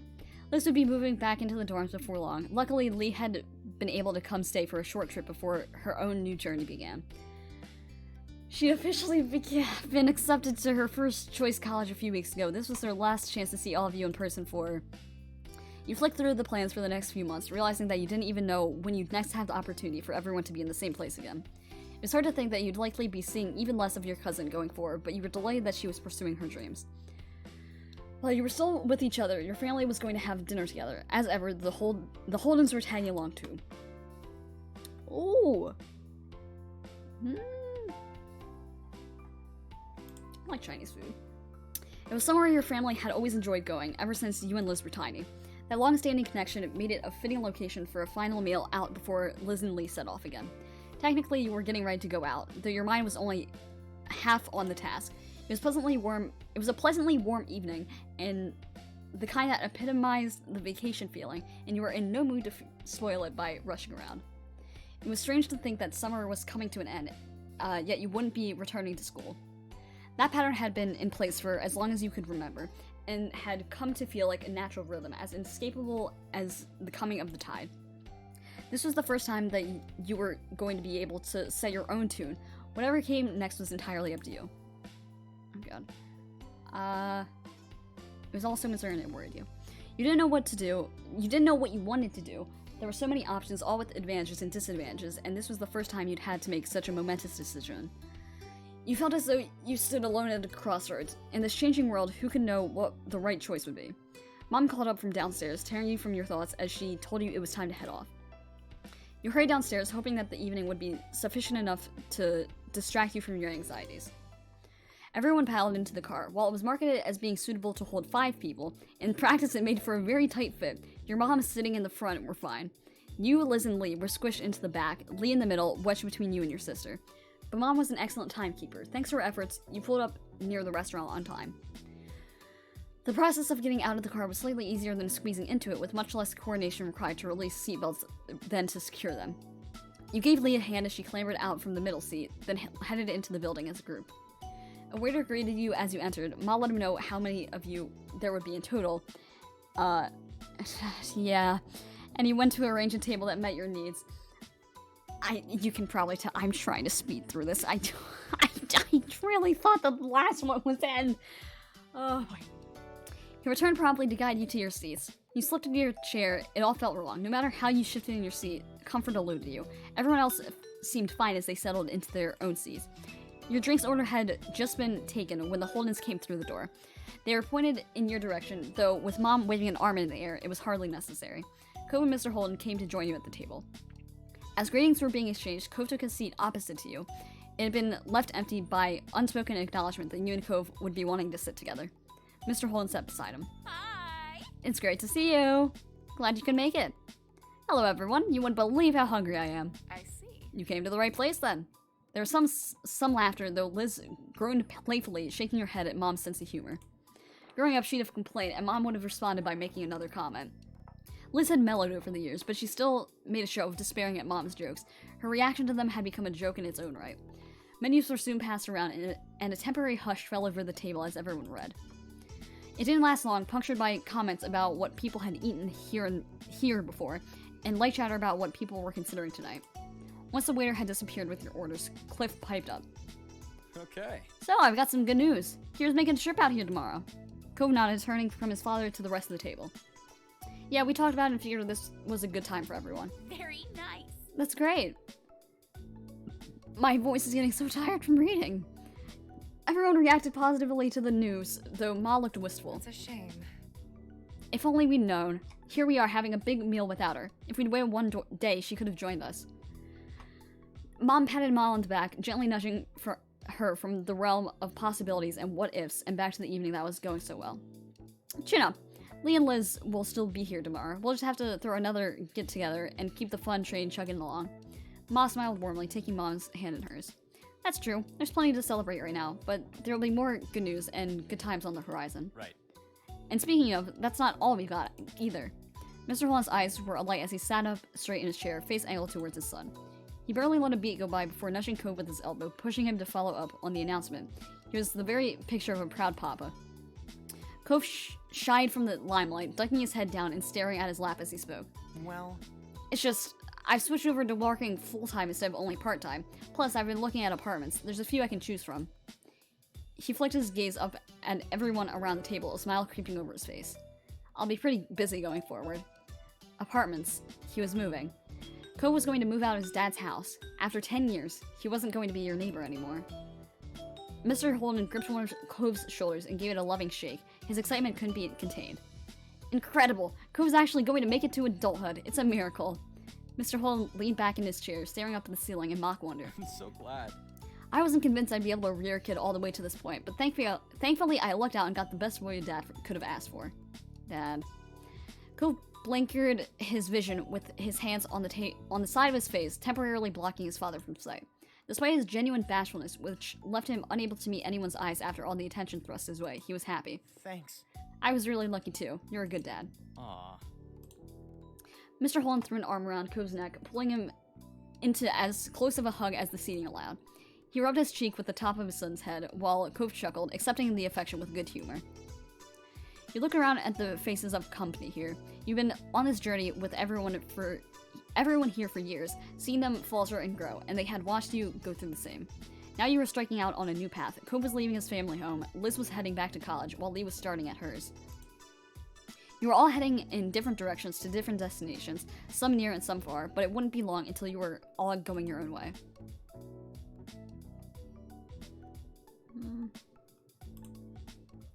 You looked down at your lap, twisting the napkin in your balled fist. It was one thing to know this was going to happen theoretically, and quite another to be faced with the reality. Your family and friends had given you stability, no matter what life threw at you. Realizing that they wouldn't be there in the same way was like putting a foot down on a stair that wasn't there. Your heart plunged as you sought to find metaphorical grounding. Cove brought some attention to himself with a clearing of his throat and a small interjection. I'm gonna stretch my legs while we're waiting for the food and everything. Sure. With a tiny smile, he nodded at his dad, but the lightness to his expression faded when he moved to face you. Wanna come? He was attempting to be subtle, but there was very obviously something on his mind, something he wanted to talk to you about alone. You looked up at him listlessly as he rose from his seat. You weren't sure if you felt like talking, but having an excuse to get some space didn't sound like a horrible idea, so you nodded. Take care. With those parting words, the two of you walked about the place. He was trying to get as far away from everyone else as possible without actually exiting the building. What'd you need to say? He hadn't admitted that was what this was about, but he didn't need to. What's wrong? Well, I was gonna say something about all that stuff my dad brought up, but are you okay? He peered at you, and you could tell his concern was earnest. You were being distant, and he had noticed.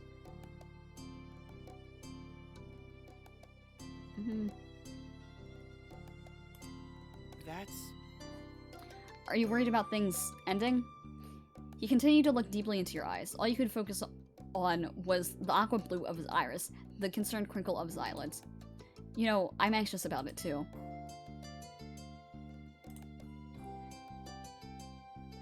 Wait, uh-oh. Wait, was that like a sassy? Wait, I thought I meant for it to be a genuine question, not harsh and upset. Oh Jesus. I don't like that you won't be there anymore. At least not like before.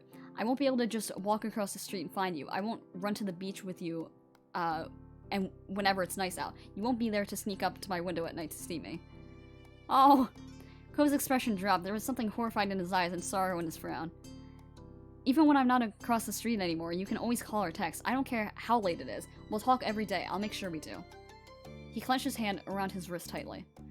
I don't want to lose what we have. Cloud... His voice was quiet, barely a whisper. He paused to take you in, and then his voice came out louder but meek. Is he gonna ask me to move in with him? Maybe not. That's what I was thinking when he first brought up the apartment. This really matters to me, a lot, more than anything else. There was still in his eyes a rare firmness that you didn't see from Cove often. You continue to feel upset. Your feelings had been dragged out, and you had no chance of calming down now. What? Oh no. You couldn't help but feel you were losing him. Cove was leaving you. So sorry. I didn't want to make you feel bad by bringing this up. Just, I don't know what I wanted. But I had to say something about this. If not now, then what? Wait, are we having an argument right now? Wait, no, that's not what it... Oh, Jesus. Out of the corner of your eye, you noticed a nearby table of people were staring. Ko's outburst had attracted attention. The eyes on you just made things worse. You felt overwhelmed, smothered by everything going on. You couldn't handle this. I need some air, alone. Ko seemed pained, but he didn't protest when you brushed past him and left the restaurant. There was nowhere else to go but out. You stepped onto the sidewalk, a couple of cars drove by on the main street, and the breeze hit your face. You took a few deep breaths now that the conversation was no longer suffocating you. You weren't quite sure what to do next. Gaining space had been the only plan. You patted your sides on reflex and pulled out the spare key for your mom's car. What? Walking fast, you went down the sidewalk to the part of the street where your parents had parked. What the heck? What the heck? I'm stealing the car. I'm stealing the car and leaving. That is the complete opposite of how I wanted that to go.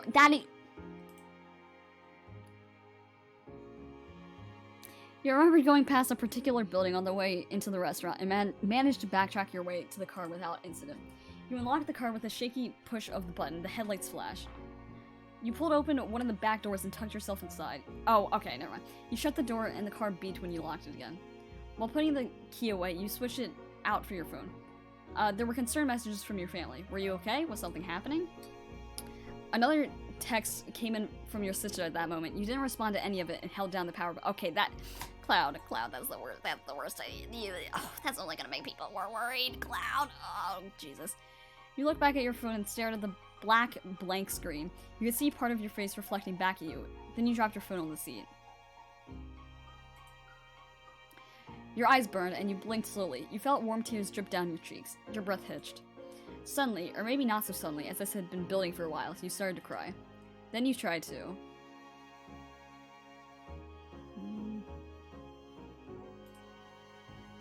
You did your best to reflect on the situation and sort yourself out. A few minutes passed by. You breathed in the quiet. The car had started to get warm, but you didn't feel like turning it on to get the AC going or roll down the windows.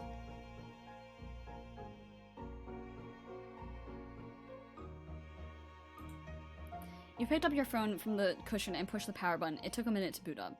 There were plenty of additional messages. You sent out some quick messages so they knew you were alright. That was that. After a few minutes, you heard a tapping sound. You lifted your head up and your eyes met with your big sister's. Liz stared right back at you and raised an eyebrow. You hadn't expected her. She smushed her forehead to the window, mouthing something and pointing down into the car. She wanted in. This wasn't exactly what you had in mind when you told them where you were, but whether or not you wanted her in was made a moot point when she then jingled a set of keys on the other side of the glass. Liz wasn't asking, she was informing. You slumped lower in the back seats. Liz walked around the car to the driver's side. Of course she thought to bring those. Slowly, deliberately, Liz took the spot at the head of the car and shut herself inside with you. She put both hands on the steering wheel. You could see part of her expression in the rear view mirror. She was thinking. Eventually, she twisted around so she could actually face you. She smiled thinly and leaned forward. What's going on? She didn't leave you time to answer. Her smile turned teasing. Is Coast cleanliness starting to wear thin on you?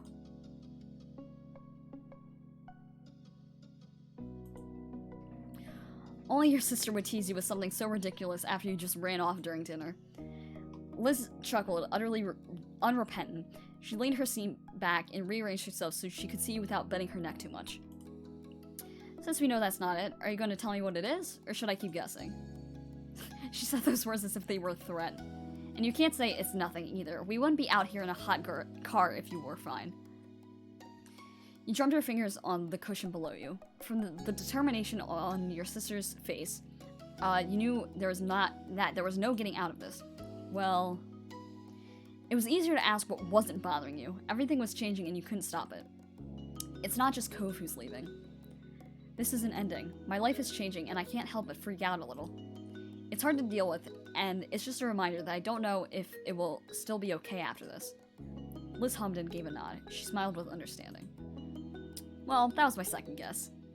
You snorted at that reaction to your distress. Hey, it makes sense. I felt like that too a couple years ago. It hasn't been that long since I was in your shoes. She absentmindedly brushed the hair out of her face with a thoughtful expression. Sometimes I still feel like that. It's not like I've forgotten what it was like living at home with you and our moms, spending days with high school friends. I miss what we had then. She laughed at a short, sharp bark. My cat is meowing at the door. Hang on, I'm going to let him in again.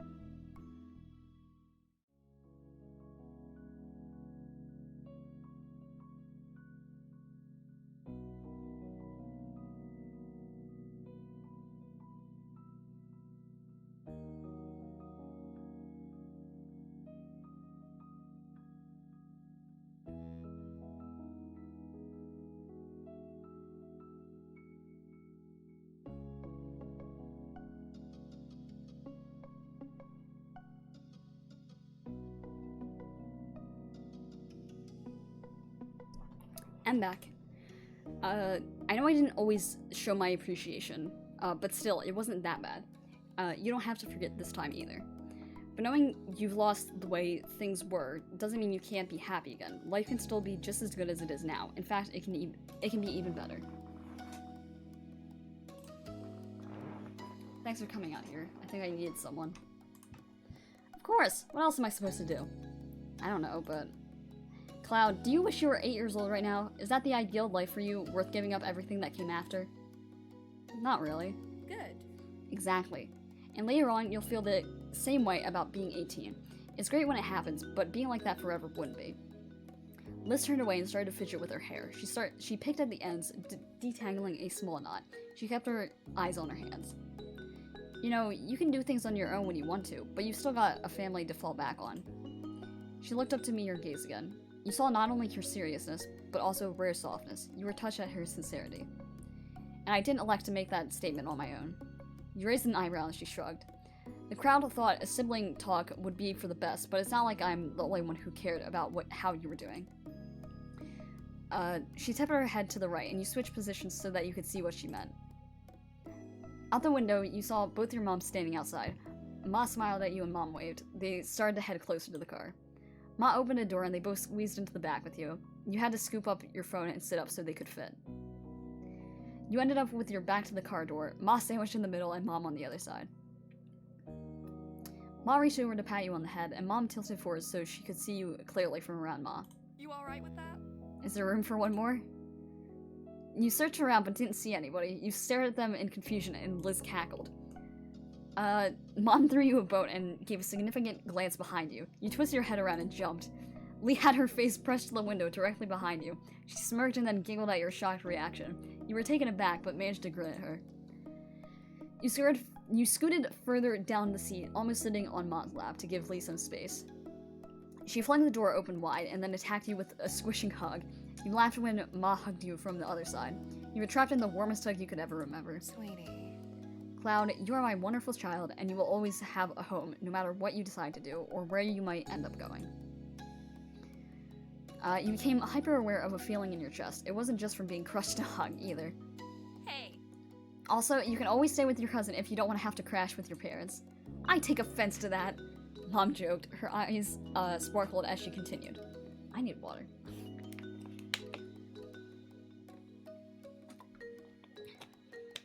What's wrong with visiting the old folks? Cloud at least has to come home for the holidays. What would we do without them? Liz snored and you stayed caught in the hug. Lee squeezed you tighter. You felt strength in the hug, and it fortified you against your worries. Sure, not everything was fixed. The future was still uncertain. However, it was becoming clear you were never going to be completely alone. I never realized how cramped the back seat was. Everyone laughed. This model really was not built for 4 people. As comforting as the embrace was, you were completely crushed. See, this is why I was smart and took the front. I bet you were wondering why I did that before. Now it's crystal clear. Liz stretched her arms out, showing off all her free space. Mom scoffed. You could feel her bounce in her seat. Hardly, you're just missing all the fun. You look lonely up there. Ma chuckled and stretched through the small opening between the front and back. She made a grab for Liz, who dodged and shrieked.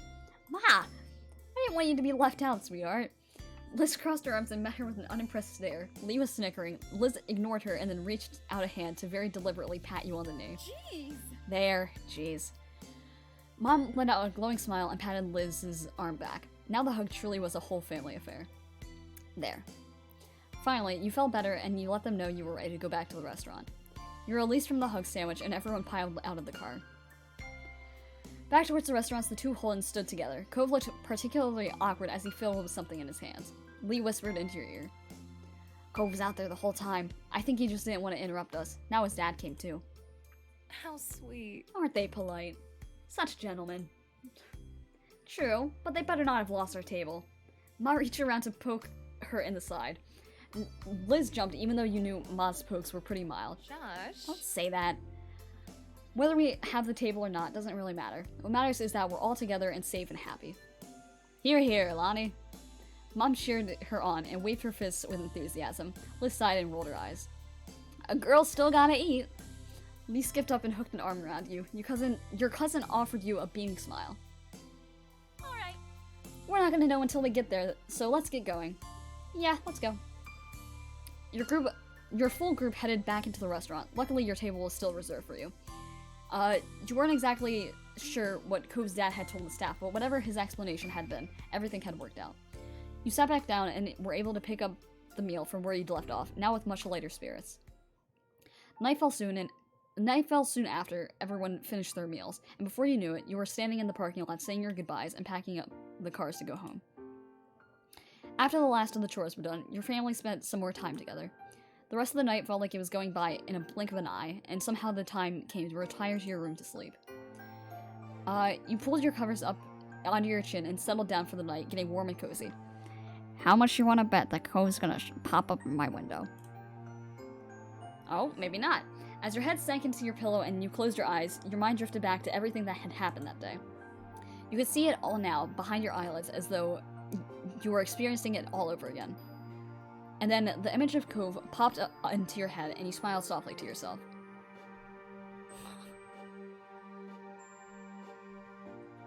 Fuck it.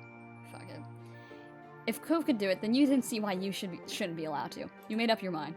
As quietly as you could manage, you put on your shoes and slipped out of your room, closing the door behind you softly. Heading slowly down, you took care not to make the floor creak, especially the boards right by the bathroom. Those definitely squeaked.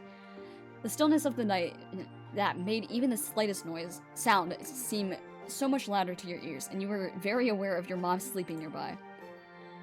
Upon reaching the bottom, you tiptoed towards the front door. Slipping out into the crisp night air, you shut the door and took a relieving breath. Excitement rising, you dashed across the street towards Cove's house. The road was too surreal at this hour, familiar and yet strange. It might have been eerie at another time, but with how eager you were, you hardly cared. You attempted to find your way from the normal footpath to the side of the condo, but the limited light was making it difficult. You knew for sure which window was Cove's, and lucky for you, it was on the first floor. Unlike Cove, you wouldn't have to do any building scaling. All you needed now was to make it safely over the fence and past the bushes without being caught or injured. Sneaking closer, you glanced over the hedges towards Cove's bedroom window, finding it cracked open. Perfect. You wouldn't have to knock and worry about him not answering. It took some effort, but eventually you managed to clumsily push yourself up over the fence. You slipped a little at the end and snagged your sleeve on a branch in the shrubbery, but you brushed it off quickly and darted over to the window.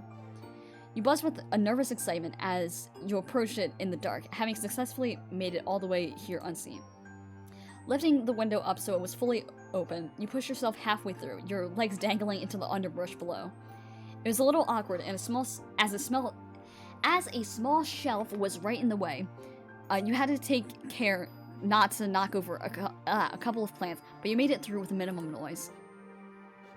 Once safely inside, you dusted yourself off and turned back to close the window gently, with only the soft glow of moonlight and Ko's fish tank there to see the way.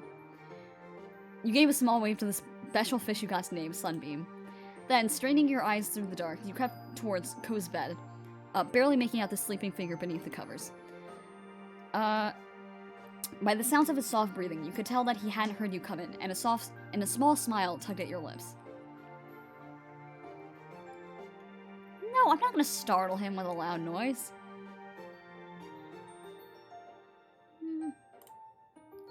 He looked so peaceful as he slept, you decided you didn't have the heart to wake him up. Instead, you took a seat on the edge of his bed and watched him affectionately, matching your breaths to his own deep breathing and smiling down at him. You weren't sure what you were going to do now that you were there, but you were happy to be near Cove all the same, even if he was fast asleep. Your gaze drifted around the darkened room. Even though in daylight hours you would recognize it, the darkness made it seem just a little bit different and intriguing. Your eyes stopped for a moment on the fish tank against one wall, and you watched his precious pets float around for a moment. Finally, you settled on the window. Maybe you should just head home? You contemplated it, trying to make up your mind, until Cove stirred and rolled over, bumping right into you. You turned just as his eyes fluttered open, still heavy with sleep, and he looked right at you. Sorry. He pulled his covers up under his chin and rolled over again the other way, settling back in. You snickered quietly to yourself as you sat there. He could figure it out on his own, and after a few more seconds, he did. Wait, Cloud? Yes, I'm here. He shuffled under the covers and sat up to stare at you in alarm. What? Why are you in my room? What happened? A smile slipped onto your face as he finally registered your presence for real. Leaning forward, you wrapped your arms around Cove, feeling him freeze for a brief moment. When he relaxed and hugged you back softly, you let out a small sigh. It's okay. It doesn't really matter why you came. It's okay. You held him for a little while longer, letting his hug relax you until you pulled back and looked at him gently. I should have known you'd do this one of these days. It's only fair. You let out a breath, feeling relieved that he didn't seem bothered by it. In fact, it felt kind of good. You thought maybe this enthusiasm was why Cove did it so often. He pushed himself up fully, swinging his legs over the side of the bed and leaving a spot for you beside him. His hands shook where he held them in his lap. He was nervous. You can stay as long as you want. Really? Yeah, really.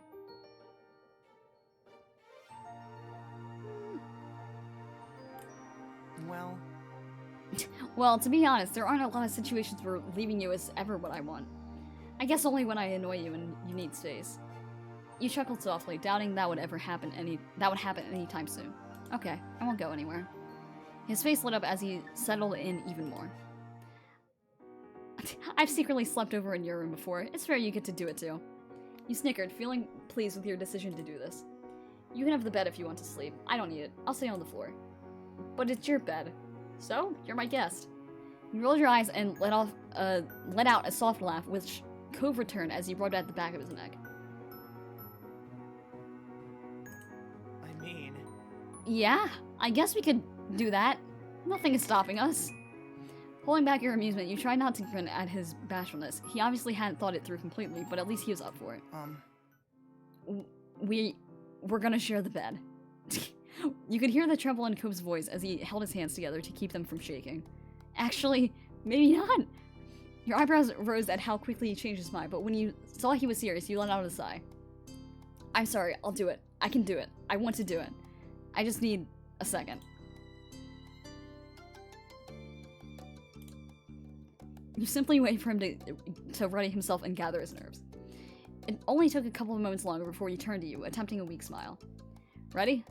Yes, let's get in there. Aw. He took another deep breath and you slipped under the covers, making room for him to get in after you. Laying as straight as a steel rod, Cove tensed up beside you, so he was still barely breathing at all. You rested on your side and faced him, your eyebrows pinched in the middle as you watched him. He looked back at you deeply. Cloud... All of a sudden, he started trembling and shaking more than ever, and then he scrambled out of the bed. You bolted upright, leaning back on your hands as you stared at him in shock. Are you alright? Yeah, I'll be back. I just need some more time. He ran a hand through his hair in exasperation and paced around the room, breathing heavily. You were worried at it for him, but completely at a loss for what to do. As though he could read your mind, he spoke again. Don't worry about it. He assured you between heavy gasping breaths, but you were having trouble believing him. When he bent over with his hands on his knees, like he had just run a marathon, you were even more concerned. This isn't a problem, just a process. He held up a hand to reassure you, and with nothing left to do, you sank back down into the bed and let him have the space he obviously needed. Okay, take all the time you need. And it did take some time for him to finish working out his nervous energy, and steady his breathing to an even rhythm, but eventually he collected himself enough to relax. You tentatively glanced over at him, watching as he let out one last deep sigh before turning back to you. Can I come back still? Of course. You smiled reassuringly and shuffled over to make space for him. He immediately perked up as he slipped back into bed beside you, though was still careful not to get too close. Thank you for waiting again, as always. He laughed shyly, his soft eyes meeting yours through the dim light. Are you okay? Yeah? What kind of sassy-ass response is this? What the hell?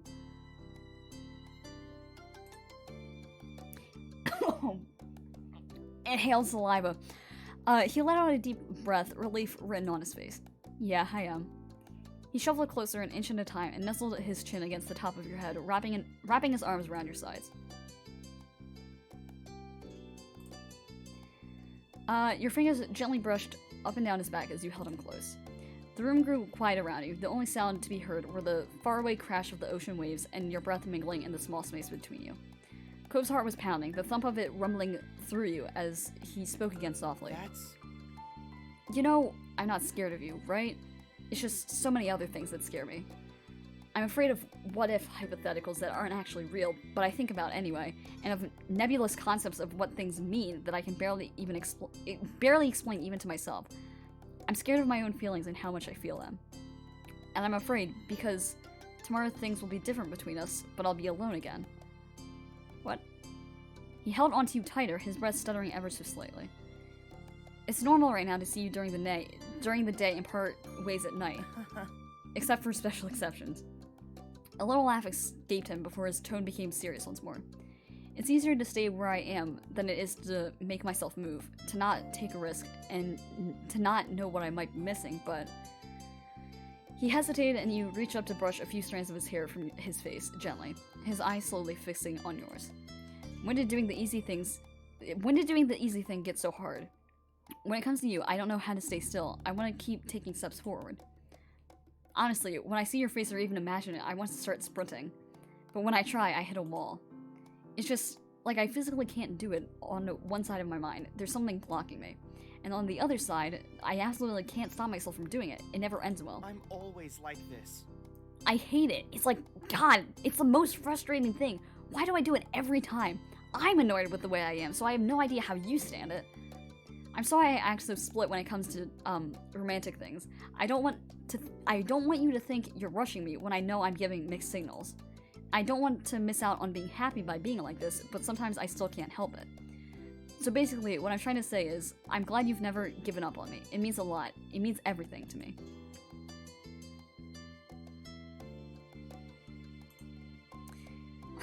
His eyes glossed over a little as he squeezed you closer to him and smiled, his heart rate finally relaxing to a normal rhythm. Good night. Good night. Aw. I love you. Aw. What? Oh. Your heart skipped a beat as Cove stared at you, his confused expression a perfect mirror of your own. And then, as if his gears had slowly turned and clicked into place in his head, his eyes widened. Oh my god. His mouth opened wide as he sucked in a huge breath, barely even moving a muscle. You love me? He said nothing, continued to inhale as though he could slip him. Completely horrified with having blurted out those words. Then he slowly covered his mouth with his hands, holding the air in. You waited for him to say something, anything, but he only stared at you with a trembling gaze. He shut his eyes tight and mumbled something, but you couldn't hear it with his mouth covered. It's okay, Cove. His eyes burst open once more in a panic. He finally pulled his hands away from his mouth. Is it? Those feelings were held deeply in him, and to have let them get through when he hadn't meant to was immensely distressing. You knew Cove, and were positive he was worried it was going to ruin things between the two of you, but he didn't need to be. Yes, it is. You gave him a soft smile and nodded at him in encouragement. He looked at you profoundly before speaking in a small voice. Aw. I'm in love with you. That's not too much? You locked eyes with him, feeling as though you could almost burst with happiness. In your heart, you knew exactly what you wanted to say.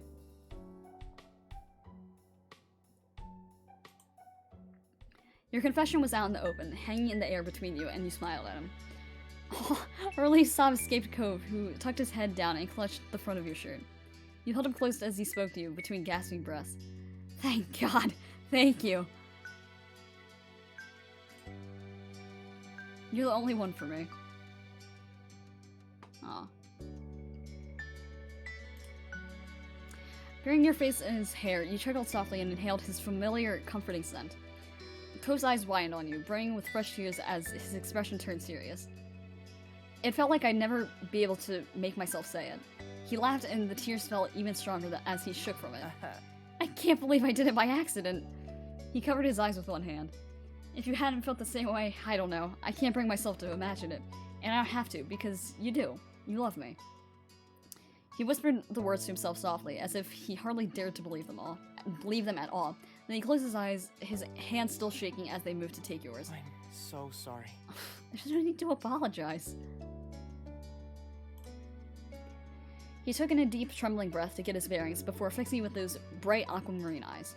Cloud, you couldn't help thinking about.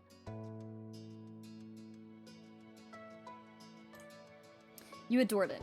Every day, every minute with Cove was something special.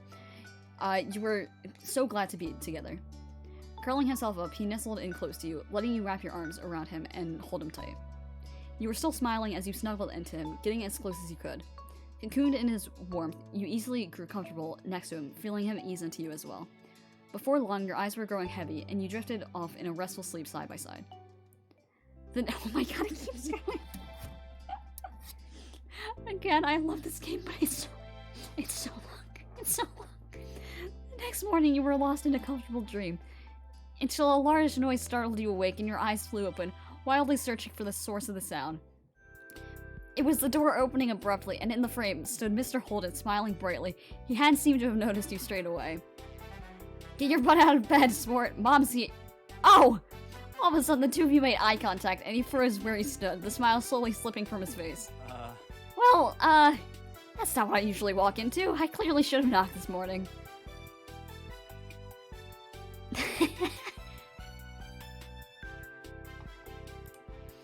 Should I pretend I didn't hear that? Cove blinked his eyes tiredly and mumbled something incoherent before turning towards the door. Before you and Mr. Holden stared at him both you and Mr. Holden stared at him for a few moments, neither knowing what to say or do. Cove, who continued looking at his dad dozily, was obviously having a hard time trying to process the situation. Then his eyes widened. Dad! Cove scrambled on the bed in an attempt to get to his feet, pushing the covers back off the both of you. Forgetting there was an overhanging ceiling above him, he shot upwards and hit his head on the wood. Ow! He flopped back down on his pillow, pressing a hand to his head and groaning loudly.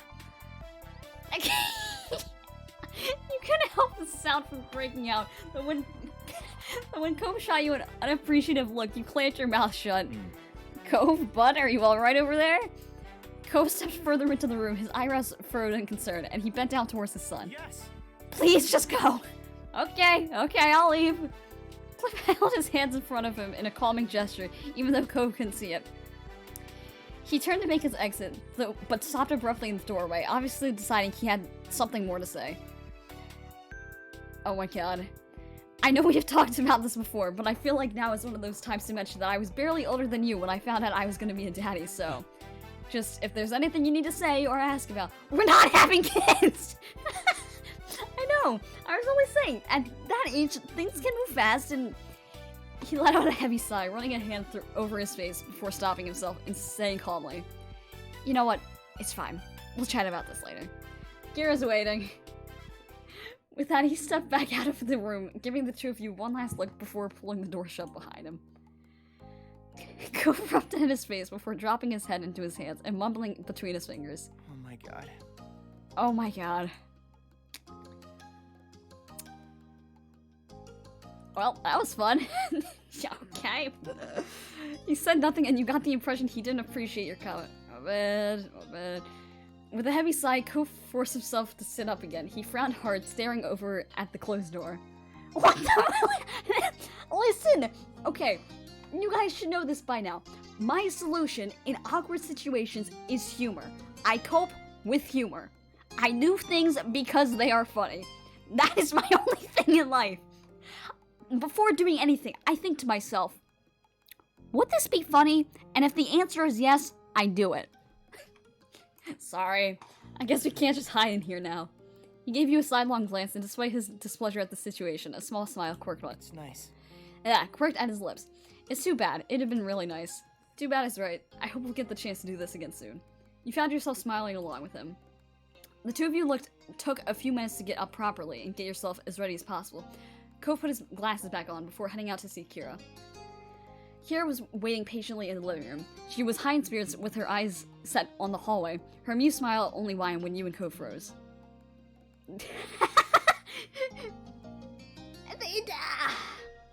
No, okay.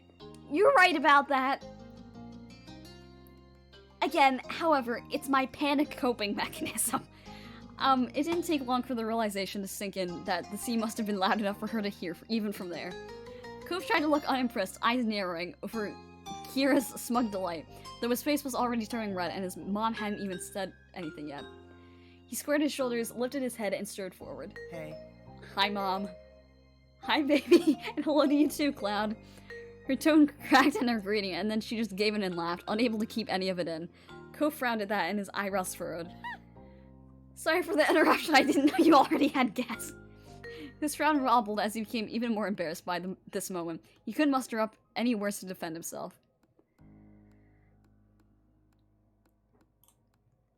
The words left your lips quietly. You were upset and embarrassed by this whole situation. Oh no, don't be. Cove was still unable to say anything. Other than his teeth biting into the inside of his cheek, he stood there frozen. Kira studied you both for a moment. It's alright. My not-so-little mister is spreading his wings. I can't complain about that. She lightly tapped the tip of his nose. That got a tiny smile out of Cove. Despite being much taller than Kira at this point, he still seemed like a little kid in front of her. You released the air you were holding in your lungs, and then Kira's gaze locked onto you. You know, we were just about to go over to see Pam and Noelle. Are you two coming? I'll go. He stretched his arms for a moment and yawned, trying to physically shake off what happened. Sounds good. Great. It was then you noticed Mr. Holland standing on the other side of the room. You figured he must have been trying to create some space for everyone during that last conversation. You could tell he felt a bit awkward, but he tried smiling reassuringly as he scratched the back of his neck. His attention went to Cove. Bud, do you want to get changed first? Cove looked down at his pajamas for a moment. He shook his head. No, we don't have to wait for that. Are you sure? It's only a trip across the street. Don't worry about it. Fair point. Cove then leaned in closer to you. He grumbled quietly. And your moms are gonna find out what happened anyway, so... Yeah. Away we go! With that aside, the four of you headed out across the street to your house. It felt strange waiting there while Mr. Holden knocked on the door. Hello. Hi there! Mom answered the door and her expression brightened even more seeing Kira there. She moved to pull Kira into a hug when her gaze fell on you. Cloud? Hi, Mom. Huh? How? When did you get out there? Why are you still in your pajamas? You see, it's a long story. Mom's eyebrow raised as she gave you a deep, examining stare. Meanwhile, you and Cove stared a slow side glance with each other. Before you could answer, more heads popped into view around the doorway. Ma, Liz, and Lee were all chuckling. To be honest, I always assumed Cove had been the one sneaking around. Her eyes sparkled with amusement, and you had to look away. You noticed Ghost's face was burning red again. It's a solid theory, Lonnie. Most likely, they've both been breaking and entering. I wouldn't put it past my baby. He takes after his parents. Mm-hmm. You're right. I can't believe my class has been getting up to all that mischief, too. Mortified, Clove looked like he wanted to disappear, while the adults chuckled and discussed what you and him may or may not have done. Fortunately, they left the conversation there. Enough of standing around out there. Come on in. Mom would decide to usher the group in and guide them to the living room. Before anyone could get settled in, Mom spoke up. How much longer is this going to go on? You're all welcome to stay for breakfast. Yes, we'd be thrilled to host you. There were eager nods from Mr. Holden and Kira, but Cove looked around the room filled with familiar faces before speaking up. Maybe, instead of staying here, why don't we go to the beach? A scenic picnic, huh? Mr. Holden crossed his arms and contemplated that idea happily. Excited, Kira clapped her hands together. Yeah. Oh, we could really make a day out of it. Might as well enjoy the ocean while we can. That sounds lovely, Cove. Everyone else put their own agreement with Cove's suggestion. Before long, both families dispersed, getting everything ready. Sandwiches had to be made, water, sunscreen, towels, and more needed to be gathered and packed. Plus, you and Cove both took some time to get dressed for the day. An hour later, both your family and Cove's were walking down the old path to the beach. The morning was already turning into a bright and beautiful day. You honestly couldn't ask for better weather for a beach trip. The moment you laid your eyes on the full view of the ocean, you stopped and stood there mesmerized. It didn't matter that you grew up there. The sight always filled you with wonder. Hey, Cloud? So? I was thinking about calling Terry and Miranda, see if they can come too. Everyone else is pretty much already here, so would your family mind? That'd be cool. I'll ask them. You were already so excited at the prospect of seeing your friends today that you immediately darted away in the direction your moms went. Behind you, you could hear the familiar sound of Cove laughing. I have a question. Would it be alright if Terry and Miranda came by? I don't see why not. Ma looked at Mom to see what she thought, and she nodded in agreement. Mom then shot a glance over at Mr. Holden and Kira, knowing that they likely heard everything. You alright with that? Cliff, Kira, what do you think? The more the merrier. Okay. Of course, they're welcome with me. Thanks. It might be 5. Yeah. Delighted, you nodded and turned on your heels. Cove was still several feet away and talking to Leah and Liz, likely about the same topic. With a beaming smile, you gave him a thumbs up, and the two of them must have also approved as Cove quickly got his phone out and started making the calls. At that, you turned your attention to helping with the picnic setup. Unexpectedly, your phone started vibrating. You dug it out, curious to see the caller ID. Feeling your heart jump with excitement, you answered the video call request. It was Derek. Hey, it's been a while. Seriously, but what's up? The voice that came through was much deeper than it had been when you first met, but it still had the exact same amount of enthusiasm of a kid. Have you been enjoying these summer crazy days? Crazy summer days. It's been memorable, yeah. Sounds interesting. You'll have to catch me up on that. What about you? How's your summer been? You're beyond curious to know what Derek had been up to since the last time you spoke. He chuckled, noticing your invested tone. Honestly, I've just been slayed with stuff lately. College applications and scholarship inquiries. What else is new? Fuck it. Yeah. I'm gonna need it, and I kinda doubt that. He chuckled, you could hear the small smile in his mouth. Yep. You worked really hard. Well, sure, thanks. His cheerful tone. What about your family? Are your brothers still being good? My brothers are little punks, but I guess they're doing alright. You both laughed at that. It was easy to imagine the grin on his face. Mom and Dad are fine. That's great. My moms are too. Turning your attention back to your surroundings, you smiled warmly at your family buzzing around. Towels were laid out and chairs and umbrellas were being set up.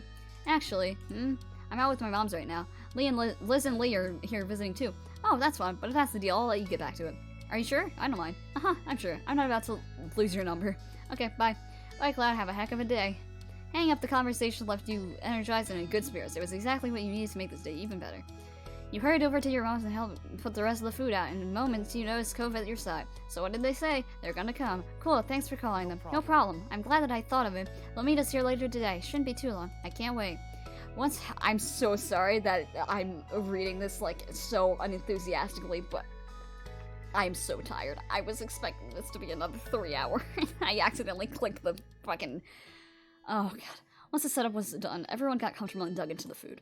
You couldn't remember the last time breakfast tasted this good, but you attributed it to the gorgeous ocean view and soothing sea breeze.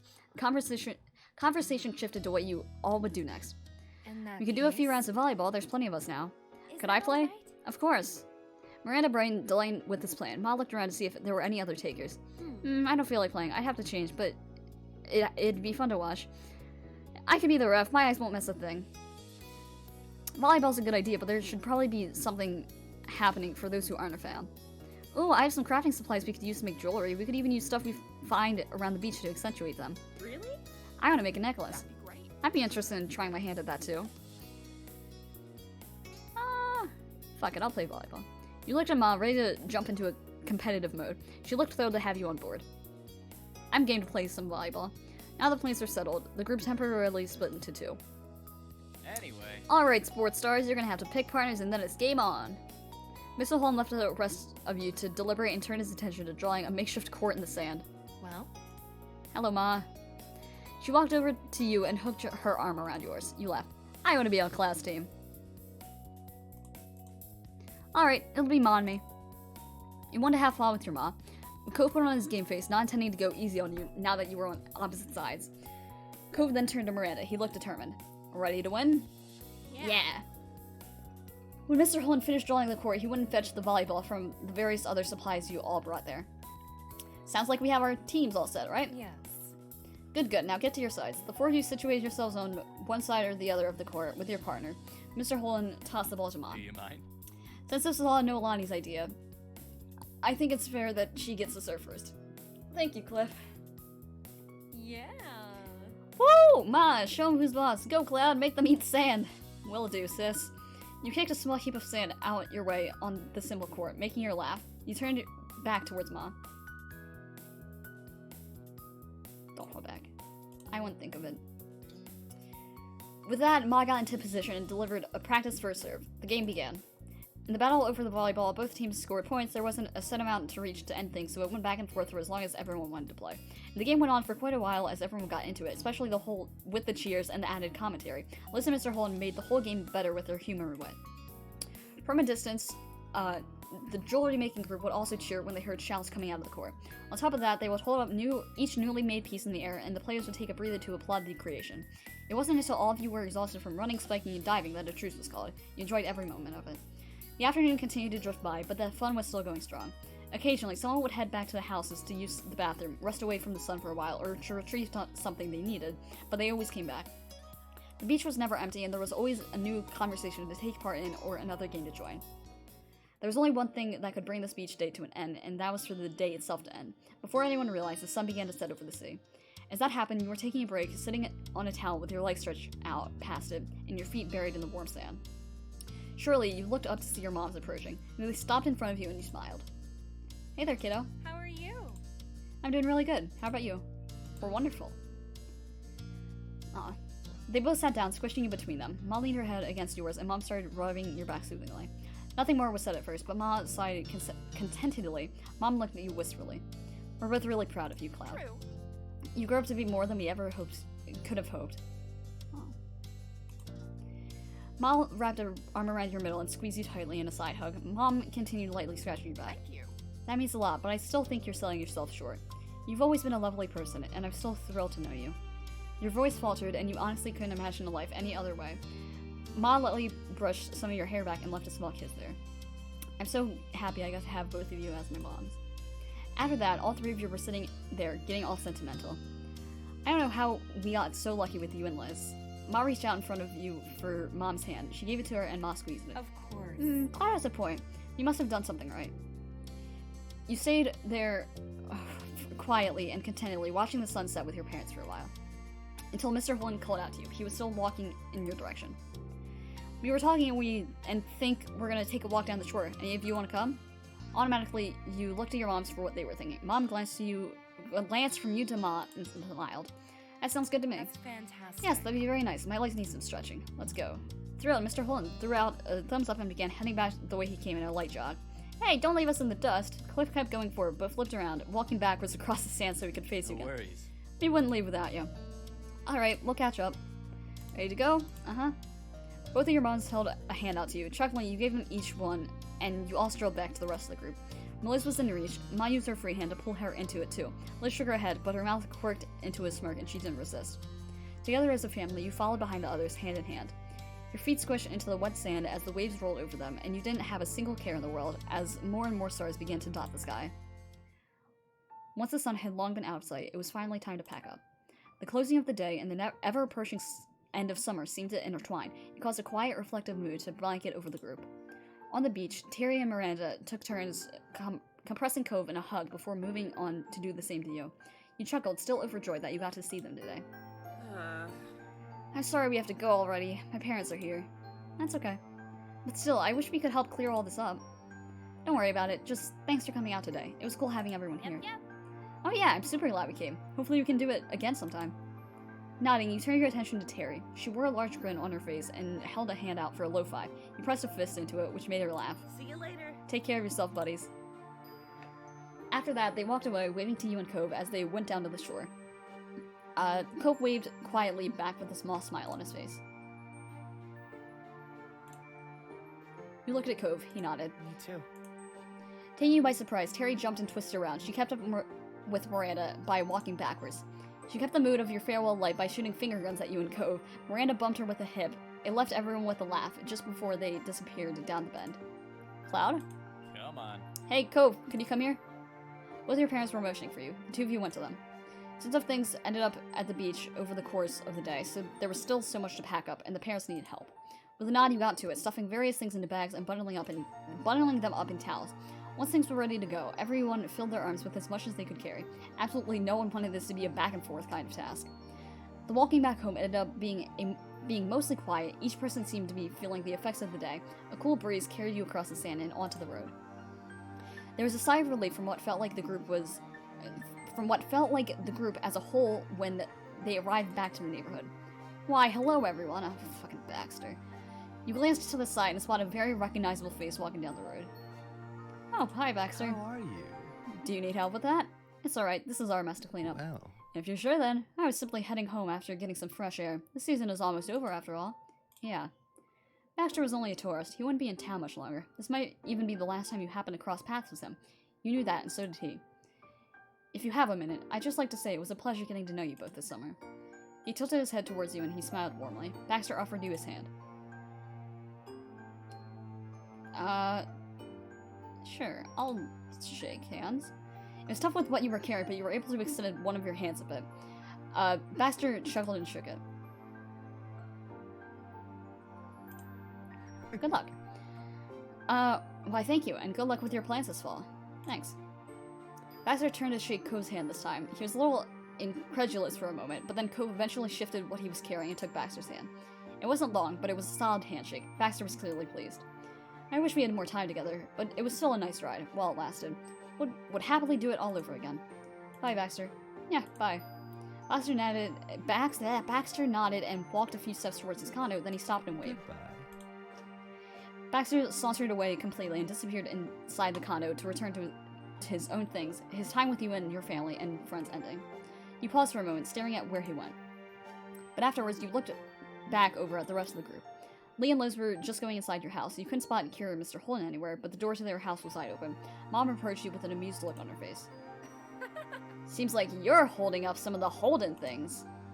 Surprised, you glanced down to take quick inventory of what you were holding. Mom was right, some of it belonged to the neighbors. Would you mind dropping it off now? Can do, it's not a problem. Thank you very much. Cove took a few steps towards his house and stopped, waiting for you. Good night, Cove. I'll see you inside, Cloud. Night. You caught up to Cove, and together you went over to his house. Walking in the front door, you saw Kira and Mr. Holland busily unpacking things. Unpacking already. Things were scattered on counters, and they were moving across each other, putting the items away. They both lifted their heads when Cove closed the front door. Hey. It's nice seeing you again already, Cloud. Her teasing tone brought a light smile to your face. You hefted the stuff in your arms a little closer. I ended up with things of yours from the beach. Oh, thanks for getting that to us. You can put it, here on that coffee table. Mr. Holland pointed out the surface he was referring to, and you immediately left what didn't belong to your family there. Cove put his own things down on the floor, just at his feet, waiting through everything strewn about to reach his parents. Putting your family's stuff on the ground for a moment, you dusted your hands off and straightened up. You needed a second of rest and a minute to resituate it all. You went over to where the others were too. Kira opened her arms wide, wanting to hug you. Yeah. Happily, you went to her. She held on tightly. Over the years, you were able to form a good rapport with her, and you were grateful for that. You could feel in her hug how much Kira had grown to care about you. It brought an affectionate smile to your face. Thank you so much for hanging out with me today. It was a blast. It's no problem. I had fun too. Kira eventually released you, but patted to the tops of your shoulders is a final gesture. Every time I've gotten to come by, it's been an absolute joy. Things really couldn't have worked out better. Mr. Holland took a step closer. Kira moved aside to let him say goodbye too. He grinned. Thanks for always being such a friendly neighbor. And not just right now, but for as long as I've known you. I didn't always make it easy, but you and your family are good people. I really, truly appreciate it. Thanks very much. Thanks again, Cloud, so much. At that, Mr. Holland reached over and gave you a soft pat on the top of your head. Taking him by surprise, you lashed your arms around Mr. Holden. He let out a small squeak and went rigid. After a moment, he relaxed and began to lightly pat your back before shifting into a full hug. You held on firmly. Thank you for being a good neighbor. As you let go, he sniffled, but when he met your gaze once more, his mouth pulled into a wide, happy grin. Mr. Holden was staring at you, but his gaze seemed far away. Maybe he was looking back at who he used to be, the 8-year-old he had asked to be his son's new friend. See you. Bye, Cloud. You smiled softly. Mad Gav, you were right. It's gonna be 5 hours. And this always happens. This always fucking happens. Then Kove took a step forward. He gestured to his piles of things he had carried into the house. Don't worry about it. Don't worry about all that. I'll put stuff away in a few minutes. Right, I need to go do the same with my family. I figured. Kove walked you to the door and held it open. Taking one last check around to make sure you had all your things to bring home, you went into the road. He leaned his body against the doorframe, not following you out. So, this is it, huh? Actually, that's not what I meant. His expression twisted, and he shook his head a bit, like he was trying to banish the pensive thoughts. Bye. I'll just say bye. Bye. See you soon. Your mouth pulled into a soft smile, and you weren't sure who you were trying to reassure more. Kove reached forward and gently cupped your face with one hand. His thumb trailed across your cheek for several heartbeats. Mesmerized by his blue eyes, you stepped forward, delayed to a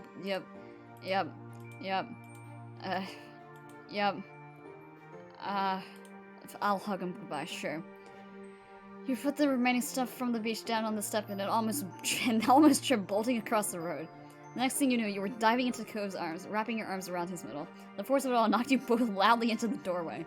When neither of you cared, you both held each other tightly, and you could feel Kove resting his cheek on the top of your head. Night. You smelled like salt water and sunscreen and like home. It was a while until either of you thought to separate. Slowly, you made the trek home and collected what you left on the step into your arms again. Things couldn't be dragged out any longer. After one more shared smile, you opened the door and went inside, shutting it behind you. A few steps in, you saw your family gathered in the living room. They were still busy unpacking and cleaning. You added the things you brought to the pile on the kitchen counter.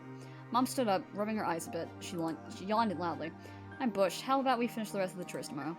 Yes, honestly, it's too late for this. Please and thank you. Mom put her hands on her hips and turned to assess the room. Mom was not one who liked to leave a mess about, but she said, Alright.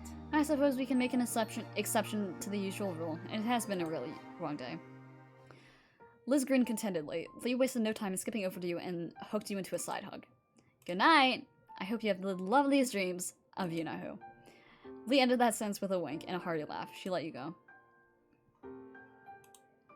You pulled her close and into a bear hug. Lee giggled until you released her. I hope you sleep well too. Oh, I totally will. The moment my head hits the pillow, I'll be out. Here's to us, Cloud. Tonight, tomorrow, and forever.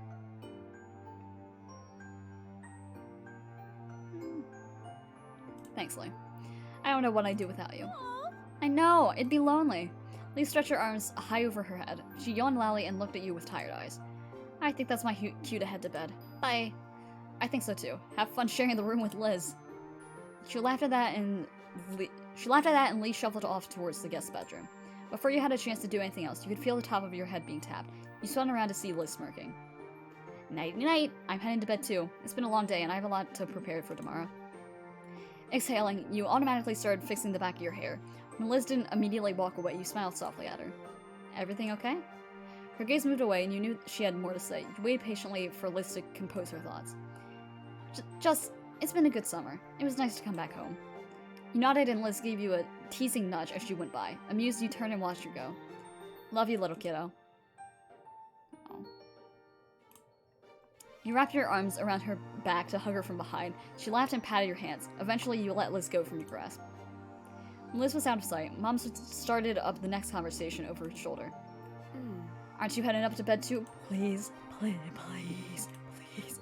Desperately, you needed some time to decompress and clear your mind. You worried if you went off to bed now that you would end up staring at the ceiling all night. Okay. Ma came over too, smiling understandingly. She pulled you into a big hug. Alright, do what you need to. I love you. When you were done hugging, Mom pulled you into another hug. Their actions, basically handing you off to one another, had you laughing jovially. I love you. I love you so much. Me too. They both couldn't resist taking turns hugging you again. You're so much. Good night, kiddo. Sleep tight. Good night, sweet. Night.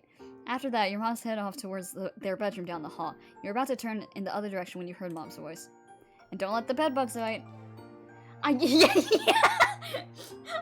Oh my, again, I love this game dearly. It's very sweet, and I enjoy it. But also, I'm hungry and I want to go get food. Time had passed. Your feet brought you right in front of the large window spanning the length of the back wall. You stared into the hills behind your house. As Cove.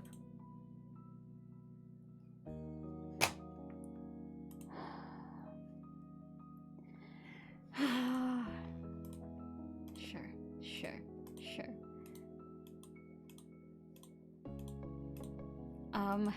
Yep. Cloud, that's me.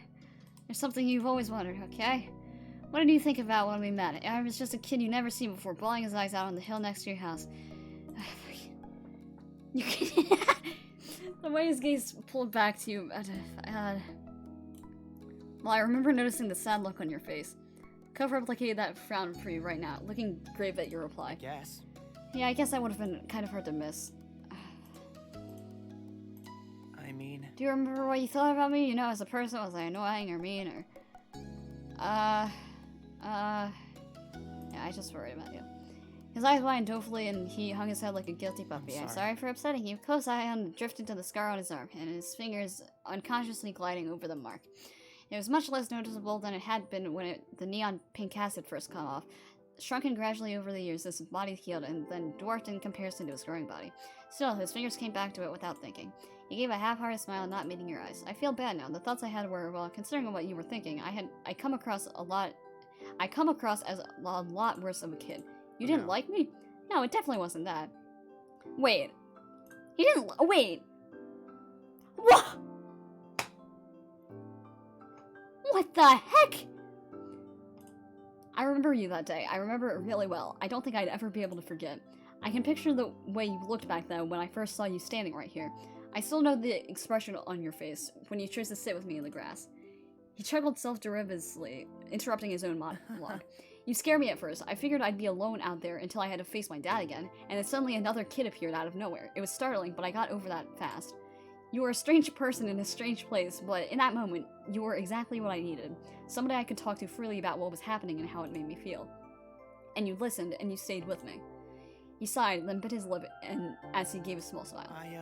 I was a little bit spoiled growing up. Yeah. Cove nodded, not resisting your words. What I'm trying to say is, when I was younger, I viewed myself basically as the center of the universe. I didn't even imagine it wasn't like that. I mean... Like, you weren't just anyone, some other kid who happened to live in that neighborhood with your own whole life that wasn't connected to Cove Holden. No, to me, you were there so you could find me when I was lost. Though it turns out you were there for that. You were trying to find me because something had sent you specifically to do that. I just didn't expect it to be my dad. I guess he knew more about what I needed than I thought. That's...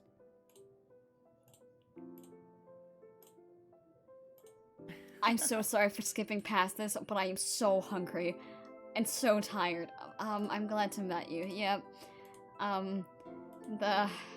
It's okay. Yep. Okay, and he's crying again. I always make him cry. Okay. Yep. There we I go. love you. Hug. There we go. You gotta thank you. He's grateful. Oh, fucking. Oh, Jesus Christ. So many options. Wait, what was the thing? Yeah, I'll message her. Okay. Look, okay, and we're laying in the grass.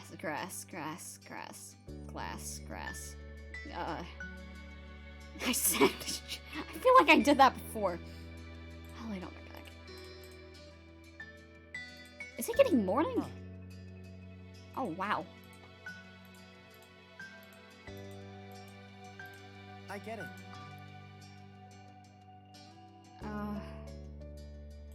Does it really have to end? Comfortable.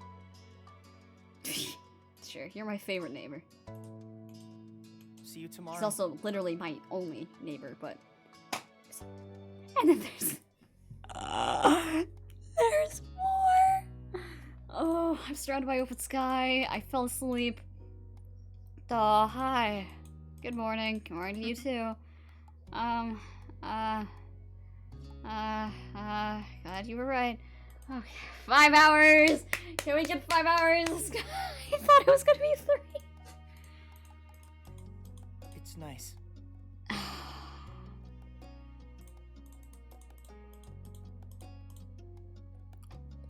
It just keeps going. Okay. You're amazing. Sure. What? Whoa! Put the dogs away! Come on. Hey, yo! Oh my god, finally. Developed by GB Patch Games. Oh, that was like it. Okay. Okay. Chat.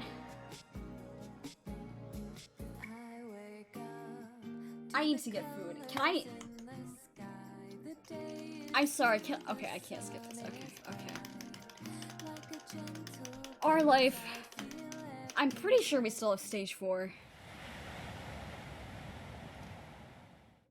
Yeah. Okay. Here. Well, we'll do this. Let's get it. I will. I quite literally have to finish this first, though. Ooh, we'll do the pink.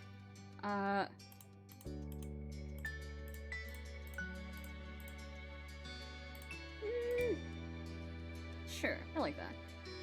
Okay, change page.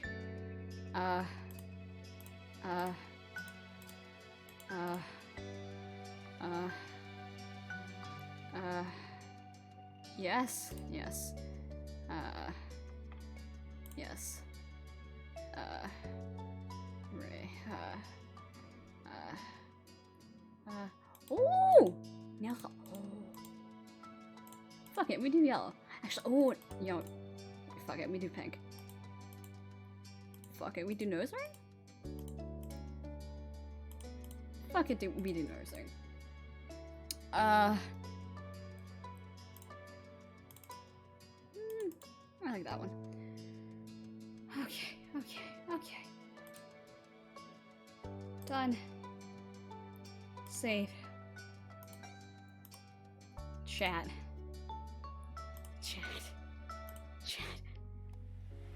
I am going to go get food. Thank you for watching. I appreciate it. I really do. I am so sorry, but I'm too tired to have other thoughts. I will see you the 29th. I'll play the stage 4 on the 29th. Thanks for the meow.